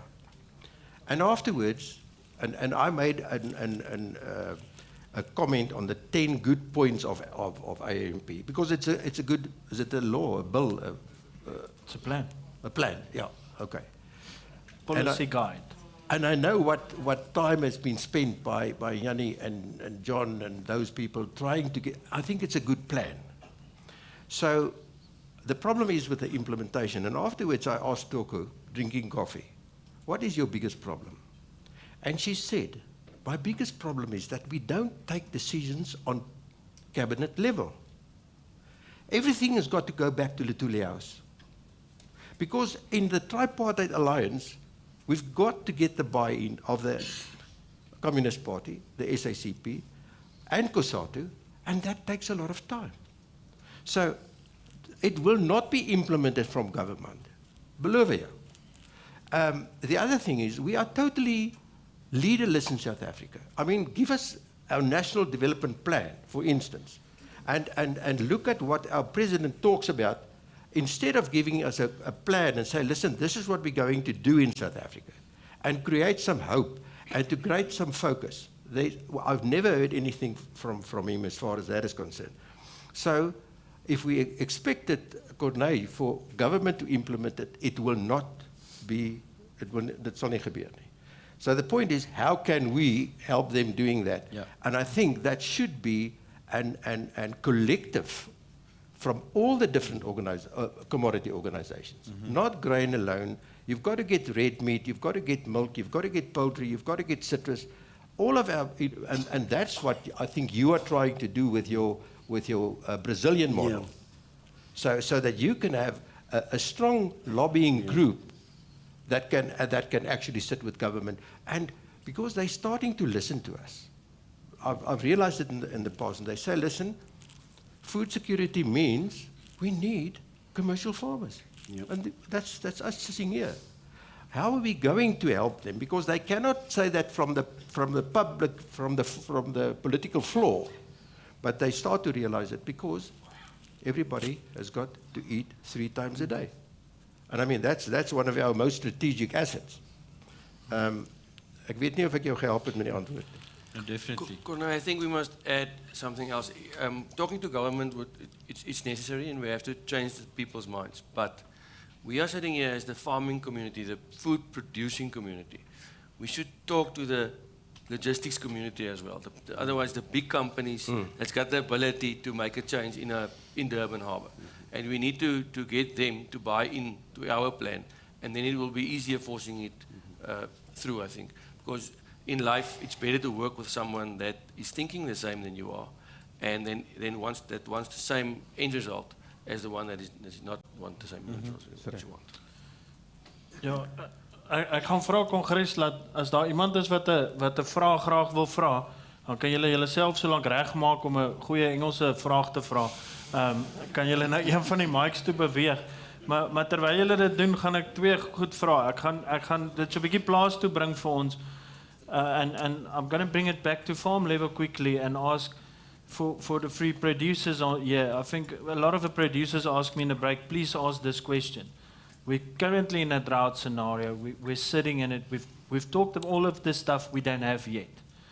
How do I survive this cycle? Because it's all about cycles. How do I get through this cycle? And what would be your quick advice in terms of this cycle? And then before we get some input from Congress, I'm going to ask Tobias if you want to add a summary or a bit of an addition to it as well. So I'm going to ask the 3 gentlemen to give us a bit of a guide, and then Tobias, if you can do a summary, and then we'll go to Congress.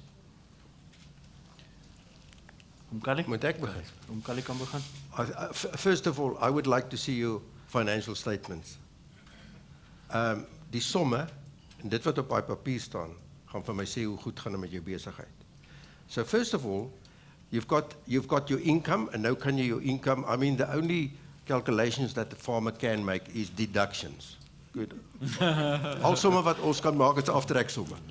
So jy het jou budget ingesit en jy het gesê ek gaan 8 ton oes en nou is dit net die helfte. So the top line will be influenced this year.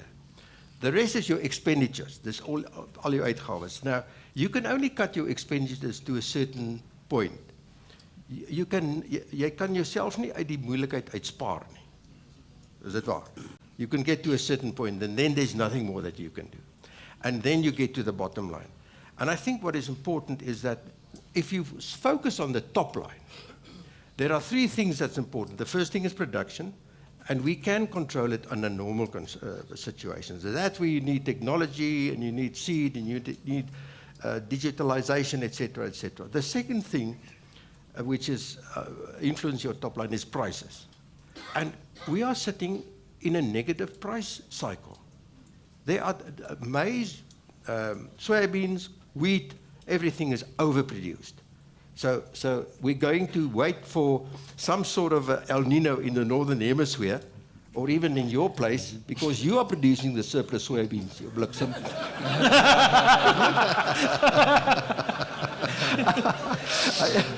No need to thank me. No need to thank me. I dink bliksem is 'n mooi woord. So there's a surplus, and we've got to go through this. It will change eventually. The third thing is quality, and that's where the geel pitte en die wit pitte en al die goed ter sprake kom. Quality remains, and the fourth thing is exchange rate. You cannot control exchange rate, but it is normally in our favor. So I think the focus should be on the top line, and the last thing I just want to say is your debt to equity ratio, jou skuld tot bate verhouding. And we know that if you take a long-term view and you say, what's going to happen to my business in the next 10 years, there will be a new drought. There will be some world situations that influence your top line and that will influence your bottom line. So have a good debt to equity ratio. And the average in South Africa now is 51%. So if you take your total assets of all the farmers, we owe 51% to the banks. So watch out and not to go too high so that you can go through sort of crises like we are now at this stage. So you need to like your banks. Well, that's all we've got at this stage. But I mean, the banks are not state-owned; they're private banks, and we created them. Our oldest bank was created by farmers in South Africa. Okay. They call it Blapsa. Blapsa.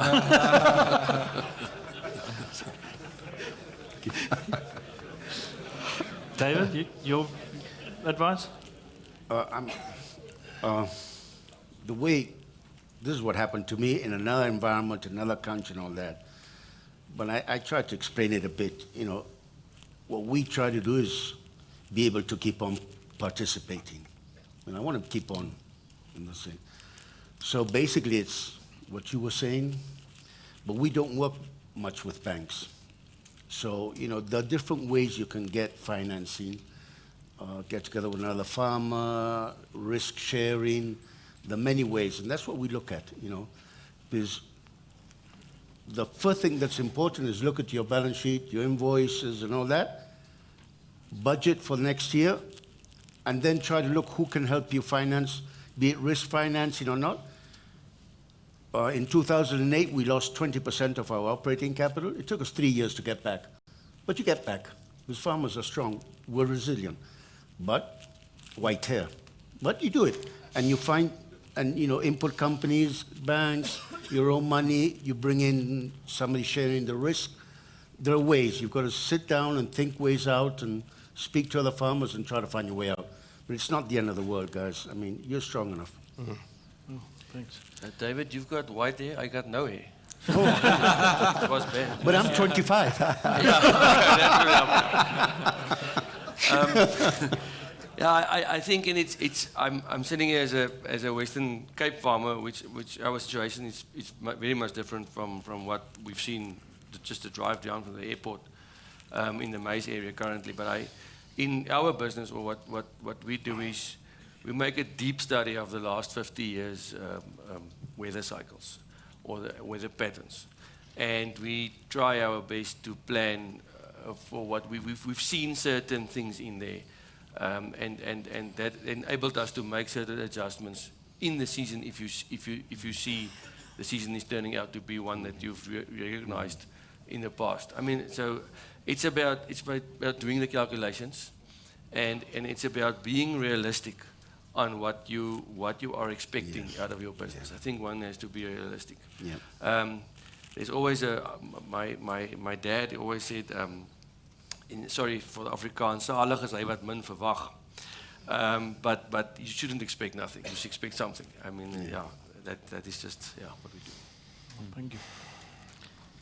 Thanks. So I think Chairman and Tobias, if you want to add something, you're welcome. Otherwise, we're going to set it open for the rest of the Congress to add some to the panel discussion. To the gentlemen of the panel, thank you very much. It's most certainly food for thought. I'm sitting here thinking, if I was a youngster sitting in the audience today, facing the drought, facing the reality of the next couple of months, the next year basically, and how do I get through that, there's certainly a lot of wisdom and a lot of basics that are on the table. They are there. And my contribution to that discussion would simply be is listen to the wisdom that is out there and speak to it and share and find, what does David say? Find the solutions. This isn't the end of the world. You will get through it. We are resilient. Tobias? Chair, I'm happy that we go with questions from the floor at the moment. I don't see anybody moving. But if you don't start asking questions, I'm going to ask the questions on the app. Otherwise, this is going to be an exam, guys. Let's give a few minutes, a few seconds. Richard? Sure. Richard, go ahead. Yeah, I think one of the challenges is the functioning of the banking sector in South Africa. If the reality is that we go through the season in the summer cropping areas where there are losses that are being made, the availability of production capital remains one of the biggest challenges the sector faces. The Financial Service Board and the rules and regulations thereto don't allow for roekelose lenings. Reckless lending. Yeah, reckless lending. There have been numerous test cases, etc. On that. If Cully's figure that he's quoting, 51%, is the liquidity percentage within the sector at the moment, that's really concerning. And Toby, I welcomed you, and I don't want to take you to task, but I think the functioning of the land bank and the role that it played some time ago, maybe that's a discussion we should have going forward, is really the availability of capital to farmers. I think this is going to be one of the biggest hindrances, and perhaps the panel can comment on that, to production going forward and food security in the country. It is, Chair, simply if you are faced with a zero sum for the coming season when it comes to harvest time, how will you finance your inputs and your production in the year thereafter? And this is a grave concern, and I hope the media also picks up on this. I think it's one of the biggest concerns we have as a board and your elected leadership for this organization at the moment, is the sustainability of the farmers in South Africa. And there was mentions made of a disaster relief fund. I think this kind of fund is imperative to ensure the sustainability of the sector, given climate change, and we are a climate negative country. And when I say that, I mean that the figures we saw of Argentina are rainfalls in excess of 1,000 millimeters for some of their production areas. With our heat units, etc., South Africa is a water scarce country. Yet we do phenomenally well to produce food and feed the SADC region. Not only South Africa, the SADC region. And I think we'd like to take note, and maybe the panelists can comment on these statements that I've made. Thank you, Chair. Thanks, Richard. Nobody from the floor yet? I'll tell you an observation that I've also made in the process. There's a very harsh reality that we're on our own in this thing. But it's inconceivable to think that we as farmers on our own can find the solution. Repeat that, it's inconceivable to think that. The grain industry is an industry with a well-developed value chain. And we need to put everybody around the table. We need to collectively find the solution to the issues, these type of issues, because I don't see any opportunity that government is going to be the assistance to carry the industry through this type of disaster that we've had. So we need to think innovatively. We need to sit around the table. Kali, what do you say? If you're not on the table, you're on the menu. And David actually during the tea break added a sentence to that one, Kali. I'm sure you love it. And the farmers are the main dish. and the farmers are the main dish. So it's up to us, and when I say it's up to us, I don't mean the farmers. It's up to us as the grain industry to find our way forward. Thank you very much. Comment? You go ahead, Jeremiah. Thanks, Chair. I just want to comment on the issue of, from the panel discussion on the issue of drought. I think we need to really get engagement with all the stakeholders involved, especially on the government side. If you listen to the motion that was raised by Ntate Polo from the Northwest, it's not only him, but across the country we are experiencing this drought and the dryness and the no rain. And a farmer that has experienced drought, floods, and excessive rainfall, 3 years in a row, we are out of business. And especially for the developing farmers that are coming into the space, into the agri sector, it's really a concern, a serious concern. I drove around the country from the Eastern Cape towards up until to the Northwest, same problem. Serious concern, developing farmers will be out of business, as what the motion has been raised today. So this is a really serious concern, not only for developing farmers, but all the farmers across the board. If we're experiencing this and you don't have profitability and sustainability in the business, it's really a concern for us. Thanks, Chair. Thank you, Jeremiah. I want to wrap this up now, Dirk, and hand it back to the panel for perhaps a last word of encouragement to our farmers to take home.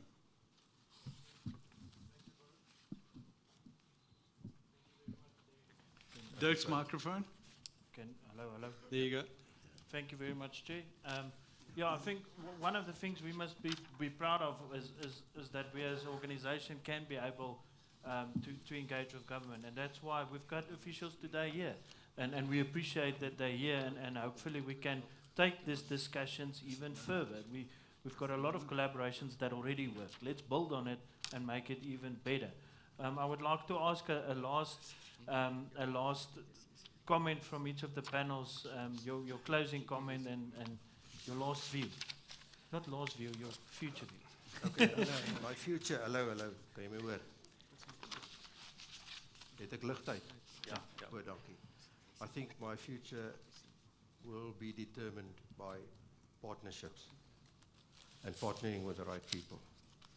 And I've got a partner that really looks after all the critical success factors in the whole value chain, and that are focused on the right issues with dedicated personnel and with loyal personnel. And that partner is Grain SA. Thank you very much, Grain SA.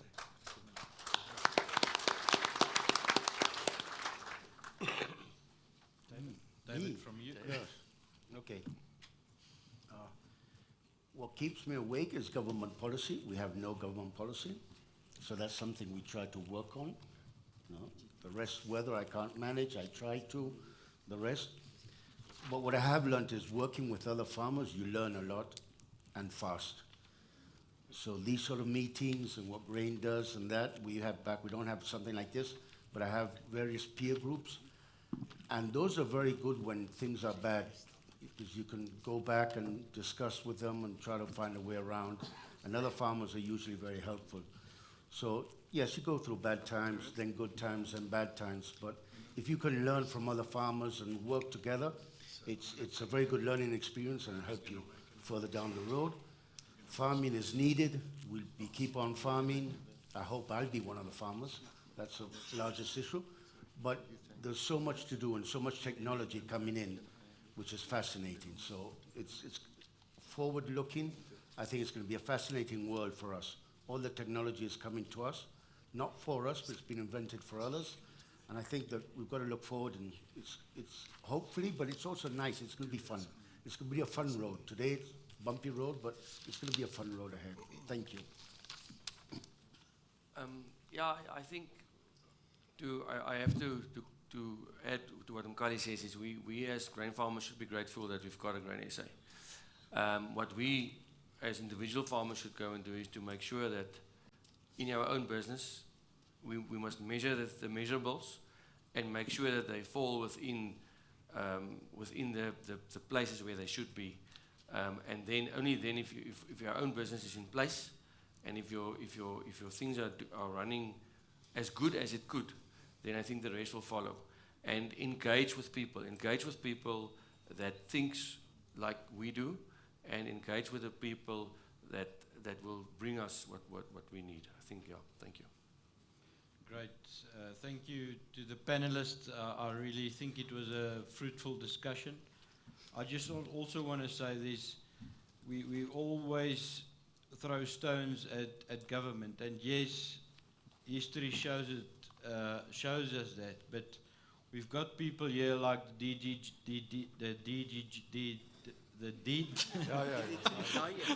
DDG of agriculture. That was quite a tongue twister. Mr. Sarachi, and I know he's committed. He listens and he definitely tries to help us. I know Jonathan Matunga, the Registrar of Act 36, that registers our agrochemicals, is also here, and that shows their commitment. So I really want to thank you, the panelists, for your contribution. I think it was fruitful, and it fits in well with our theme of our Congress. Thank you so much. Thank you. Okay. Please give our panelists a lovely round there again. Andre, if you can give us a slide there, our latest results. Mkali and Koos and David, you guys are supposed to come past here. I was going to give you a gift. Call them back. Hierdie kant toe. David, thank you very much for exemplifying perseverance and resilience and agility and fearlessness, innovation, and that in the face of incredible odds. Thanks for joining us. Thank you. Thank you very much. It's an honor and a pleasure to be here. Thank you.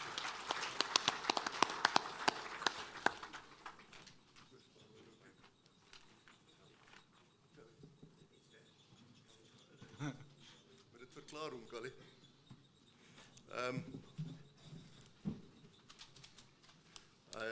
Nico phoned me and told me I must have lunch with David on Sunday afternoon. I told David, no man, I've got an appointment, well, I've agreed with the family that we're going to visit on the farm. And then I've called my mother and said, no, David is joining us. And she said, obviously. I said, but he's Argentinian. And she said, no problem, all Argentinians can ride. Now, the photo that's done the rounds on social media shows David with a hard hat on. I was rather concerned for the first time in my life. If David falls off, then I have to make a speech. So I insisted on the hard hat. The next day he said, no man, I grew up on a horse, and you will see the next photos only has a cap on it, and he's a very good, he's a gaucho, a real horse rider. David, thank you very much.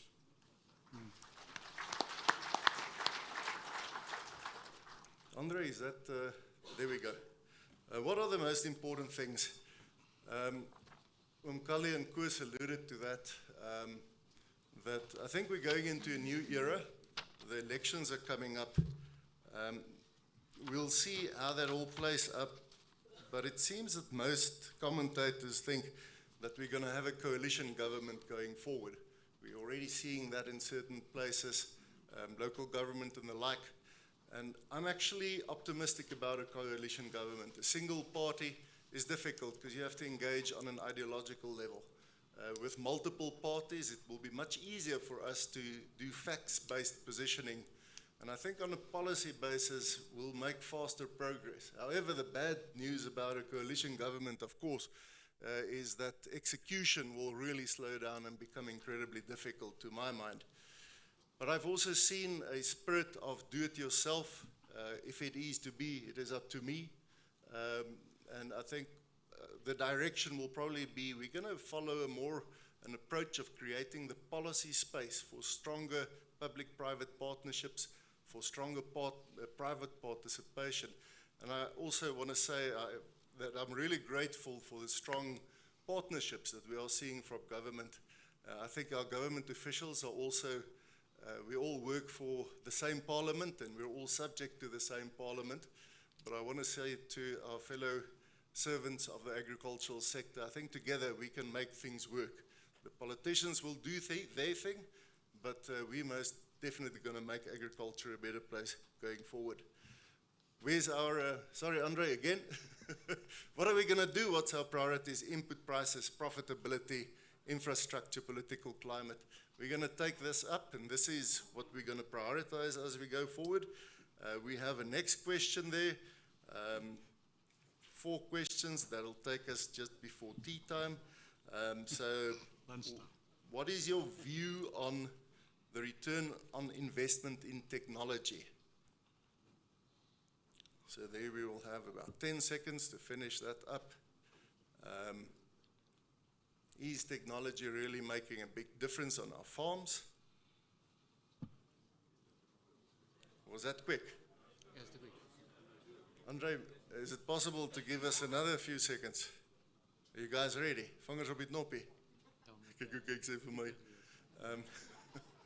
So now I'm giving away my age. There you go. 10 seconds. The next question is, are you doing soil mapping? These questions are quite important for us to guide also what we are doing. So we see significant dividends on technology. Careful investing, yes, and sometimes it's very expensive. Fortunately, our chair is pushing hard for the costing. Thanks, Chair. Next question then would be, do you use soil mapping? You've got 10 seconds to do that. Louis Besaidnout, Gerrit Roos arranged that David and I spent some, and my dad spent some amazing time with Louis Besaidnout and all the precision farming that he's doing. That's been most enlightening. And it seems that, I can't see, but my math tells me about 88.3% of you do soil mapping on your fields. Do you use variable rate application?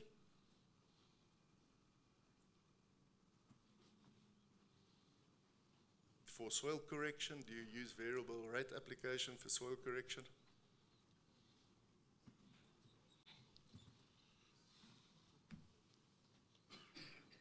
See, the guys are much faster, smaller percentage. We have mapping, but only 75. So 85 dropped to about 75 on the variable rate. The second to last question is, what kind of assistance would you prefer in times of drought?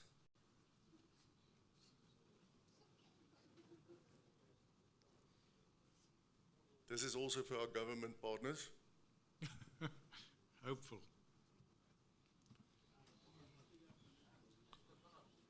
Too fast. Andre, another 10 seconds if you don't mind.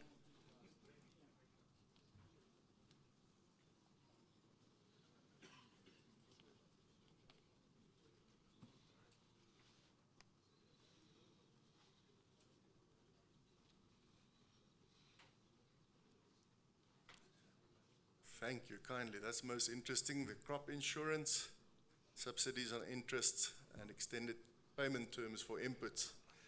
Now, a head scratcher. What percentage of subsidy do you think we should get for crop insurance? What percentage? What's the minimum percentage subsidy do you need to make crop insurance viable on your farm? Thank you, Chair. Are you ready? Thank you very much. Thank you very much, Tobias. Thank you, Congress. Again, as Tobias said, important information for us to gather.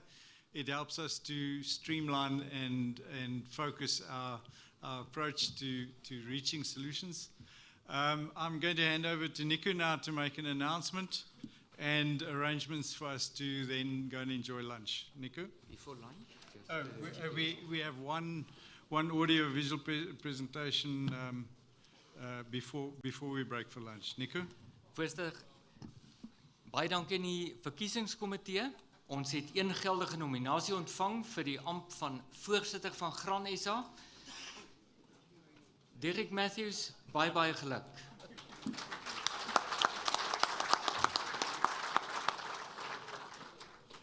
Congres, baie dankie vir die vertroue wat julle in my stel. Glo my as ek vir julle sê, ek neem dit regtig baie ernstig op. Dis nie iets wat ons sommer net doen nie.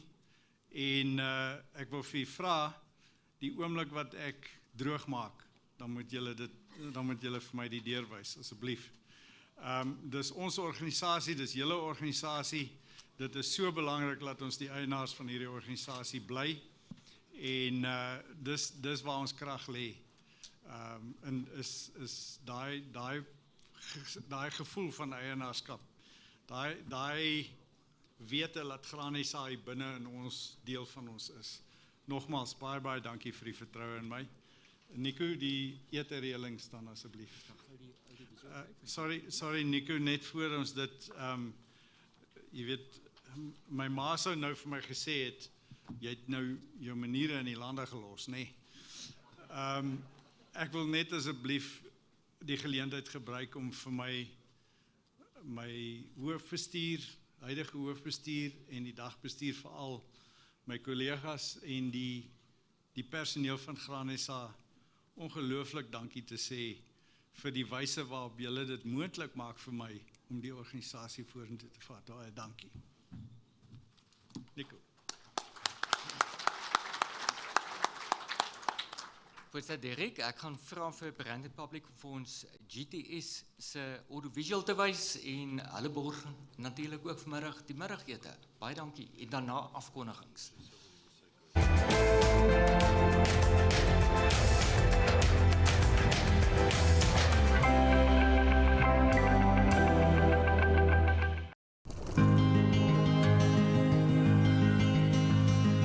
Feeding the world. This is the mission of farmer. Keep the pillar that supports a nation solid through the love for the fields and the power of the fertile land. Overcome the daily challenge that agriculture holds.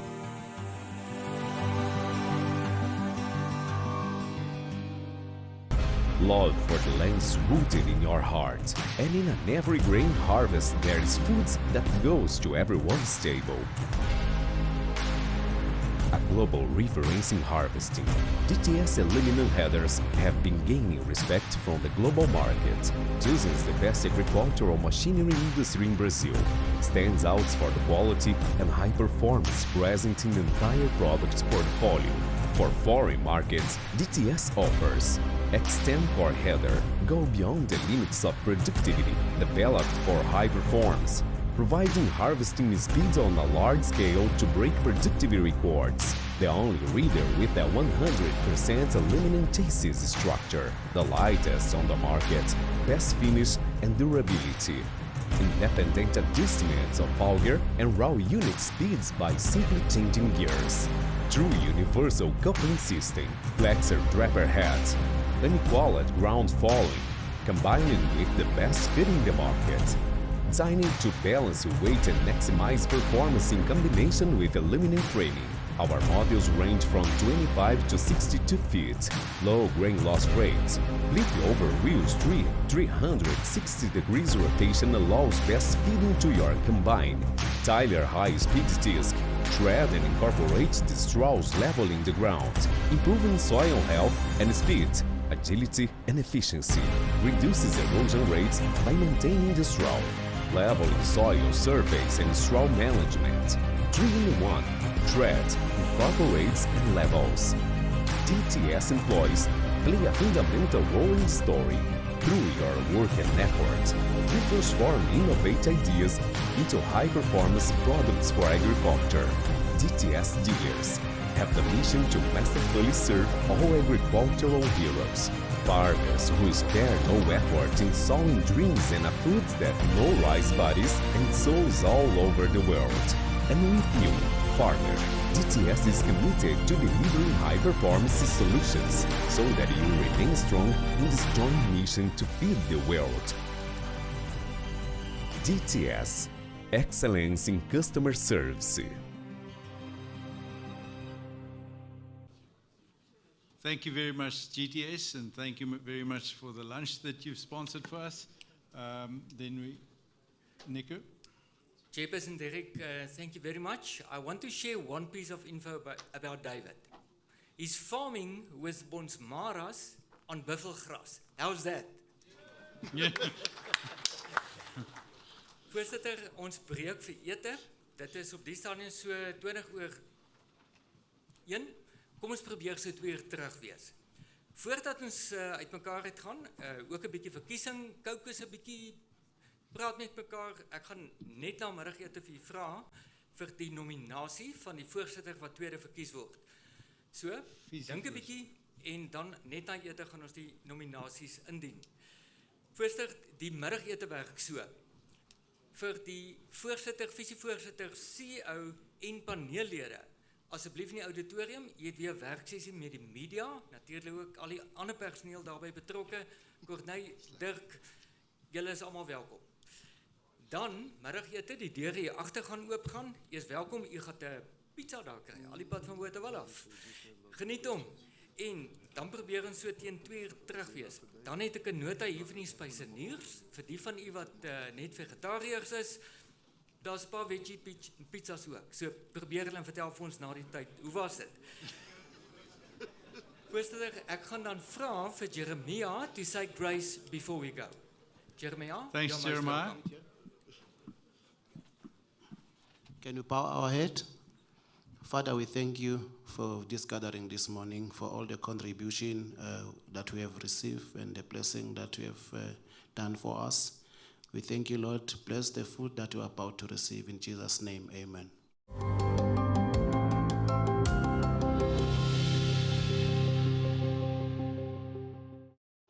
Okay, terwyl almal praat, Nico, ek gaan vra dat jy dan vir ons aangaan met die nominasieproses, miskien net die regstelling maak wat jy moet, asseblief Nico.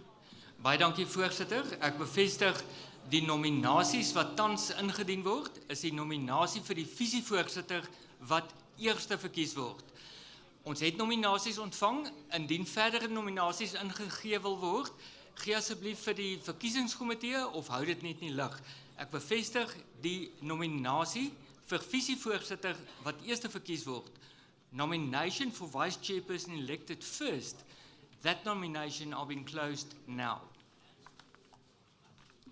Thank you very much, Nico. Nico, wat is hierdie nou? Okay. Goed, Kongres, nou is dit noodsaaklik dat ons voortgaan met die nodige grondwetwysigings, goedkeuring van die nodige grondwetwysigings.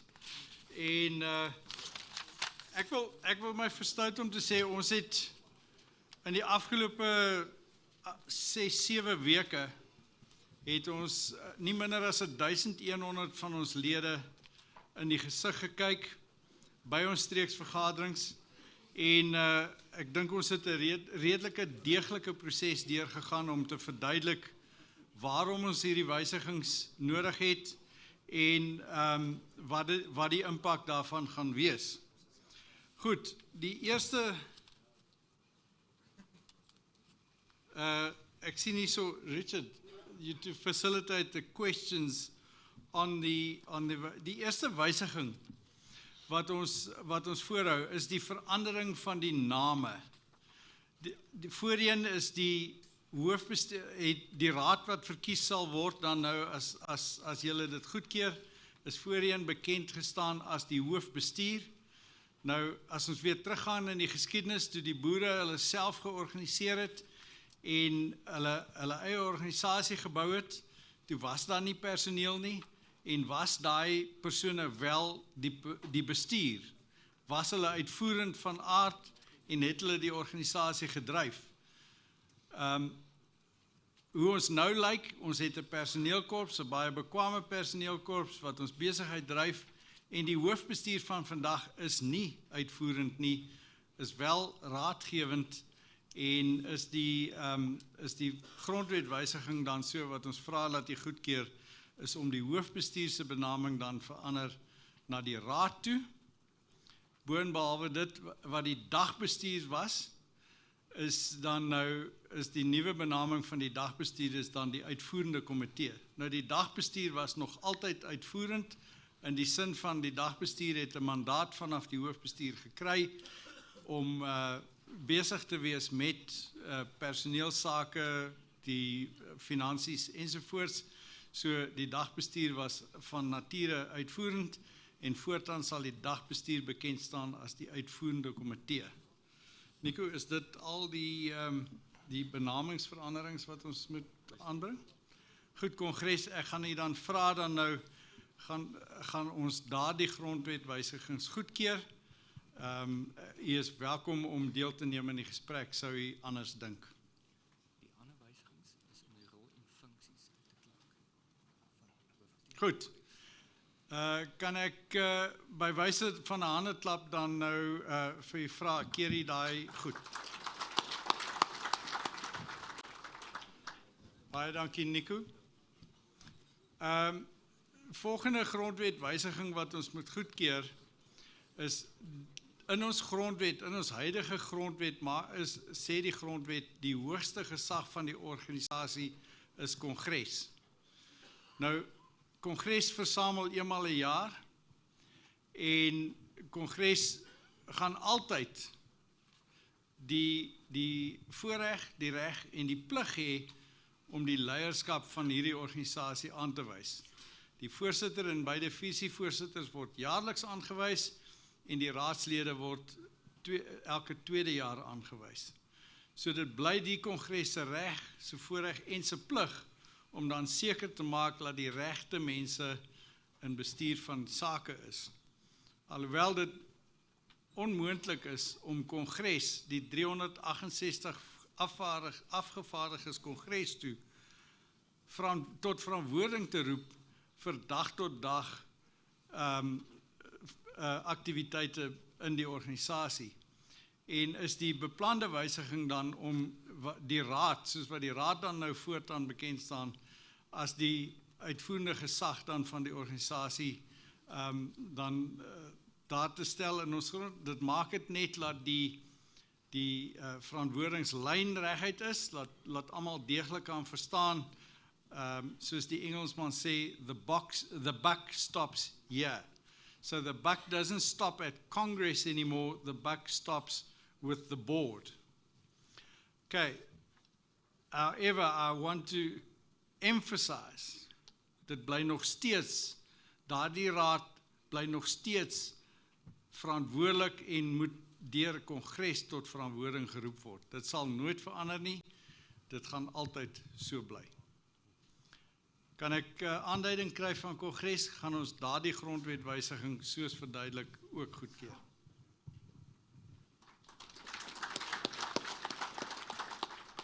Baie dankie Kongres. Nico, is daar enige ander wysigings wat ek miskien gemis het? Kongres, ek sê vir u baie dankie. En wat u nou net gedoen het, u het Graan SA in staat gestel om sy toekoms effektief tegemoet te kom. Ek sê vir u baie dankie. Ek wil veral vir ons ouer lede absoluut die gerusstelling gee. Ons het alles in ons vermoë gedoen om seker te maak dat hierdie organisasie u organisasie bly. Dit kan nie anders wees nie. Dankie. Goed, Nico, ons beweeg dan aan. Jy sê jy is reg met 'n verkiesingsaankondiging. Dankie, Nico. Voorsitter, baie geluk. Weer eens een enkele nominasie ontvang vir die visievoorsitter. En dit is meneer Richard Krieger. Baie geluk.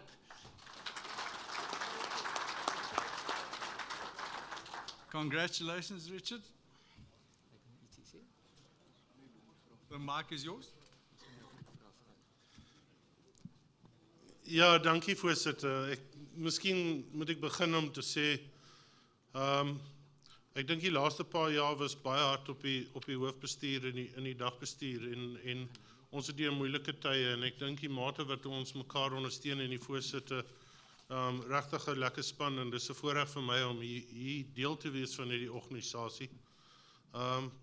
Lang trane, my tyd gaan op 'n einde loop op 'n dag. Ek is bereid om nog aan te gaan en dankie vir die vertroue wat julle in my het om nie 'n nominasie teen my in te dien of my teen te staan die nominasie wat ingedien is. En dan net om te beklemtoon, ons is hart en siel hier met die bestuur van julle sake. Dis 'n toegewyde span, nie net uit die leierskap uit nie, maar die personeel, en julle hoor dit 'n paar keer al vandag. Maar dit is vir my persoonlik 'n voorreg om hierby betrokke te wees. Oor die 18 jaar wat ek nou al betrokke is en 14 jaar op die raad, jy bou 'n liefde op vir die mense wat hier voor jou sit vandag, die bedryf en die organisasie. En ek dink ons dra dit so hoog, en Derek wat ook nou 'n lang tyd betrokke hier by die organisasie is, laat dit vorm deel van jou, laat jy alles in jou vermoë doen om regtig ons sake op die hoogste vlak en die beste vlak. En ons het ook gehoor van die sprekers vandag, ek dink dis 'n massiewe voorreg en ek wil sê, laat ons so 'n organisasie het wat na ons sake omsien. En ek kyk hier oor die vloer en ek sien die voorvaders wat hierdie organisasie ingelyf het en gestig het, en ek eer hulle. Ons sou op 'n heeltemal ander pad en 'n heeltemal ander koers gewees het, was dit nie vir Graan SA nie. Ek self wat 'n produsent is, kan 'n dag nie insien wat Graan SA nie meer daar is nie. Ons is 'n leier in die landbouomgewing, en ons sal voortbou op die suksesse wat reeds behaal is, en ons is toegewyd in die saak namens julle. Dankie.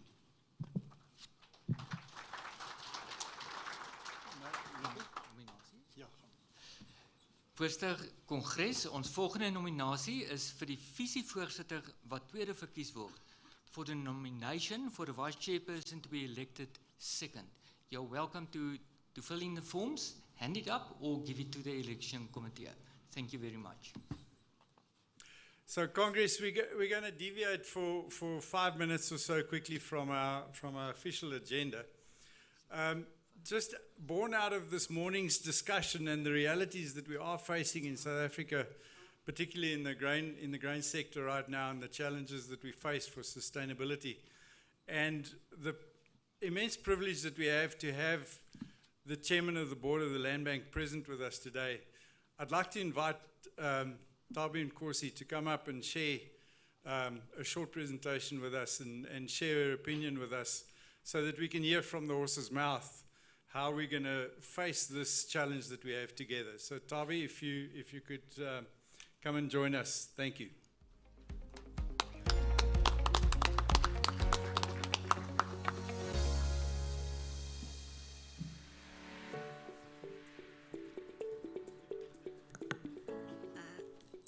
Dankie voorsitter en 'n goeie middag na die kongres.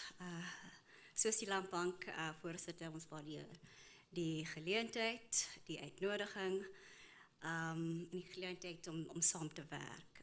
Die Graan SA vernoot is baie belangrik, and this is a relationship that we as the Land Bank continue to nurture. I have been sitting at the back patiently, Chair, really listening to farmers, taking in what our key constituency as the Land Bank has been saying, and truly just to all the members, these are not issues that are new. It's been extremely difficult to hear the challenges of the sector towards this once great institution. I sit there at the back and I reflect on how this institution is really a shadow of its former self and has really failed a lot of you, and for that we apologize. Chair, many members will be aware that over the past 2 years we've been on a process to rebuild the Land Bank, to stabilize our balance sheet, to rebuild our products, to prioritize what needs to be prioritized, to bring back the development mandate and what the founding legislation requires from this entity. We started to do some very great work with Grain SA, having engagements with Grain SA since last year. I've also had a number of very promising engagements with the new CEO, Tobias Stoyer, who has a direct line to me really to discuss the needs of the grain industry. We have also, Chair, for those of you who engaged with some of our bankers on the ground who remain open, have opened up all commercial lending. Chair, that includes term loans, long-term loans, production loans, and the grain industry, to reiterate, remains our largest segment. We are currently in discussions, and we were actually just even talking about that further during the break, with the Department of Agriculture around drought relief measures. When there's disaster, government must come to the fore. That is our job, and we recognize that. Last year, we launched the Agro Energy Fund to assist farmers that are struggling with load shedding. We did a similar initiative for the COVID-19 situation, and we need to do the same for the drought. Unfortunately, execution has been slow with these previous two programs. And at this present drought, we've told ourselves that we're not going to wait for the situation to get any worse. And we have already started to engage. Even though the crop estimates committee, et cetera, seem positive, we have seen the impact firsthand for us on the ground. So these are some of the initiatives, Voorsitter, that I wanted to really share with members, that ons hoor julle. Ons hoor julle. My Afrikaans is poor, I'm trying.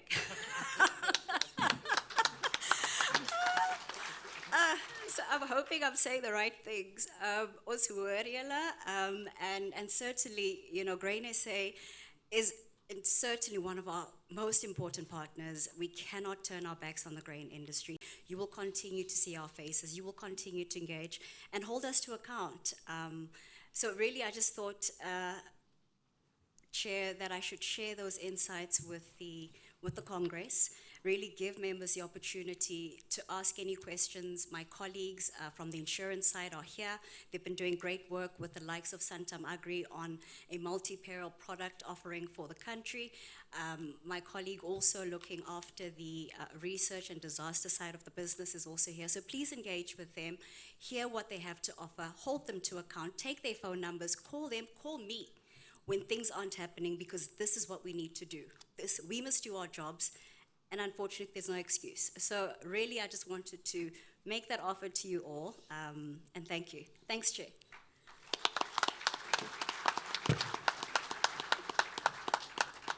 Thank you. Thank you so much, Congress. I think you will agree with me that was 5 minutes very well spent.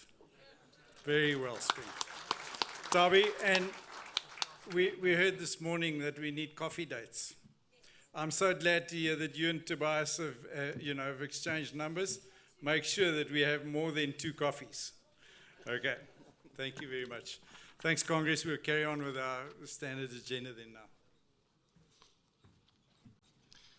Thank you, Chair. Andre, if we can ask some questions now on the Vivox app, if you guys don't mind grabbing your phones.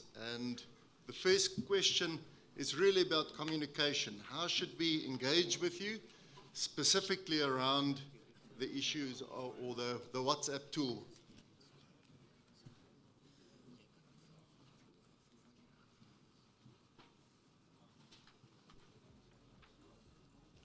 I can't see it on the screen in front of us. Sy. Nee, dit gaan weer te vinnig wees, Andre. You'll have to give us another shot at that one. There we go.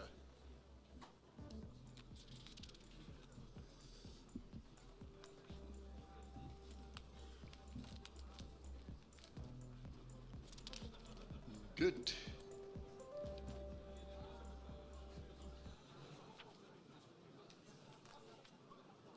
Alzina's can't wait to see what's happening here.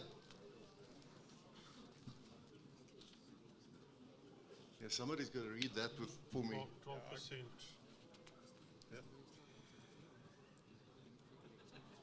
86% part. 86% part. 12% didn't know it existed. Goodness gracious. Guys, if you don't know, please speak to your regional representative. He's the guy with the green shirt sitting at your table. You're welcome to throw a bottle of water at him. Sorry, no, you must ask him to please put you on the WhatsApp group. Alzina will throw the bottle of water. Choose your preferred method of receiving communication from Grain South Africa. How would you like us to engage and share information? There the options are WhatsApp groups. I thought this was going to be a selection, but you can go on the WhatsApp group, the SMS, the SA Grain Mag, Telegram, email, podcasts, or the electronic newsletter.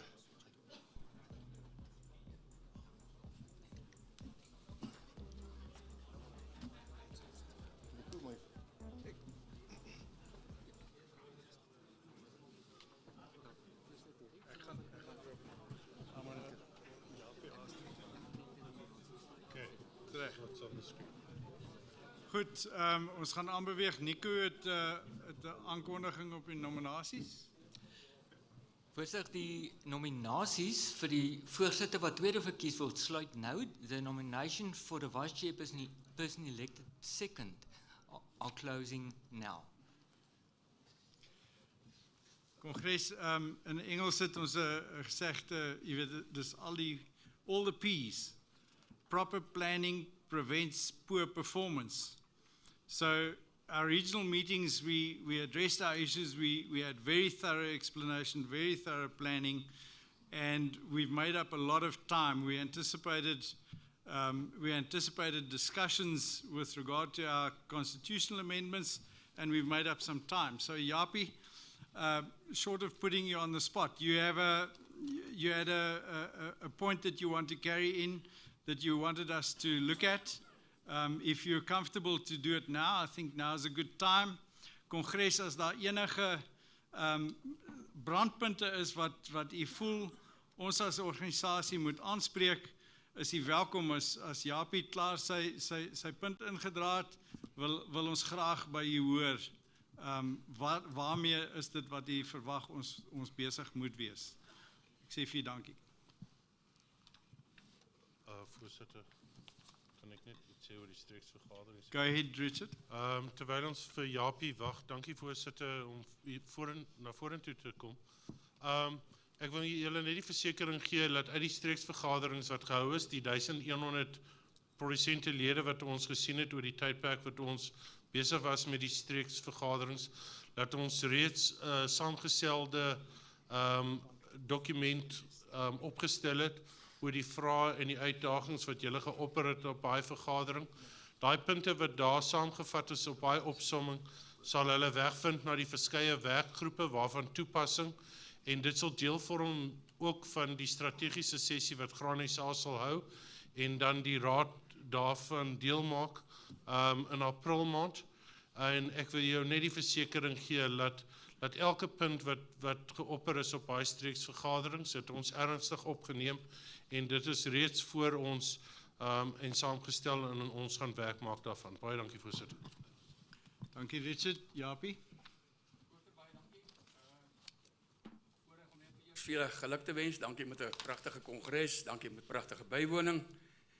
Voorsitter, en is daar een ding wat ons julle aan gaan hou, is dat julle vanoggend baie maklik hierdie grondwetwysigings deurgekry het. Maar ons sal u hou daaraan dat u gesê het, ja, hierdie produsente bly in beheer van hierdie organisasie. Absoluut. U moet ons mooi hoor. Dis die een organisasie waar ons nog produsente in beheer het en gaan hou. Dis ons vra nie, ons sê vir u. Nee, dat kan nie anders nie. Voorzitter, ons teken dagelijks vir miljoene rande, is namens streek 23 wat ek hierdie indra. En ons teken dagelijks vir miljoene rande bestellings en kontrakte. Ons het al voorheen nou oor gepraat. En die vraag wat ons vra is, besef ons die impak en kan ons nog regtig iets daaraan doen of ons te ver uitgelewer aan ons verskaffers en ons afnemers. Ons teken soms op 'n iPad, weet ons die Afrikaans daarvoor nie. En wie wat nog erger is, voorzitter, meestal teken ons deesdae op so elektroniese blokkie met 'n elektriese pen. Het jy al ooit gekyk wat jy teken? Wat die impak daarvan is? Waarheen dit verwys? Waar die fynskrif is? En het jy al ooit geweier om dit te teken? En gesien wat die impak daarvan is? Ek het dit al verskeie kere gedoen. Trouwens, ek weier standaard om dit te teken. Die handtekening word elektronies ingelees en bevat op die strokie wat ek dalk sou ontvang, ook weer 'n verwysing na 'n fynskrif ooreenkoms of ooreenkomste wat ek nog nooit gesien het of gelees het of verstaan of bereken het nie. Die vraag is, hoekom doen ek dit? Hoekom doen u dit? Hoekom teken ek iets waar die verteenwoordiger in 99% van die gevalle, en ek het dit gaan toets, die verteenwoordiger nog nooit die ooreenkoms gelees het of verstaan wat geteken word nie.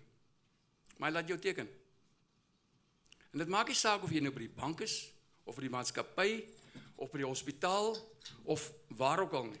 Hulle het nie 'n idee wat hulle vir jou voorsit om te teken, jy moet net maar gou teken. Hulle weet presies waar hulle vir jou wys om te teken. Jy teken by die afgee van jou motor vir 'n diens, of die apteker se bestelling, of die hospitaal se opnamevorm, of nog erger waar jy bestelling plaas, en dis waar dit ons belangrik raak, vir onkruiddoder of saad, vir etlike miljoene rande, sonder om te kyk wat jy teken, of nog erger, sonder om in staat te wees om te kan kyk wat jy teken.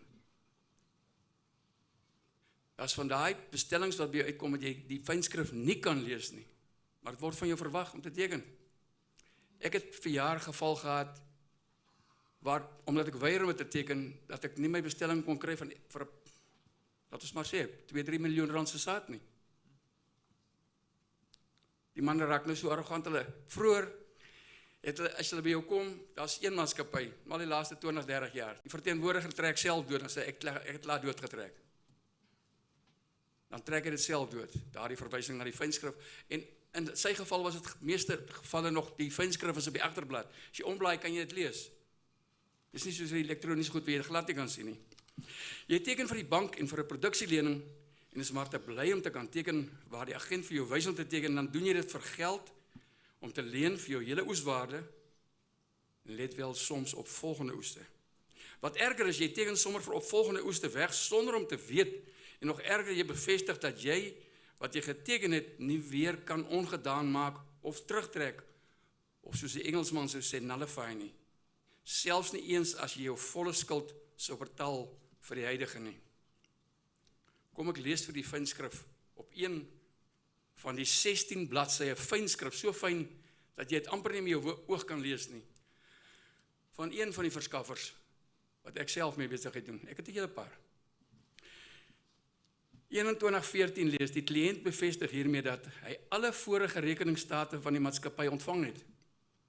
Hy al die inskrywings, debiete en krediete en of enige ander inskrywings wat daarin verskyn of gemelde rekeningsstate nagesien het en dat die bedrag gemeld en die gemelde rekeningsstate korrek is. Dis maar so 'n stukkie, 'n duisendste van wat in hierdie kontrak staan. Ek lees vir verder. Elke sekuriteitstelling verseker die skuld van die kliënt aan die maatskappy, ek lees nie die naam nie, ten opsigte van enige en alle skuldoorsake. Het sy, luister mooi, het sy dit reeds verstaan of in die toekoms sal ontstaan.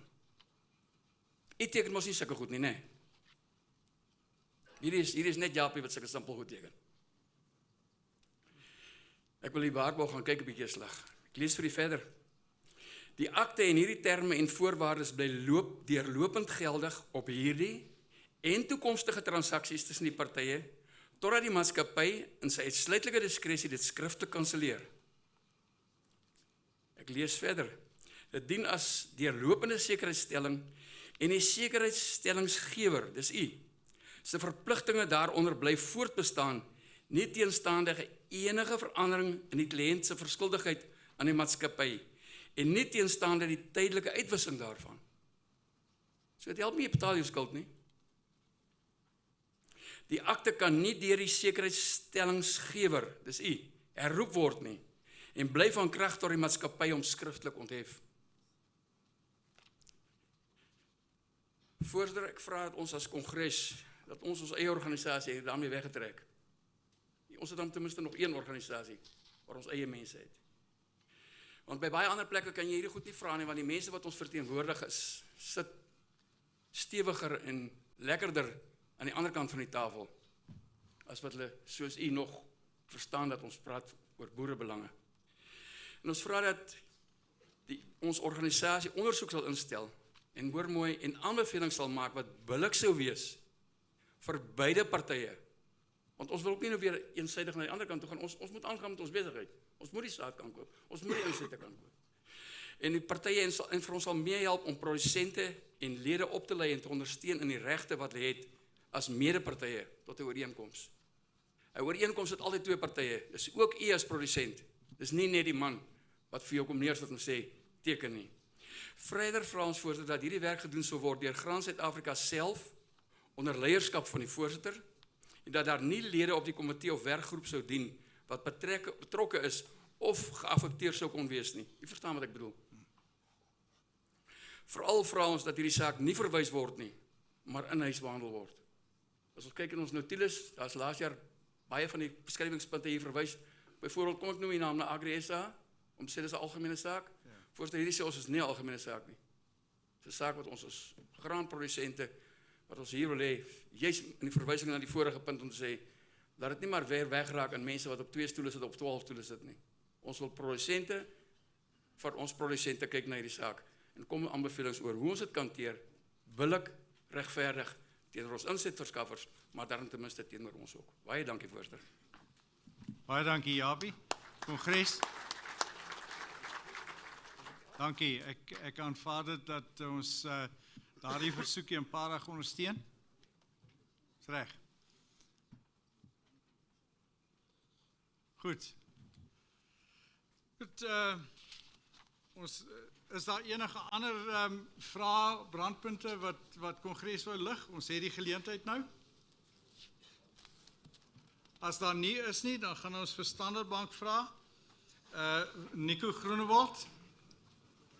Nico, gaan jy voorkom? Ons luister graag, Nico.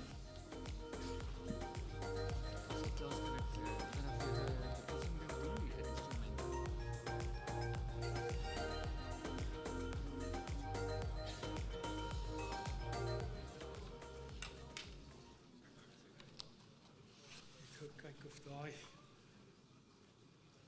lif my daai presentationkie opsit asseblief. Voordat hulle dit doen, dalk net so vinnige woordjie van my kant af. En ek het vanoggend aandagtig geluister na wat op die paneel gesê is. En ek moet dan vir Kali Skuman sê, die finansiële advies wat hy daar gegee het is werklik indrukwekkend. En dis goed waarna ons kyk. Ek herinner my altyd self dan, ek my altyd self ook knyp wanneer dit gebeur, want ons sit reg agter die bedryf wanneer bedrywe deur sekere siklusse gaan. En ons het dit al soveel keer gesien dat ons ons beste besluite maak in moeilike tye. Ons maak ook ons swakste besluite in goeie tye.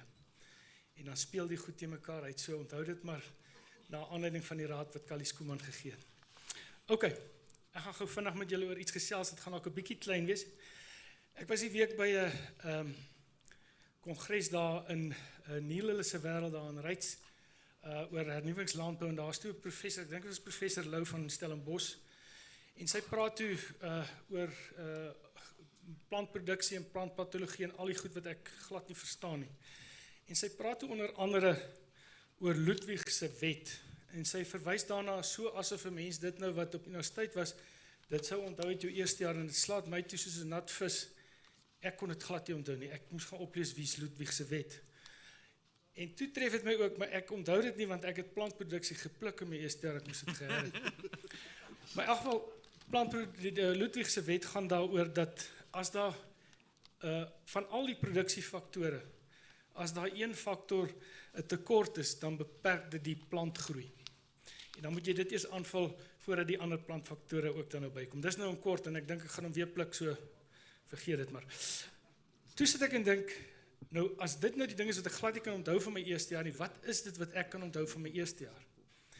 En wat ek wel toe kon onthou is die hele aspek rondom produksiefaktore. En vir die akademiese puriste, en ek het vir Ferdi ergens gesien, so Ferdi, jy gaan tent om aan gate in my teorie skiet, maar daar is basies 4 produksiefaktore, en daar is baie al geskryf dat daar dalk meer is, maar daar is basies 4, en dit gaan oor grond, dit gaan oor arbeid, dit gaan oor entrepreneurskap, en dit gaan oor kapitaal. En dan is die konklusie dan nou natuurlik, as jy dan nou ekonomiese groei wil hê, dan kry jy dit deur die kwaliteit en die kwantiteit van hierdie produksiefaktore te verhoog. Toe sit ek en wonder, en dis nou waar my akademiese teorieë heeltemal gaan platval, of daar enigstens 'n vergelyking of 'n verband is tussen wat Ludwig gesê het en wat met produksiefaktore aangegaan. Maar laat dit nou daar, dit kan die slim ouens na kyk. Net voordat ek die volgende skyfie opsit, en daar's net 4 en ek gaan baie vinnig wees, so net om 'n bietjie konteks te gee, banke doen snaakse goed en hulle kyk na spesifiek hoe ons na bemarking kyk en dan gaan banke en hulle het 'n bepaalde nasionale teorie of 'n fokus. En jy sal opmerk dat laas naweek het Standard Bank die Cape Town cycle reis geborg. So ons is nou redelik gefokus op fietsry. En Aubrey en my vriende daar by die Rooibank, hulle sponsor weer die Cape Epic wat nou oor binnekort gaan plaasvind. So die banke is nou op die fietsry tema.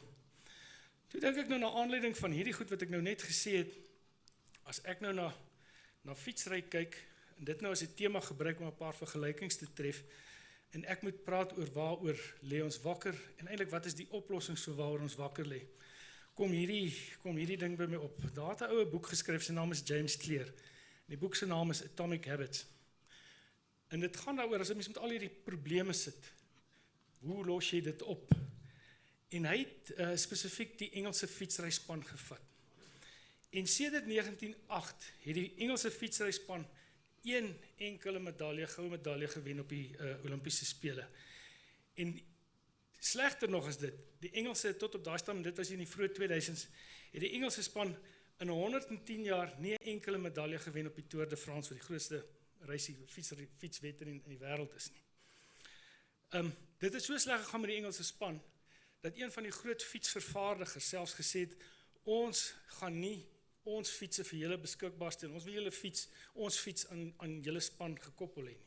So sleg het dit gegaan. Toe stel hulle 'n ou aan, die naam van Brailsford hier in die vroeë 2000s. En die ou het hierdie strategie toegepas. En ek dink dis iets wat ons nou kan vat in boerdery ook. En hulle noem dit the aggregation of marginal gains. En hy het gesê ons moet net vir die volgende jaar elke dag net 1% iets beter doen. Ons kan nie al hierdie groot goed vat nie, ons gaan dismalify. Kom ons vat net 1% per dag en ons maak dit beter.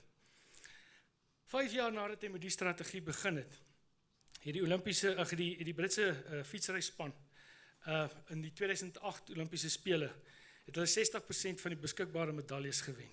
Toe gaan hulle verder 4 jaar later in Londen. Toe wen hulle 9 van die events daar. In daai selfde jaar, toe gaan 'n ou met die naam van Bradley Wiggins, en hy word toe die eerste Britse ryer wat die Tour de France gewen het. En net daarna toe kom 'n ou met die naam van Chris Froome, wat redelik bekend is, en hy wen dit, en hy wen dit 2015, 16 en 17. Die kort en die lank van dit is, die ouens het gegaan en gesê, ons kan nie alles gelyk verander nie. Kom ons vat die klein goedjies en ons vat dit stap vir stap en ons maak dit reg. Nou waar pas dit in? So dis hierdie teorie van verandering en verantwoordelike verandering. En dis nou ook waar ek dink waar Standard Bank nou moet inkom. Daar's ook 'n ding geskryf oor vir al die verskillende stappe, en ek gaan nie by alles stil staan, dit gaan te lank vat. Maar as een van die stappe wat gaan as jy verantwoordelik wil verander, en dit gaan ride with the right crowd. En dis waar ek dan nou wil sê, as jy dan nou kies, na al jou insetverskaffers en al jou, maar maak seker dat die ouens wat jy kies die regte crowd is. Vanuit Standard Bank se perspektief af, ons is reeds vir 165 jaar in landbou, ons het ons ontstaan in landbou gehad in die wolbedryf in die Oos-Kaap. Ons is die grootste bank in Afrika by wyse van bates. En ek dink ons het deur al van hierdie seisoene gegaan, en ek het net nou gesit en dink, toe Kali ook 'n melding gemaak het van die sitrusindustrie. U onthou 2016-17 was, wat dink ek toe was dit die droogste jaar in 100 jaar. Weet jy wat, ons is daar deur. Toe kom die sitrusindustrie so 2 jaar terug en hulle het 'n geweldige klap gekry op die markte. Weet jy wat, ons is daar deur. Ons sit nou met 'n paar krisisse, ek glo ons gaan daar deurkom. Samewerking is die antwoord. Van my kant af baie dankie, en dan wil ek net so vinnig afsluit met die laaste ding. Een van die boere in Pieter Retief se wêreld bel my nou die dag. En hy sê vir my, jong, jy kerm heeldag oor my cashflow. En dis nou die ligter deel van die lewe. En hy sê, maar hy het die antwoord gekry vir sy cashflow. Ek sê ja, want ek het die ou se cashflow al gesien, is nie vir sensitiewe kykers nie. Ek sê ja, hoe het jy nou by die ding uitgekom? Hy sê die antwoord vir my cashflow is vakansie. Ek sê ja, hy sê ek was nou vir 2 weke op vakansie en my cashflow sien is baie beter as hy was toe ek teruggegaan, voordat ek gegaan het. Baie dankie, geniet die, kom ons gaan drinkies, baie dankie. Baie dankie Nico, en baie dankie vir jou ondersteuning met die verversings wat ons nou gaan geniet.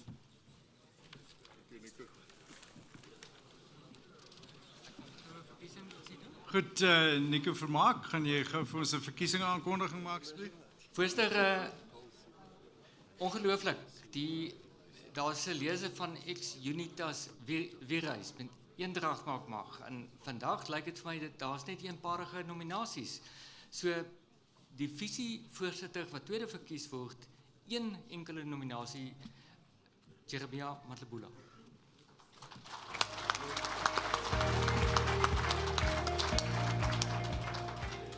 Congratulations, Jeremiah. The microphone is yours. Thank you so much, Chairperson.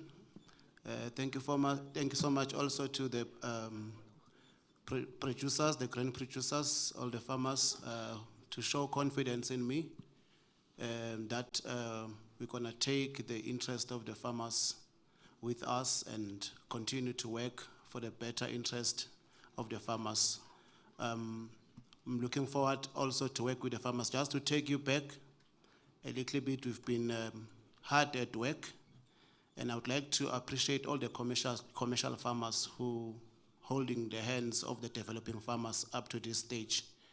We were able to have a dedicated program of PGP dedicated to assist and established developing farmers to participate in the commercial space of the agri sector. And all the funders that are contributing, the banking sector, the funders that are here today that are assisting and funding the program. We're looking forward to show the results. We've got a base now where we are working. And thanks for the inclusivity from the commercial producers to commit to establish and assist developing farmers. With those words, thank you very much. We're looking forward to working together and make Grain SA and grain producers great. Thank you very much. Thank you very much. Thank you, Jeremiah. So, Congress, we're going to enjoy a quick break and a snack, courtesy of Standard Bank, and we'll call you back as soon as we're done there.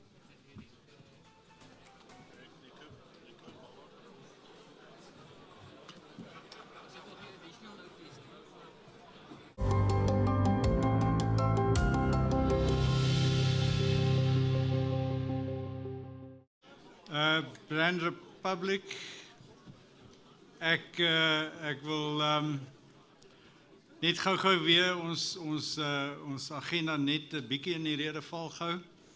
Daar's 'n paar belangrike goed wat gister, vandag en môre gebeur het. Die eerste een is gister. Gister het Nico Vermaak hier langs my 60 jaar oud geword. Kom ons sing vir Nico. En Godfrey verjaar vandag. Vandag is Godfrey Legatla se verjaarsdag. Godfrey, where are you? He's not in the room at the moment. Godfrey is in our research. There he is. Happy birthday, Godfrey. Kongres en dan môre. Neil, is jy nie in die saal? Neil Klaasen? Daar sê Neil, ek wil graag hê jy moet hierdie boodskap asseblief môre aan jou pa oordra. Oom Kneels Klaasen is môre 80 jaar oud, ons vorige voorsitter van NAMPO. Baie geluk van die hele kongres. Baie geluk oom Kneels. Ons waardeer jou en ons kyk op na jou. Baie dankie oom Kneels. Daar sê. Goed. Nico, ons is in jou hande. Jou 60 jaar oude hande. Voorsitter Derek, baie dankie vir die goeie wense. Back to Congress and back to business. We've got a last election to do, and that is for the additional members serving in our executive, and that is for our developing producers.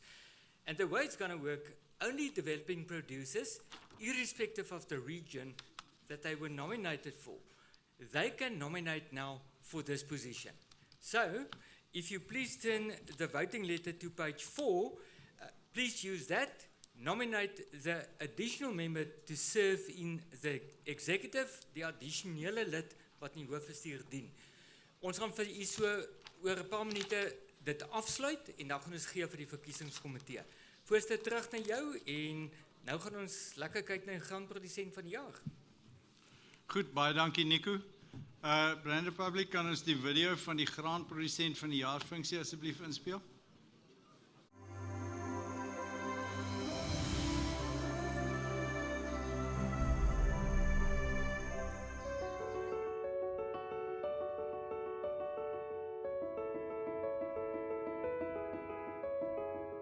The rolling green fields against the backdrop of the Langeberg reflect the grain farming vision that Pieter de Jager had 20 years ago.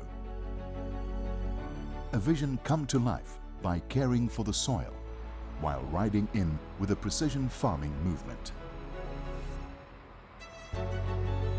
Ons was maar grootendeels veeboerdery gewees, maar die graanafdeling het my getrigger eintlik en ek het dit gesien as 'n uitdaging en sodat ek maar die kans gevat om die graanvertakking bietjie uit te brei.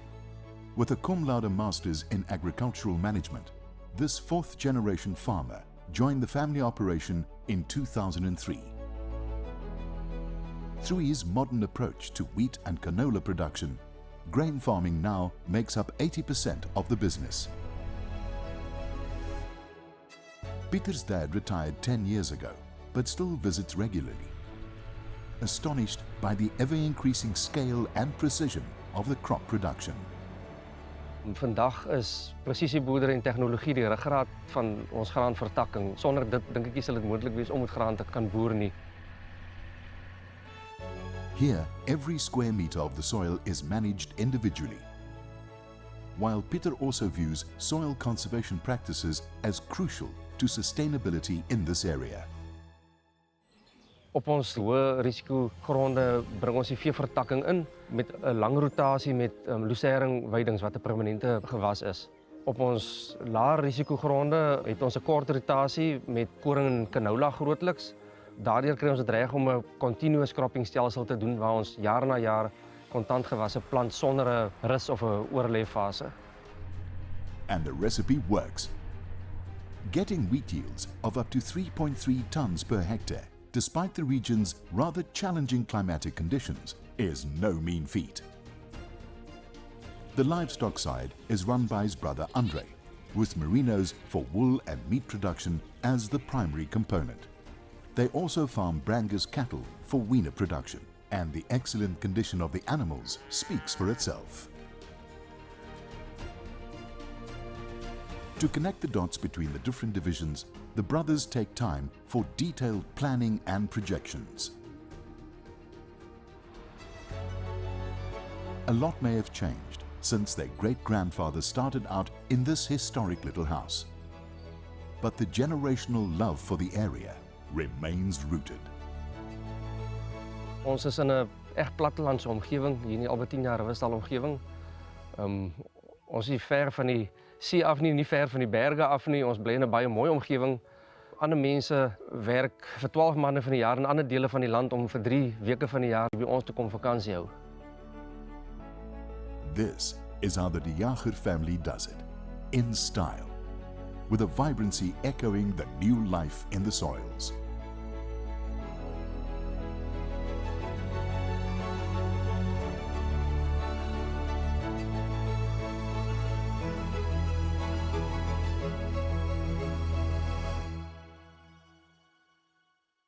So David, now we've showcased 2 of our top farmers in the past year, and ek wil aan beide van julle sê, William and the de Jager family, you certainly make us incredibly proud.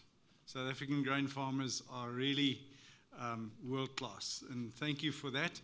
Kongres, dan wil ek herinner, ons het ek dink is nou 2 jaar terug het ons besluit dat ons kongres ook gaan vra en die nominasiebriewe vir die moontlike graanprodusentkandidaate is vandag beskikbaar. Ek wil vra dat u gedagtes laat gaan daaroor en vir ons die nominasies laat kry sodat ons so wyd as moontlik kan evalueer en ons graanprodusent van die jaar aanwys.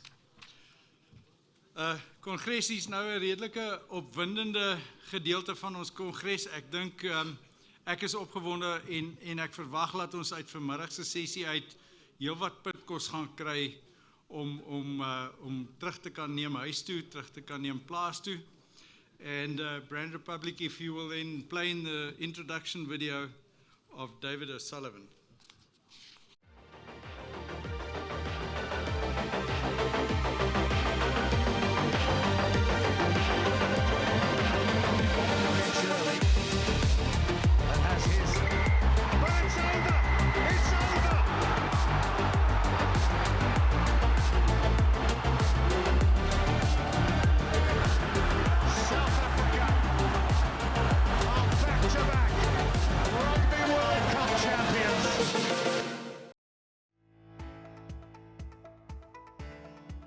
David O'Sullivan is a writer and media consultant.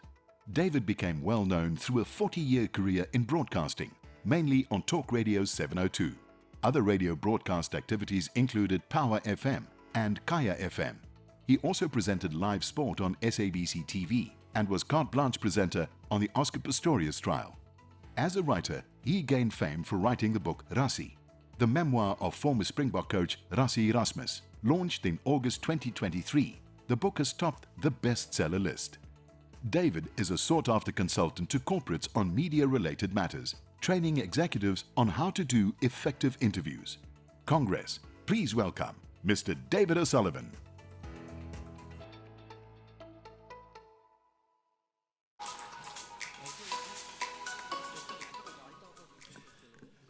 Goeiemiddag, dames en heren.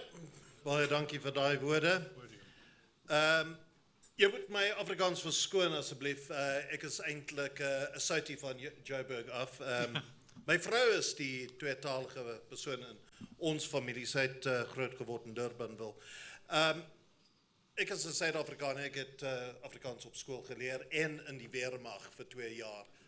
85 en 86. Dis hoe oud ek is. En wat my bang maak is dat daai Afrikaans was vol vloekwoorde. So ek moet volk baie versigtig wees. Ek koop nie Afrikaanse airtime nie en my Afrikaanse airtime is nou op. I'm going to have to now start speaking English. Quite frankly, when I started working with Rassie on this book, I said to him, because the book is coming out in English and Afrikaans, I had no problems with him speaking Afrikaans. I recorded all of our conversations. Baie dankie, Nico. Nico's younger than me. Nico's 61. This is high mileage. So I said to him, look, speak Afrikaans, and that'll just help the translation process. I can understand things. There's going to be no problem. Not a chance. He spoke English throughout. And so the crazy thing is the book was then translated by somebody else into a language that Rassie was more familiar with, where he could have actually done it all in English. But I think the swear words would have frightened that poor woman who did the translation. Because that's all Rassie does. He just swears constantly. And when you see him on those documentaries and he's swearing like that, you think, is this done for the cameras? Is that done because he's stressed? No, it's his normal way of talking. It is just swearing constantly. But he did tell me 2 very funny stories about the whole problem with Afrikaans, because he grew up in Dispatch in the Eastern Cape. He's not a Bloemfontein boy. He subsequently ended up in Bloemfontein when he was 18 years old to go to university. Short-lived. But he wasn't a very worldly person, so being exposed to English wasn't something he did. And when he started as a player, his English was incredibly bad. And so there came a time where when they were playing rugby, playing for Free State, a lot of the guys were Afrikaans. And the man of the match interviews were being done in English, and nobody wanted to be man of the match. But there was one guy who was English speaking, Rory Duncan. Those of you who followed Free State rugby closely would remember Rory Duncan. He was English speaking. So for something like 5 games in a row, Rory Duncan was the man of the match. Supersport eventually said, we see what you're doing here, you're going to have to stop. He also told me a story, which that story's in the book. Krona Otto was a man who loved a challenge, and they were at some function, and the TV cameras were there. And there was a young presenter called Candice Hillebrand, a beautiful young woman, and the players were quite interested, and she wanted to interview one of them. So they were torn now. They wanted to be interviewed by Candice Hillebrand. but they didn't want to speak English. And so Craino Otto, he decided he was the man for the challenge, and up he went. And all the players gathered round to have a listen. And she said to him as her opening question, what's it like for you when you're standing on the field before a test match and the national anthems come on? And Craino thought about this for a short while, and he wanted to say, I get goosebumps, which in Afrikaans is hoendervleis. So he did the translation in his head, and he says, no, it's lekker because I get chicken pox. And the English guys roared with laughter, and the Afrikaans guys went kolskoot.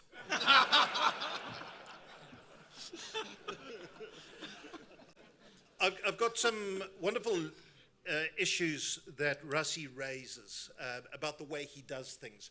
And you might say, well, why am I here? Why isn't Rassie here?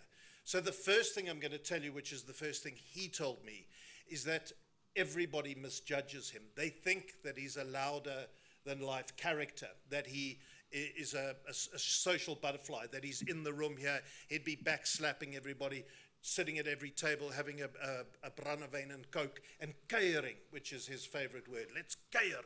We never kuiered once, because actually that's not what he's like. He is probably the most reserved, shy person I've ever come across. He's socially awkward, and he's only really comfortable in his rugby environment with a small group of rugby players, dealing with them. Doing these kind of functions is an absolute nightmare for him, and so he doesn't do them. And it's such a pity, because corporates are throwing huge amounts of money at him, and he knows his place. He doesn't want to do things like this. He hyper-focuses. He'll hyper-focus on rugby, and that's it. When we wrote the book, he hyper-focused on the book, and that was it. But standing here doing this would be killing him inside. And sadly, that's why I'm here, and he's not here. Also, he's far too busy at the moment, because as you might have seen yesterday, he gave a press conference. Another thing that absolutely petrifies him is doing news conferences. It's on the first page of the book, where he says, I am way out of my comfort zone when he does press conferences. I know you're going to ask, so why does he do them? And I'll explain a little bit later. But what he does is he has out-the-box thinking. He's a big advocate on constantly changing things. And once again, he's changed. He hasn't detailed what it is he's changing, but we do know, because he announced them, we've got some new members of the management team. So you'll recall Jacques Nienaber, the head coach, left to go to Leinster. That's because the Nienaber family want to actually, Jacques is keen to get himself an Irish passport and work in Europe. And they fell in love with Ireland when they went to Munster. It was a bit of a wrench for them to come back, as it was for the Erasmus family. So one understands why Jacques has gone. And Felix Jones has gone as well. He's gone to England, and if you've been watching the Six Nations, isn't it interesting to watch how there's a familiarity to their style of play? And you can see it's Felix Jones's fingerprints that are all over it, as they were with the Springboks. So he's brought in Tony Brown, who is the former All Black fly half, and a guy called Jerry Flannery, who Rassie worked with. He's the former Irish international. Rassie and Jacques worked with him at Munster when they were there for 18 months. So he's brought them both in. And now he says, and now we will start doing things differently. So we can anticipate that the way the Springboks played in 2019 and 2023 is not going to be the same as they play in 2027 at the next World Cup. For the next 4 years, we're going to see a change in their pattern. He's also brought in Jacob Paper, who is retired as a referee, and he's sitting on the refereeing. He comes in as the refereeing advisor. This morning, I was actually in Durban this morning, of all places, doing a talk with Bongi Mbonambi, Oxenchair, and Eben Etzebeth, and I asked them what it meant to have Jacob Paper there. And Ox was the one who chose to answer the question. He said because the laws of scrumming, mauling, rucking, the things that he has to do are so complicated and open to so much interpretation. Jacob Paper now gives him some kind of uniformity gives him some level of confidence that the way in which he goes about doing his job is going to be the correct way. And this, again, is something unusual. I don't think there are any other countries, rugby playing nations, as part of their management team that have a former test playing, a former test referee who's part and parcel of the management team, which just talks about the out-of-the-box thinking that Rassie has. The thing about Rassie is, and I've on my notes here, I've written this word genius, because when I started writing the book, I kept hearing this word genius. When I was telling people that I'm working with Rassie, oh, he's a genius, oh, he's a genius. Everybody, I went and sat with Nick Mallett, who was Rassie's coach, while for the bulk of his Springbok career. Oh, he's a genius. And I said, but what makes him a genius? And I said to Rassie, do you regard yourself as a genius? Can you understand this? He shut me down so fast. Nepal, that's Wingard. That's Haraghat. You don't call yourself a genius. He refused to address this issue. He said, if you want to talk about genius, you're going to have to talk to other people, but I'm not telling you that I'm a genius. I'm just a guy from Dispatch, which is incredibly self-deprecating. But the more I worked with him, the more I fleshed it out, the more I understood what it was about Rassie is that he saw things differently on the field. Now, I hope that everything I'm saying to you now, in your minds, you can turn a few cogs and work out how you would apply it to your jobs as farmers. I don't understand your industry at all. I admire it enormously. It must be the most difficult job in the world. But you will see, I hope, how these things might work, or not, as the case may be, in your line of work. But the way he explained it to me was that he sees patterns. He sees the opposition moves. I said to him, is it like playing a game of chess, where you anticipate the opposition's next few moves? He said, no, Chom, I see the next 10 moves. So what he is able to do, which so few are able to do, Nas Botha was also one of these people, he can look up and he can size up where everybody is on the field. He can see where they are moving, and he can then work out 10 moves ahead. He can see what strategy they're about to employ. And instead of going to where the ball is, he goes to where the ball is going to go, which is over there. So he starts running there. And when everybody said, geez, Rassie Erasmus runs so fast, he says, I didn't run fast. He was never the fastest player. He just started a lot earlier. But because on camera, or even when you're in the stadium, you're watching where the ball is. You don't watch the off-the-ball stuff. And that's what he was so good at. The off-the-ball stuff, he would get there before anybody else. Chances are the opposition player got man and ball at the same time because Rassie had figured it out. He said in 1997, Nick Mallett pointed out a particular move where he anticipated an intercept coming, and he just quietly bided his time, and at the critical moment, in he went, flicked the ball to Peter Rousseau, who I think scored 4 tries on that day. All these games on YouTube. And so we had great fun when he would talk about a particular thing, we'd stop, and then we'd go and find the YouTube clip, and he'd relive it. That was quite amusing as well, because he remembered every single move. He knew where every player was. We did this book in 2023. He's remembering stuff in 1997, exactly how it went in his head. There was an incident when the Springboks were playing Australia. This was in 2000. It was actually, as it turned out, Nick Mallett's last game as coach. And Rassie at this stage was also, once again, innovating, doing things that nobody else was doing. He bought himself a laptop and computer software from the CSIR.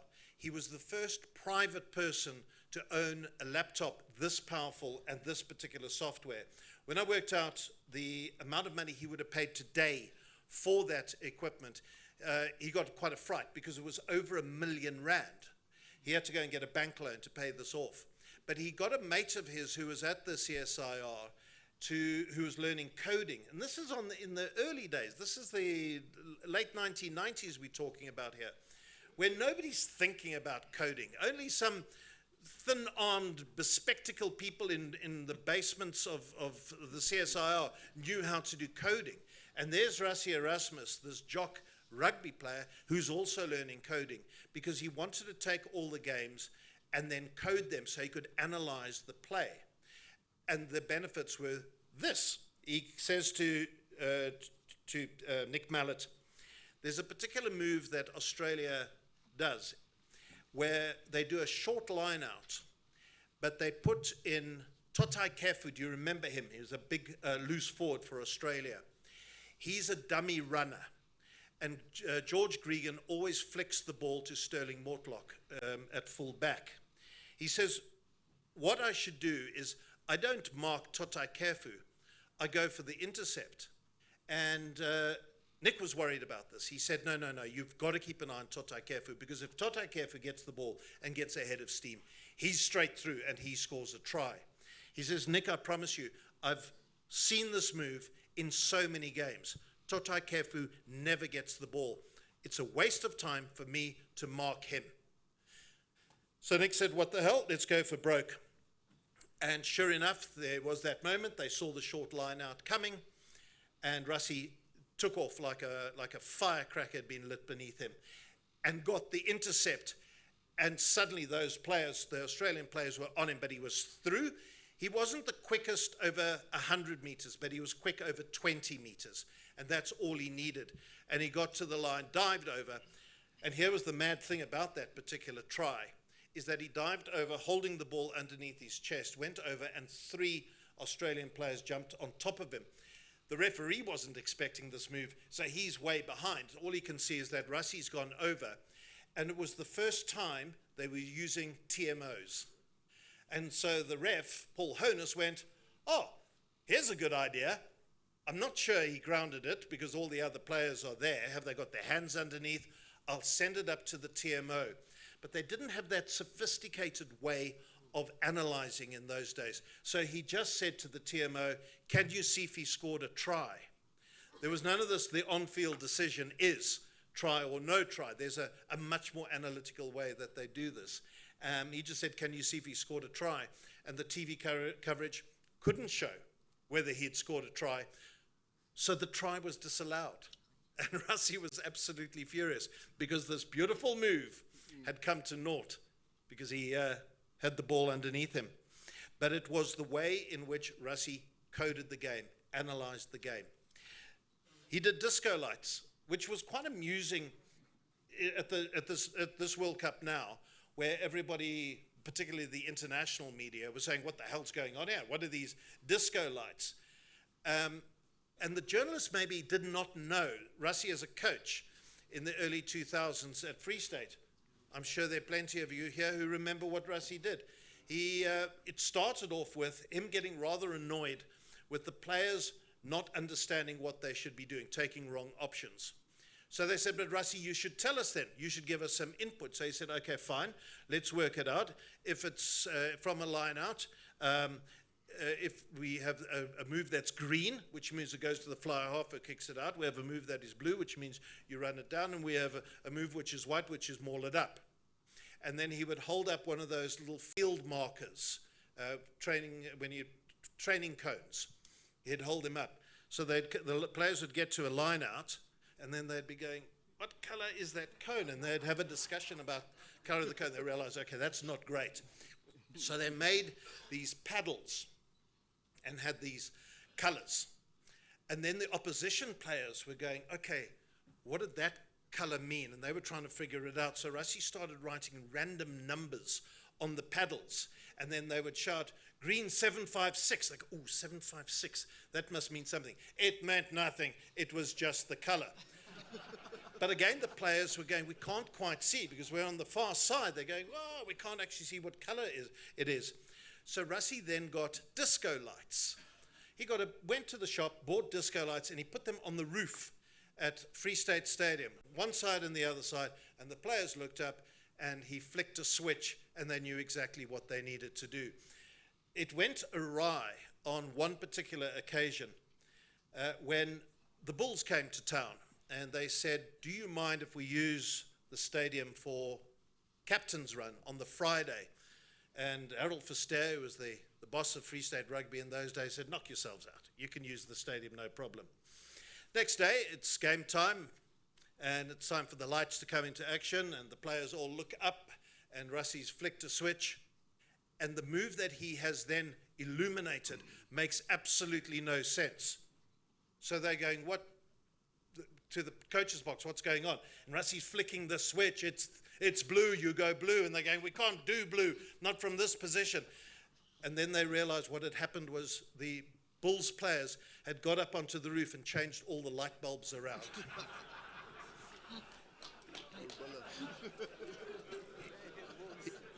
He got himself a mobile disco unit because obviously he could only use the lights in Bloemfontein, but he wanted to use them at all the away games as well. So they bought a mobile disco unit, which they then installed, and they were at Loftus of all places, and they rigged it all up and they were ready to go.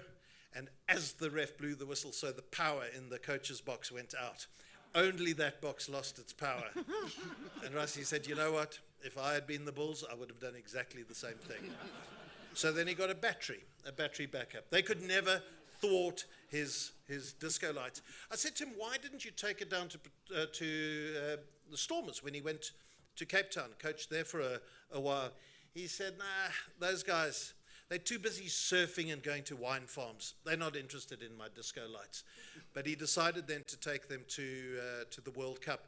I was amused when Jacques was challenged about it. And they said, aren't you taking away responsibility from the players? Aren't you impinging on the independence of the captain and removing the power to make their own decisions from the players?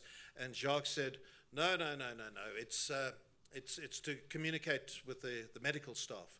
When we think a player maybe needs to go for a head injury assessment, then we shine the light. No, it wasn't. It was to show them when to kick, when to run, when to maul. It was exactly the same thing. But it was, again, the out-of-the-box thinking that worked so well. It won a World Cup. He didn't use it in 2019. When he used it at Free State, it won 2 Currie Cups. It's a system that worked absolutely right. The thing about Rassie is that none of the stuff that he does when it comes to out-of-the-box thinking is something that he's read in a book. And I can safely say that nothing of his tactical abilities, his interaction with people, the way he motivates, I can safely say none of it comes from a book. And the reason I know this is when he first started working with me, we started at my house in Johannesburg, in my study, and I've got one wall, books. I love books. I read books voraciously, and so I've got this big bookshelf. And he walked into the study, he looked at the bookcase, and then looked at me with, you know that look when you're going, what a load of bullshit this is? He goes, hey pal, chum is his word, chum, how many of these books have you read? And I said, well, I've read them all. That's why they're here. I mean, it's like 40 years of collecting. He goes, well, now you're going to judge me because I've never read a book in my life. And I looked at him, he said, no, sorry. I've read one book in my life. When I was at school, I read Lord of the Flies. And that's the only book he's ever read. I said to him, Russ, well, by the end of this, you're going to have read 2 books because you're going to have to read your own book because you have to actually tell me if there's anything you need to take out or add or if I've got anything wrong. And he phoned me after the first manuscript was done, and I'd emailed it to him, and he phoned me in great excitement. He said, hey, Chom, I've read 2 books. I was delighted. When the book came out and he could hold it in his hand, he phoned me again. He said, Chom, I read the book, now holding the actual book. I said, Russ, you've read 3 books now. But it was confirmed by Jacques, who said he was once in a session with Rassie. And Rassie, he loves doing things on the flip chart and the whiteboard and his own computer. Excel. He just has spreadsheets and spreadsheets as he's analyzing all the time. Data, loves that stuff. But he was drawing something about player management. And Jacques, who's got a diploma in some, I think, business management or something, he was looking at what Rassie was doing, and he was saying, you know what? This is from module 3 in term 2. He says, goes up to me, he says, Russ, where did you read all this? He goes, John, it comes from my head. It doesn't come from a book. And that's what makes that man so unusual. But he also knows his limitations, why he's not here. But as a rugby player, he knew how far he could push the envelope. And when Nick Mallett said to him in 1999, they were playing Italy, and the incumbent captain then was Gary Teichmann. He was injured. Andre Vos had been a captain, and he was injured. And they were in Italy, and Nick Mallett said to him, listen, you're captaining the Cats, you've captained Free State, I want you to be the Springbok captain, thinking that Rassie would say, well, this is one of the greatest honors of my life. It's something I'd always dreamed of. And he looked at Nick and said, nah, I'm not ready for it. I'm nowhere near capable of doing it. He was actually going through a time there when he said he partied too hard. He was irresponsible. He said, I wasn't the right person for the job. And I wonder if he isn't the first person ever to turn down the Springbok captaincy. Nick offered it to him on a second occasion. He turned it down flat, but Nick said it was half-hearted. And there was on one occasion where they were in Australia, and everybody was injured. And Nick said, now you don't have any choice. You can't say no. You are the captain because I have nobody else. So if you look in Rassie's record, sure, Springbok captain, tick, it's there. But he only did it under duress because there was nobody else for the job. But he knows his limitations, and he turns down something as prestigious as that. But if you want the greatest indication of thinking out the box, then it's the incident for which Rassie became notorious around the world, and the incident for which Rassie now has a certain amount of regret. I'll take you back to the British and Irish Lions tour as we came out of COVID. We'd played the first test in front of an empty stadium, and Rassie couldn't understand what Nick Berry, the ref, had been doing, how he had been interpreting the laws.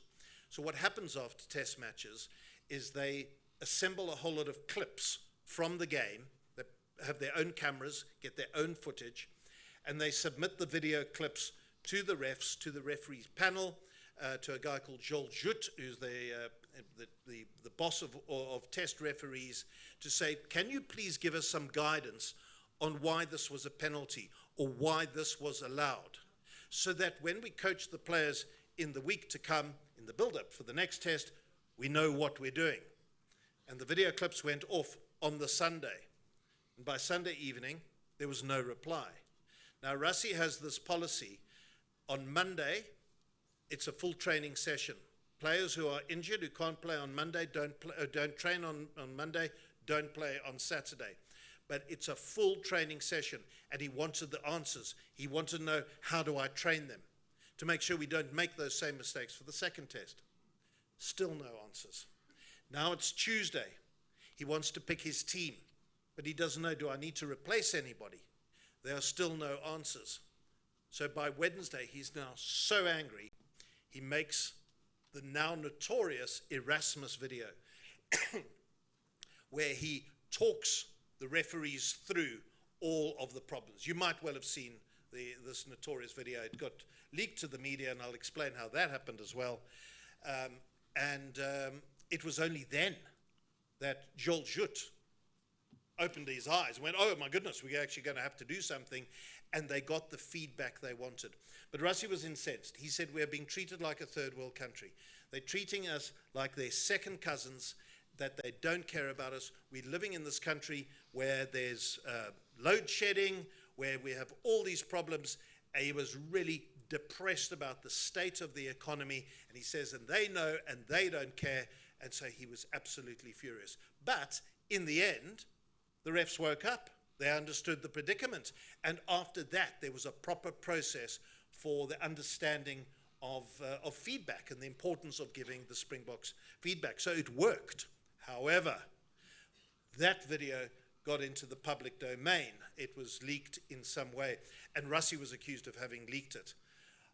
I think I got to know him well enough to say I believe him when he says he didn't do it, because there was nothing for him to gain and so much for him to lose. He did gain because Joel Jut and the other referees, Ben O'Keefe, the Frenchman Reynal, and Nick Berry. They were the three refs in South Africa for that British and Irish Lions tour. But so they acted upon it. But the vitriol and the reputational damage that he did to himself, World Rugby was very, very angry about this. And so they had a disciplinary inquiry. And in that disciplinary inquiry, we only got the judgment. We didn't get the argument. But his lawyer, Frikkie Erasmus, no relation, gave me all of the forensic analysis, which shows how the video got out into the public domain. And the way it worked was this. He sent the video to 5 people, the referees, all of them referees, and, sorry, it'll have been 6, and to Yuri Roo, who was the CEO of SA Rugby at the time. Now, I don't know how familiar you are with these things. I certainly wasn't. My mate was actually the videographer, and I got him to explain it to me. He uploads it to a platform called Vimeo, and he can see how the video is being viewed, who's watching it, and where they're watching it. So as he sent it off, he noticed immediately that the video, after 24 minutes, was sent to Brisbane. Now, the video itself was over 40 minutes long, around about 40 minutes. So the person who sent it to Brisbane hasn't actually watched the entire video. Now, who lived in Brisbane? Nick Berry, the referee who was the target of the attack. And as it turned out, when they subpoenaed his emails to have a look at what happened, he had sent it on to his agent, not through malice, not to provoke a storm, not to cause trouble or anything like that, simply for his agent to know this is what is going on in South Africa. And then his agent said, oh, sent it to a mate, who sent it to a mate, and then it just explodes. And that's where they lose contact with it. They can't then say who sent it to a media person. So I can say unequivocally, it wasn't Rassie, but the man who inadvertently released that video was the man who suffered the slings and arrows of Rassie's. Now, I'm misquoting Shakespeare there, aren't I? It was the man who bore the brunt of the attack. But it's the how to do things differently scenario. And now, as a result of the Erasmus video, Rassie and the referees get on famously, to the extent that he brings in Jaco Paper. Let me talk to you about, well, I think I've done the second one. I was going to talk about innovating and the way he constantly innovates, so I can actually cross that off. Let me talk to you about the way he handles rugby. He's called the director of rugby. He's also the head coach now. Now, I don't think Rassie wants to be the head coach. He never said so, so I'm just going to give you my view on this one.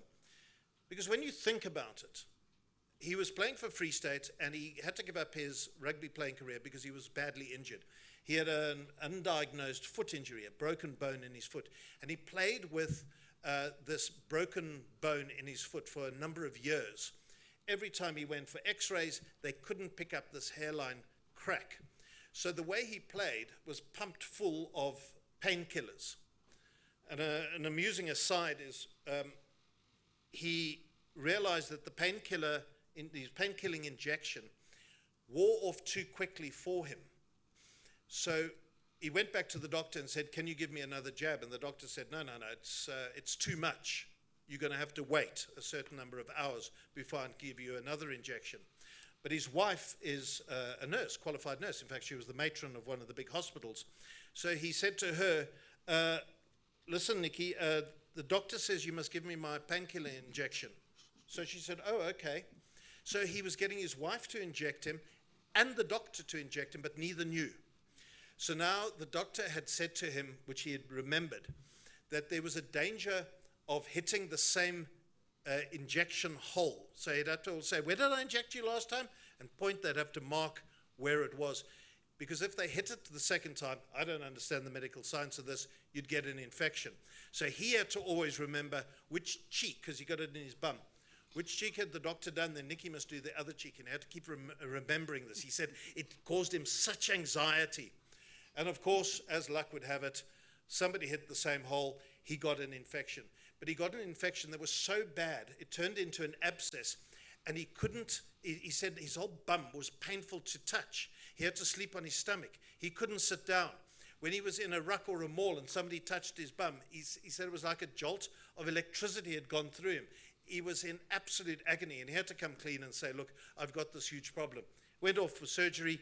They cleaned this abscess out, and he was left with a hole in his bum. So, like an idiot, while he's telling me this whole story, I said to him, so do you have a circular scar on your bum? The next thing, he's standing now I'm sitting down, he's standing next to me, and he's got his pants down like this, and he's showing me, and I've got Russie's bare bum, well, just one cheek exposed. He says, can you see it? And I go, whoa, and I kind of look, I go, all I can see, and bizarrely, he's got his daughter's names tattooed on his bum. So I said, no, I can just see your daughter's names. He goes, oh, wrong cheek. And he turns around. Now he's got his pants puddled around his ankles, and he's got his bum like this. And I thought, this is where my wife walks in. And thank God she didn't. I'll go back to sorry, that was a hell of a detour I took right there. Because of that foot injury, he retired from rugby and was immediately offered the job of head coach of the Cheetahs. He took it because he had nothing else. His twins had been born. He needed had to keep the wolf from the door. So he took the position. But he only lasted 2 years because he didn't enjoy being the head coach. And the director of coaching at Western Province came up. He applied for it and got it. But very quickly, he was brought in to be a coach, which he absolutely hated. And he told the story of how he was constantly having to work with the politics of Western Province rugby. So, for example, he'd get a phone call from Skalkberger Senior. He'd say, you must pick my son, Skalk, at number 6. Then Cheeky Watson would phone him and say, you've got to pick my son, Luke, at number 6. And then Jan Bull Pickard, this famous old Springbok, phoned him and said, you must pick my grandson, Francois Lowe, at number 6. And by the way, all 3 of them said, and you must make him captain.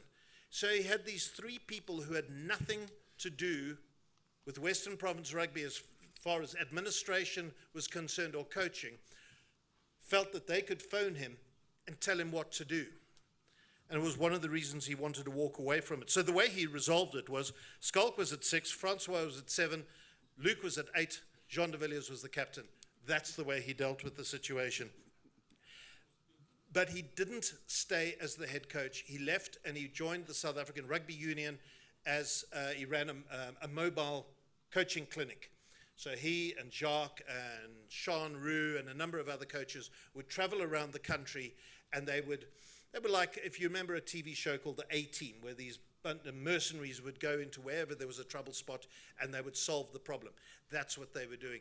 And in fact, it was at the Moby unit where one day they saw this youngster playing. He said he was like a mongrel with a bone. And they said to the coach of Border, who's that guy? He said, his name's Makazola Mapimpi, but he's very fast, but he can't pass left and right, and his kicking's terrible. And they made a training program, and they said, we think he's got something special. Make sure he works on these skills. Look what happened next. Lukanya was also spotted by them as they were in the Moby unit. Rassie then wanted to become the director of rugby at SA Rugby. But the problem was SA Rugby didn't understand this position. They thought it meant somebody who sat on the board of directors, who was an accountant. And so they said, no, they don't need this position. And Rassie, fed up, decided that his fortunes lay elsewhere, and he applied for jobs in England and in Ireland, and he went for interviews. And Munster were the first to come back and say, we appoint you director of rugby at Munster. And he phoned Jacques and said, come, let's go. He'd been to Limerick, the town where Munster is based. He said, it's just like Bloemfontein. And off they went. He was there for he was there for 18 months, yeah, but he was there for 1 month, and as director. The head coach was a wonderful guy, former Irish player and former Munster legend, called Anthony Foley, or Axel Foley was his nickname. And they were playing a game against Racing 92, so they were in Paris. And Axel Foley hadn't come down from breakfast to the training session. And Rassie said, could somebody go and check on him because I think he's died.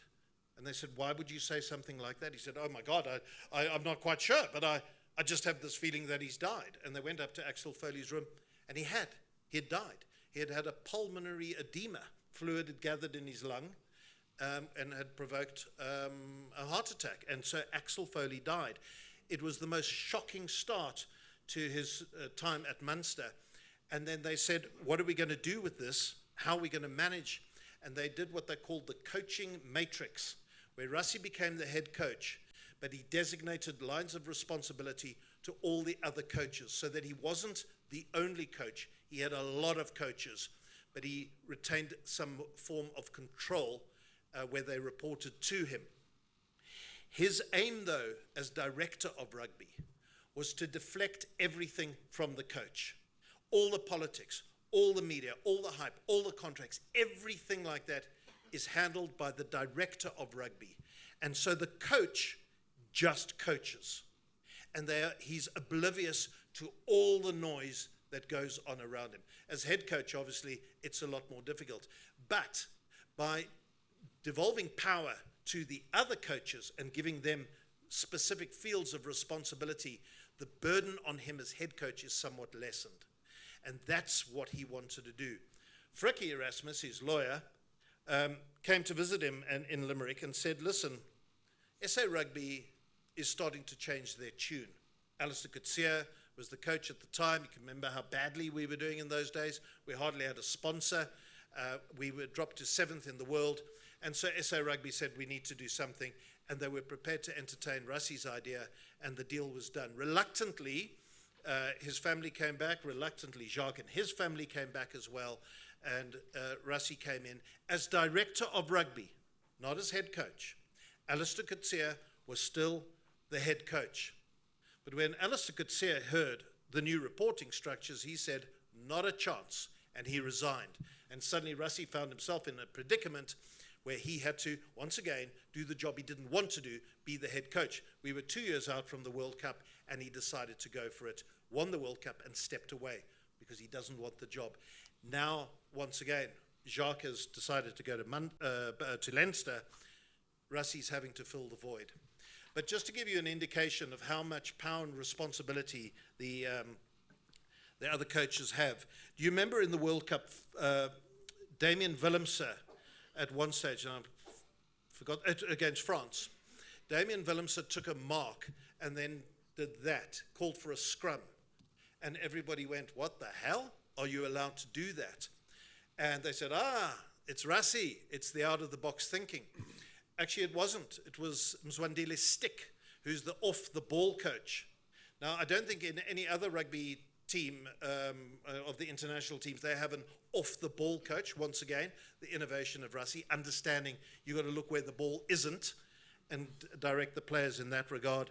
And Stick was the guy who said, you know, when you play France, you'll get maybe 3 or 4 scrums a game. Those props, they never put under pressure. They're always as fresh as a daisy. We've got to get more scrums, and we've got to make them run around a lot more. So the way to do that was to get them trundling from wherever if they'd done a big booming kick, the props, the forwards would just stay camped in the opposition, in their own 22, expecting, as would so often happen, the ball to be peppered straight back at them, except suddenly they were being called, no, get down to the opposition's 22, it's scrum time. But when Stocker, as he's known, when Stocker raised this, they said, we're not sure we can do this. So they phoned Jaco Paper, who was one of the referees, and said, can we do this? He said, look, I don't think so, but I'm going to have to research it, and I'm having dinner this evening with the other referees. I'll ask.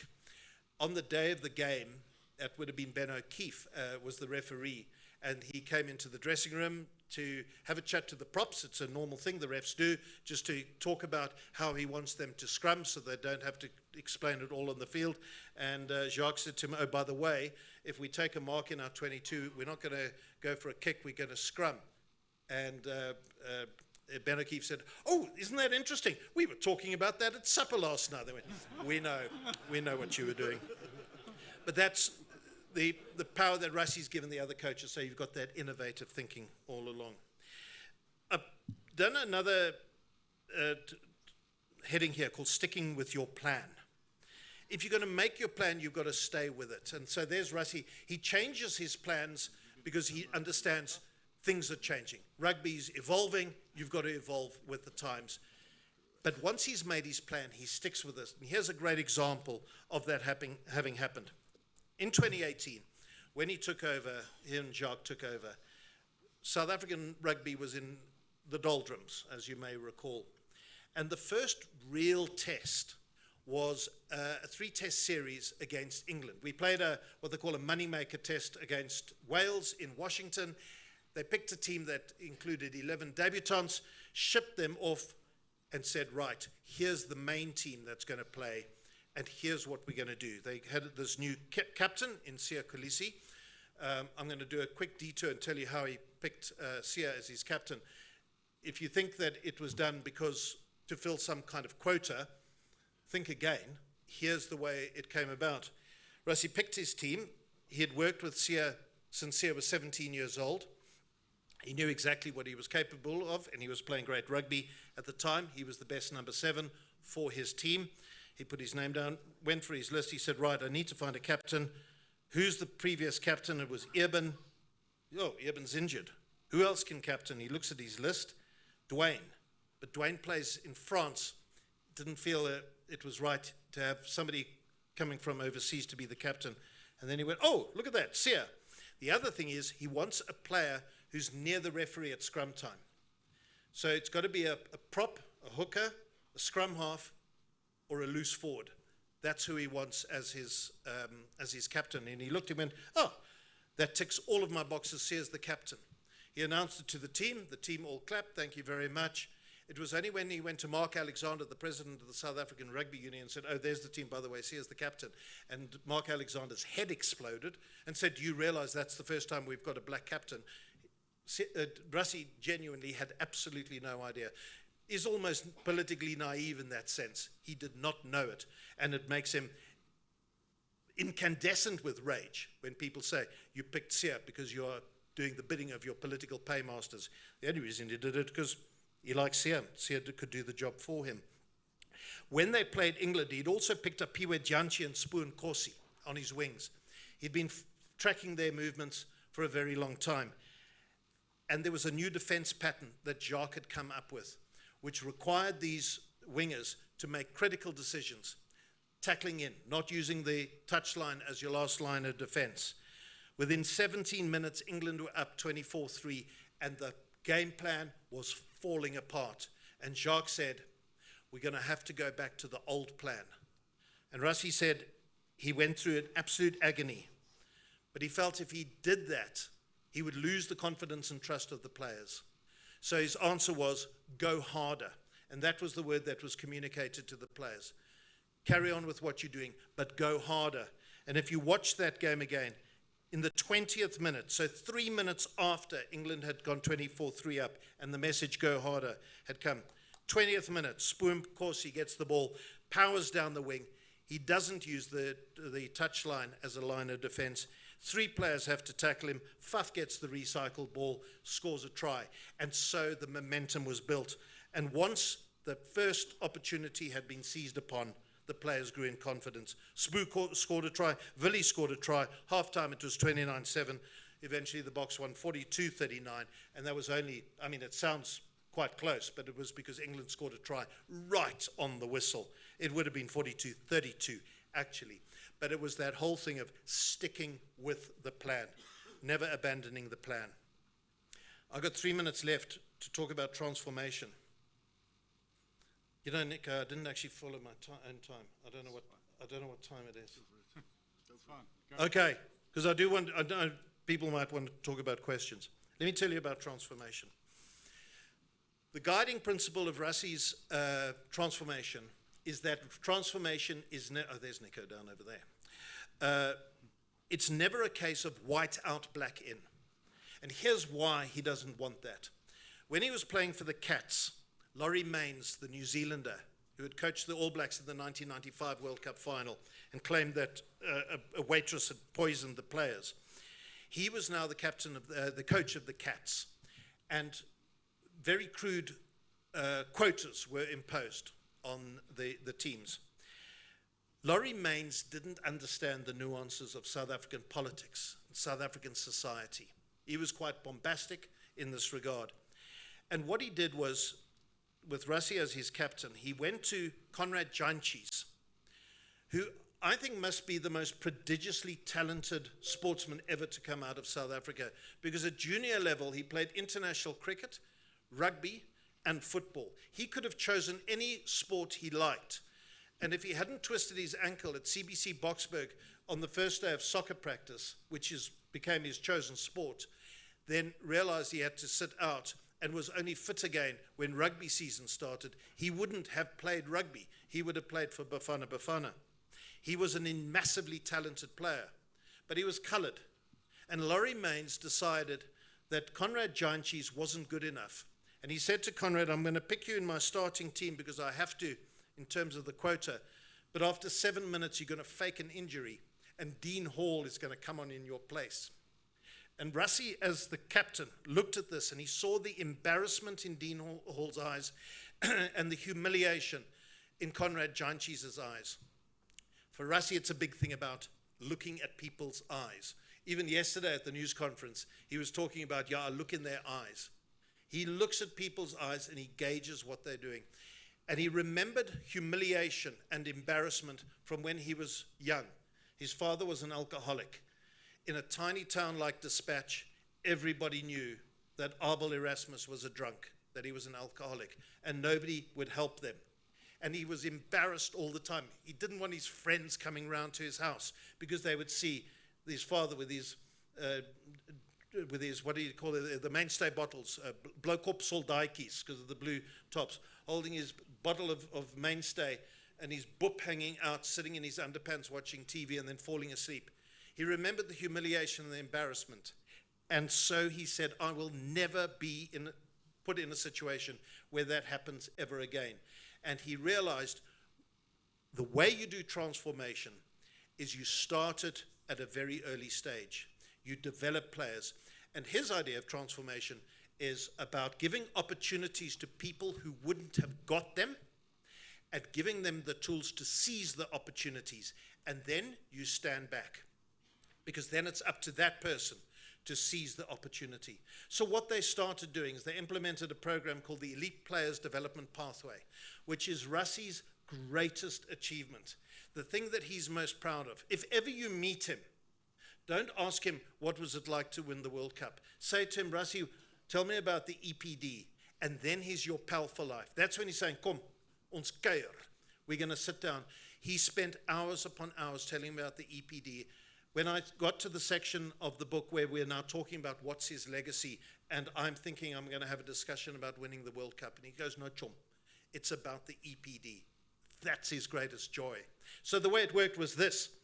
They would identify through a network of coaches and scouts around the country, at club level, school level, in the rural areas, at the prestigious schools. And everybody would be looking for that diamond, the rough diamond, the coal that is going to become the diamond. And they would give them training programs, training manuals that Moby unit, Jacques and him, because this is Rassie's favorite thing, to draw up training manuals and do roadmaps, as he calls them, where he checks the skills level. So if you're a 15-year-old, you've got to achieve the following skills. And when you're 16, you have got to have progressed to these skills. And by 17, we want you to be able to do this, and by 18, that. And so it's all marked out every time. The responsibilities are given to the players. The diet, the training programs, the education. And if a player like Makazola Mapimpi is at a terrible school, give him, well, actually a better example might be Cheslin Colby. Give him the opportunities. He's at Kraaifontein Hoërskool. What kind of education is he getting? What kind of skills are being developed there? What needs to be given to that school to ensure that he gets the level of education and rugby and academic that will turn him into a great player? And every year they would sit down and they would map out the 3 best players of each of those positions. And if he had white guy, black guy, white guy, they'd move on. Black guy, white guy, move on. White guy, white guy, they'd go, hold on, find a black guy who's on the fringes and let's keep a special eye on him because we are about transformation. But it's not white out, black in. Never is white out, black in. He says, sure as anything, in a few years' time, one of those white players will not achieve and the black player will have achieved. And then it's a natural progression to put the black player in. But those weren't teams that were being selected for anything. It was just for their own guidance to make sure that their systems were working correctly. And when you look at the players who've come through the elite players development pathway, more and more of those people are now starting to play franchise or URC rugby, international rugby as well. That's how transformation worked. Quotas were never the answer for him. It was all about depth. It was making sure that you'd always have 2 senior players with 1 junior player pushing hard. And when it came to picking his side for the World Cup in 2019 and again for 2023, he never once looked and counted how many black players I've got, how many white players I've got. He just knew he had the best. Sorry, I'm going to correct myself. He knew he had the right players because that's another one of his big mantras. It's not about choosing the best players, it's choosing the right players. And he always knew he had the right players. I was looking at the footage of him doing the jersey presentation just before the World Cup final now in 2023. And he makes and I hope it's in the documentary in Chasing the Sun, where he says, I look at this team, you guys are the right players. No politician has phoned me to challenge me on my team. I'm probably running way over time. Have we got a few minutes to take a couple of calls? See, that's my radio. Call now. 011 883 0702. Lines are open. Are there any questions? There should be a microphone somewhere. If anybody's got a question. Sure, Congress. Use your opportunity there. Anybody? Anybody for anyone? Or grab me at the Brian. I'll talk to you then. Nobody with any questions? Have I answered everything? In that case, thank you very much for your attention. Thanks for listening, everybody.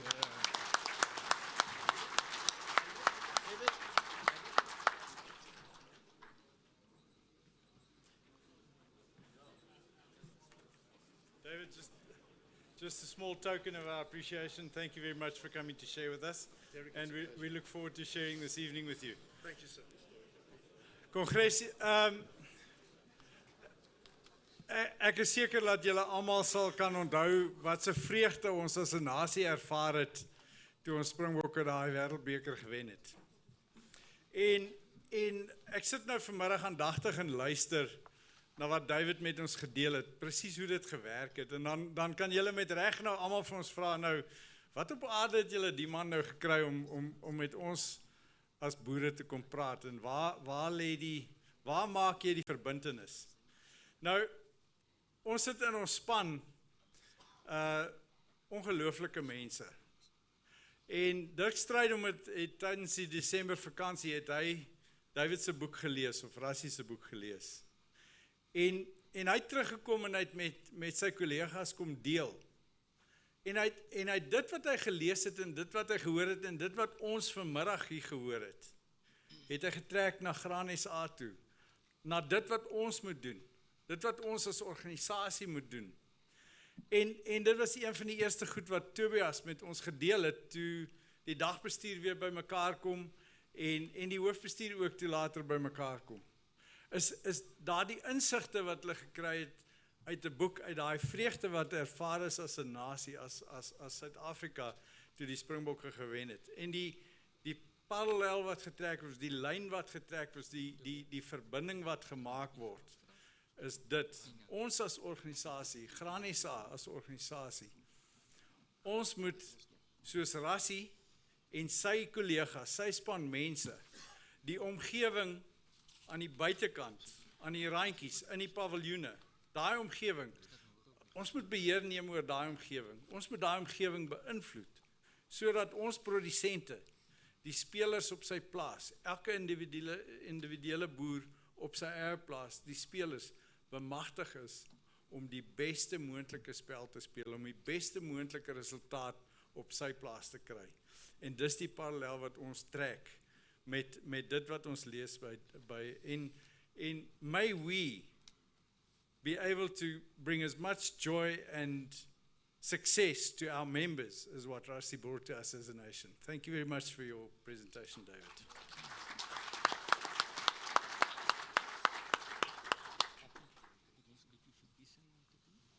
Okay, Nico has an election announcement, 'n verkiesingsaankondiging. Nico, asseblief. Chairperson, thank you.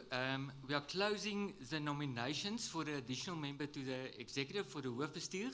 Can I ask, is there any indication, any additional nomination letter that must be added? Can you please indicate from my right to my left? If not, then that nomination process is now closed, Chair, and then I can go straight announcing that the nomination committee confirmed that they received 2 valid nominations. Now we've got an interesting playing field, if I can use the gist of David. Only the developing producers, irrespective of region, can vote between these 2 persons. And can I ask, Lumai, Andre, can you please put alphabetically the names of the 2 persons on the board? And what will happen now? Only the developing producers will be able to vote using our BlackBerry device, BlackBerry look-alike device.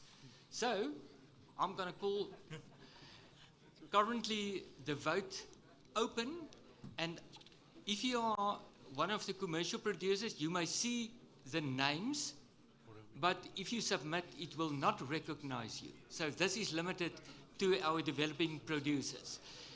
So, Chair, at this stage, I'm going to open the vote. No, can the delegates introduce themselves? Can you ask them? Please. Yes. Chair, we've got a request. Can the 2 candidates introduce themselves? We are going to ask Mr. Diketsing to come to the front and introduce himself, to explain where he's farming, and then to Patrick. But we are working alphabetically at this stage, so Mr. Diketsing, can you please come to the front and just give an overview of where you are farming and your business, please. Mrs. Miss Diketsing. It's a Miss Diketsing. My apologies.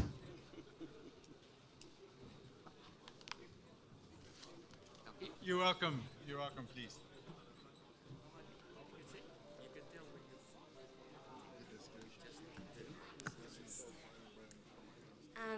Good afternoon, farmers. My name is Deketsing Mahlelehlele. I'm a farmer in Brunford, Lejeliputa district. I'm a livestock farmer. I farm with beef cattle, Bonsmaras, and Doni Merino sheep. I'm also a grain farmer. I planted sunflower and some maize this year. Thank you very much. Would highly appreciate your votes. Thank you. Farmers, what you see is democracy in action. Ms. Diketsing, thank you very much.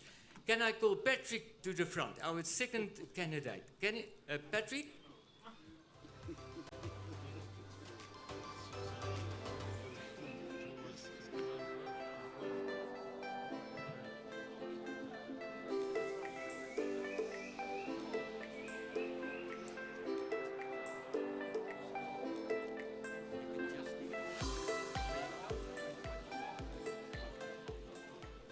Thank you very much, Program Director, and greetings to everyone. My name is Patrick Motlalipula Stirman from the Eastern Cape Region 33. I'm farming with grain production, and I'm also doing Doni Merino production. So I'm doing mixed farming in my farm.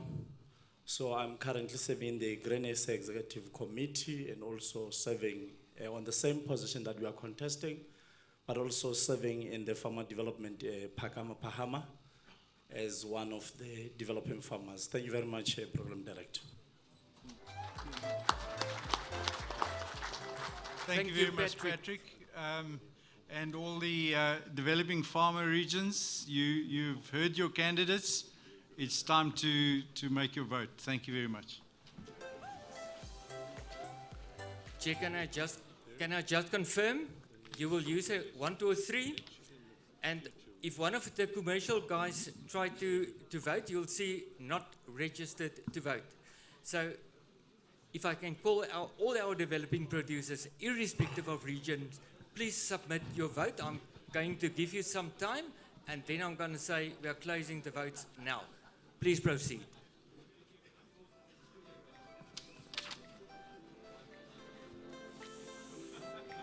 Okay, Congres, terwyl die produsente in daai streke stem, gaan ons vir Tobias vra om vir ons die volgende vraag op die skerm te bring. Laat ons dit afhandel asseblief. Tobias? Derek, let the one happen. Not Sorry? concurrent. Those are focusing. Just give them a chance. Okay, all right, we wait and we wait for the farmers to finish. Thank you, Chair. Can I have a countdown? Mickey say all the votes is in, all the registered developing farmers' votes are in, so we can proceed. Excellent. You would have noticed no result on the board, as the result goes straight to the IT team and the election committee. They verify the votes and they will then communicate to us, and they indicate they've got a quorum, they've got a legal vote. So I'm awaiting the election committee's result. And Chairperson, over to you and Tobias to ask some questions on the other device. Thank you. Thank you. Tobias, you can go ahead. Chair, on the other device, we're just going to do, sorry, Andre, if I can be, do we have that percentage of the previous question? I know I'm really putting you on the spot there. Quite interested to know it's the next one on the percentage of the subsidy required on interest rates, sorry, insurance rate. 50%. So Daniel and Andries and Pascal from Land Bank Insurance Companies, you can see there's a 50%. We'll probably make it work. Good. What you will see next on your screens, guys, is just an evaluation of the Congress. We're not gonna show that on screen. It is just for our feedback purposes, and we'll continue with this tomorrow morning. Thank you very much. Are we going to go through questions now then, Tobias? Just the one. Just the one. Just the one. Okay.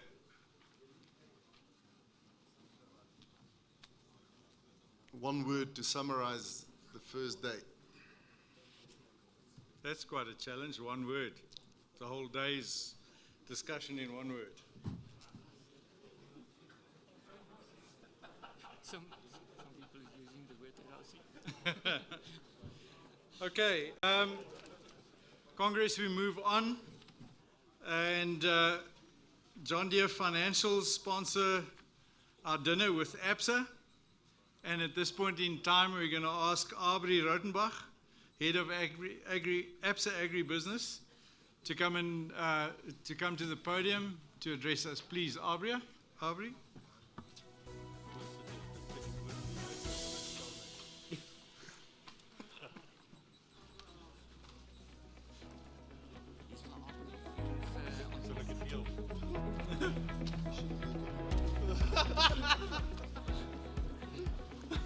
Goeiemiddag.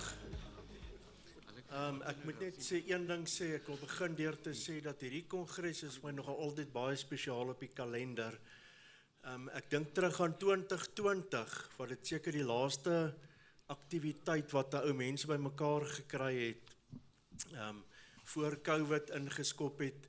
So ek dink 'n ou is onmiddellik dankbaar vir die geleentheid en die samesyn. En dan onthou ek ook vir oom Callie Skooman en die Chief Justice en 'n sweep wat hier in die saal geklap was. En ek het gedink, laat my laat dink aan iets in die Bybel, die oopgaan van die see wat die Israeliete deurgetrek het. Want oom Callie het hom baie mooi geklap, maar ek was seker iemand gaan raak geslaan word daai dag. Ek dink ook, dan wil ek net gou in sy afwesigheid net vir Pieter dankie sê vir die tyd wat ons saam met hom kon gewerk het. Ons wil ook net vir Tobias baie welkom heet en sê ons sien uit om saam met Tobias en die Graan SA span te werk. Ek dink die tema van die kongres is rondom wat laat 'n ou wakker lê. Ek dink definitief aan waar ons is en na die industrie kyk, dink ons dit gaan 'n harder jaar wees. Ons dink kontantvloeibeplanning gaan ongelooflik belangrik wees hierdie jaar. Ons regtige, dit gaan rondom tydsberekening, praat met jou bankier of jou finansierder, as daar enigiets nie volgens plan verloop op hierdie stadium nie. Dit help nie die oues te laat in die proses nie, doen dit eerder vroegtydig. En dan net die laaste, wat ek kan sê, is die banke het baie geleer uit COVID. So dit sal nie die eerste krisis wees of die eerste siklus wat 'n ou moet trotseer nie as 'n bank, en ons het ook die finansiële krisis in 2008 getrotseer. So praat asseblief met jou bankier vroegtydig, maak hom deel van die plan. Samewerking is definitief belangrik. Baie dankie. Baie dankie, Avery. Nico, aankondiging asseblief.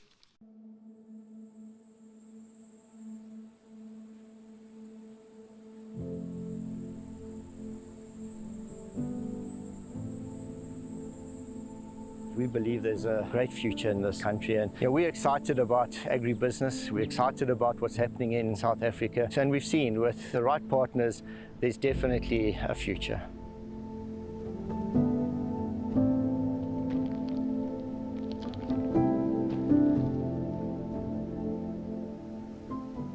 My name's Kevin Travis. We're standing here at Spiff Chickens, located in Mokgopong, which used to be Naarden-Spruit in the Limpopo province of South Africa. Spiff Chickens was started the early 1990s by three brothers, Pieter, Isak and Fred, and they were together in the business. So in 1997, they wanted to get out of the poultry industry, and our family got involved with Spiff Chickens. So since 1997, this has been a family-owned and operated agribusiness.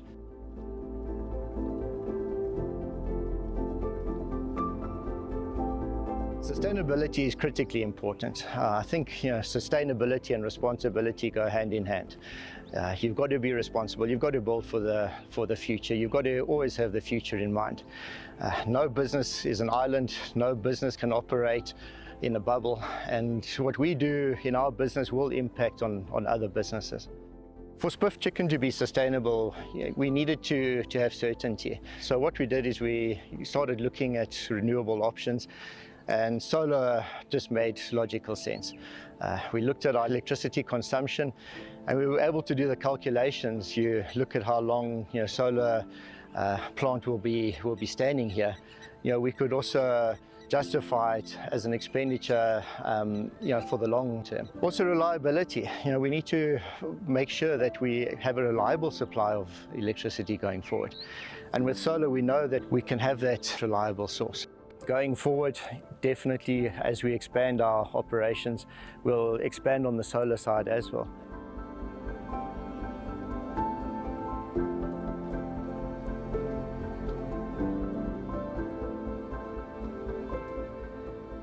When we embarked on the renewable energy process, we knew that we had to get reliable supplier to provide the services. So our approach was, we've been banking with ABSA for many, many years, and we knew they had a renewable energy division, and we found a supplier who's going to be able to walk with us not only today but for the next 20 years, 30 years and beyond, and that's very, very important.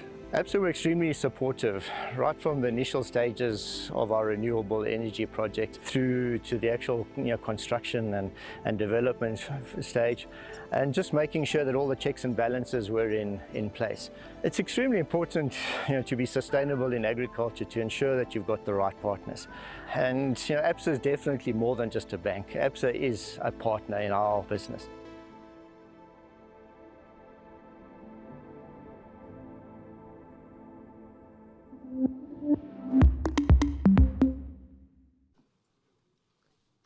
Congress, yeah, thank you. Thank you very much, ABSA. Nico, now you can conclude your election announcement. Thank you, Chair, and sorry for the interruption. Congratulations, Patrick Stuurman. You are being elected as an additional member. Congratulations, Patrick. Chair, can I please ask the last nomination of the day is now for the various regions. Die ongelyke streke vir jou gekies nuwe hoofbestuurslede. Voorstel, so ek vra vir die ongelyke genommerde streke om op bladsy 5 julle nominasies ons in te gee. Onthou die genomineerde, die sekondant en die voorsteller moet opbetaalde lede wees. Wanneer u die sal uitlaat, asseblief dit ingee by die verkiesingskomitee en môre kondig ons die uitslae aan. Baie dankie. Goed, Kongressie het dit. Ons gaan dan aan. Die streke sal julle raadslede dan nou verkies. Dit inhandig en ons sal môre die aankondigings dan maak. Ons gaan nou vir Herman Groenewald, bestuurder van John Deere Financial, vorentoe roep om met ons te kom deel, net voordat ons vanaand se braai kan geniet. Herman?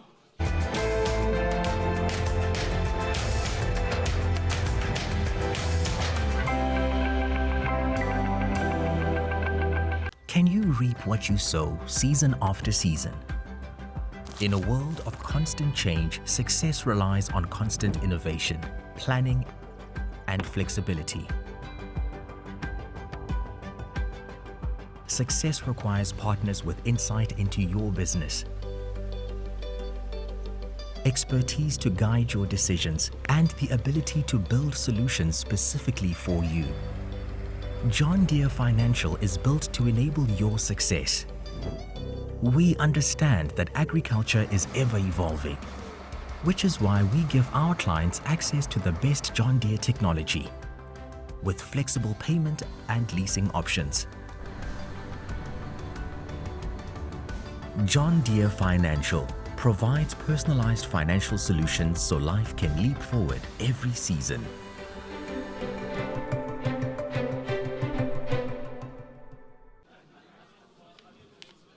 Kongres, kom ons gee vir Herman 'n kans. Herman, jy staan nou tussen die manne en hulle braai. Dis nogal 'n uitdaging. Ek gaan dit vinnig maak, voorsitter. Graag Nee. SA bestuur, dankie. Vinnig is goed, maar maak seker is deeglik. Dis deeglik. Geagte lede, baie dankie. Dis altyd 'n voorreg om 'n dag soos vandag by te woon. Ons bedank julle daarvoor. Dit is belangrik vir ons om altyd te verstaan wat in die industrie aan die gang is en hoe ons daarbey kan aanpas. Nou, ek wil vandag net 2 items aanraak. Ek wil graag ook net vir julle uitwys wie saam met my hier is van die John Deere en John Deere Financial span. En dan wil ek so gedagte los oor hoe mense na finansiering kyk in 'n jaar soos wat ons nou beleef.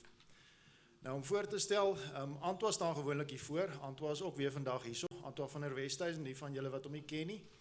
Hy is die besturende direkteur van John Deere Financial, Afrika en Midde-Ooste. Hy sit hier in die middel. Antwa, ek kan vra dat jy net opstaan en laat almal kan sien die wat jou nie ken nie. Daar's Antwa, so as julle hom vanaand sien, asseblief trek hom vas, gesels met hom. Dis die lekkerste gedeelte van ons werk, is om met julle te gesels. En dan ook saam met ons is Stefan Gous. Nou Stefan Gous is 'n ou bekende in John Deere. Hy het ons so vir 5 jaar verlaat wat hy in ons kantoor in Singapore gaan werk het. Maar hy het einde laas jaar het hy teruggekom en hy is die direkteur van verkope en bemarking Afrika en Midde-Ooste vir John Deere. Nou Stefan, is ek reg, sit jy hierso of so hier, daar is hy daar regs agter, julle links. Daar steek hy sy hand op, so trek hom ook asseblief vas vanaand en gesels met hom. En reg langs Stefan is Henty breed. Henty, as jy net kan jy nou nie, daar is Henty. Hy is die bemarkingsbestuurder van John Deere. So al hierdie goeders wat julle op Nampo sien, hy is die man agter dit. Nou ja, dis die span wat hier is vandag. As ons kyk na finansiering, bietjie meer op 'n ernstige noot. In 'n jaar wat ons soos vanjaar het, wat bietjie swaarder is daar 3 maniere of hoofstrome van denke wat 'n mens kan hanteer op 'n jaar soos die met jou finansiering van jou toerusting. Die eerste een is om te sê, maar ek het die kontant, ek wil nie finansier nie, want my bank kan my dalk bietjie roer as dit swaar gaan. Nou, ek sê 'n voorstander van daai ene nie, want jy sluit al jou kapitaal op in 1 jaar. So as jy bietjie vasdraai, is daai kapitaal weg, hy's in die masjiene. So ek's nie 'n voorstander van daai ene nie, maar daar is plek vir dit. Die tweede een is, ek vervang glad nie en ek brei glad nie uit nie. Nou, ek gaan my ouderdom nou hier weggee, toe ek in laat 90's begin het in bankwese, toe het ons daai tydperk beleef waar rentekoerse 24% gaan draai het. En daar het ek 'n bestuurder gehad en hy het vir my gesê, onthou nou, besigheid is soos 'n fietsresies, om aan te sluit by Nico se analogie. Jy wen nie die fietsresies in die afdraandes nie, jy wen hom in die opdraandes. Nou hierdie is 'n opdraande jaar. Ons moet aanhou trap, soos julle gaan aanhou trap, gaan ons aanhou trap. My span weet, die jaar gaan ons heel waarskynlik 'n klomp uitstelle van paemente kry, en is reg, want dis 'n swaarder jaar, en ons staan agter ons boere. Dan die derde een, natuurlik een waarvan ek die meeste hou, is finansiering. Nou, ons het in die goeie jare het ons gesien, die boere finansier groot deposito's op kort termyne. Nou, ek verstaan, niemand wil rente betaal nie, ek ook nie. Maar in 'n jaar soos vanjaar, versprei jou risiko. Gebruik dalk 'n kleiner deposito.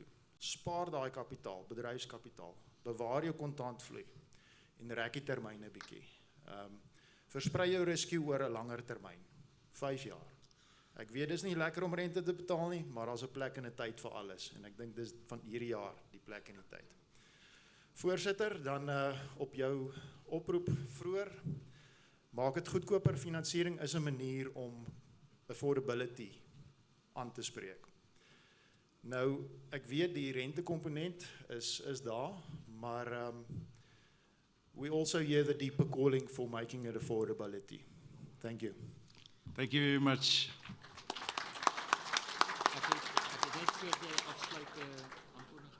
Okay, Nico, laaste aankondiging vir die dag. Voorsitter, die BlackBerry devices, binne is 'n wit kaartjie, dis 'n registrasiekaart. Neem dit asseblief saam en hou dit, want u gaan dit môreoggend gebruik. Die device kan u op die tafel los, dit word vanaand weer gelaai met batterye. So, voorsitter, asseblief hou u wit kaartjie, dis u stemkaart vir môreoggend. Baie dankie. Goed, Kongres, dan gaan ons die dag afsluit. Ek dink ons kan tevrede voel dat ons al ons dagtake afgehandel het, laat ons dit te hoë gehalte gehou het, en ek voel ons kan tevrede wees met vandag se verrigtinge. Pieter de Jaar.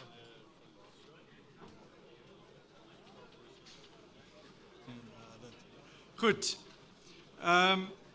Dan gaan ek vra dat ons net vir 'n oomblik stil word, laat ons seën vra op die ete wat ons gaan geniet. Daarna gaan ons staan en ons volkslied sing en dan geniet ons samesyn vir die aand. So kom ons wees vir 'n oomblik stil en dan vra ons die seën. Kom ons buig ons hoofde. Our Lord and Heavenly Father, this morning we ask you to be present. We experienced that. Thank you, Lord, for guiding us, for inspiring us, and for opening our minds and our hearts to what was shared with us today. Lord, we pray that you're going to bless this fellowship that we're going to enjoy this evening, that you bless the meal that is prepared for us. You bless the hands that prepared it, and the farmers and the laborers that grew it, and keep us ever mindful of those less fortunate. We ask this all in Jesus' name. Amen.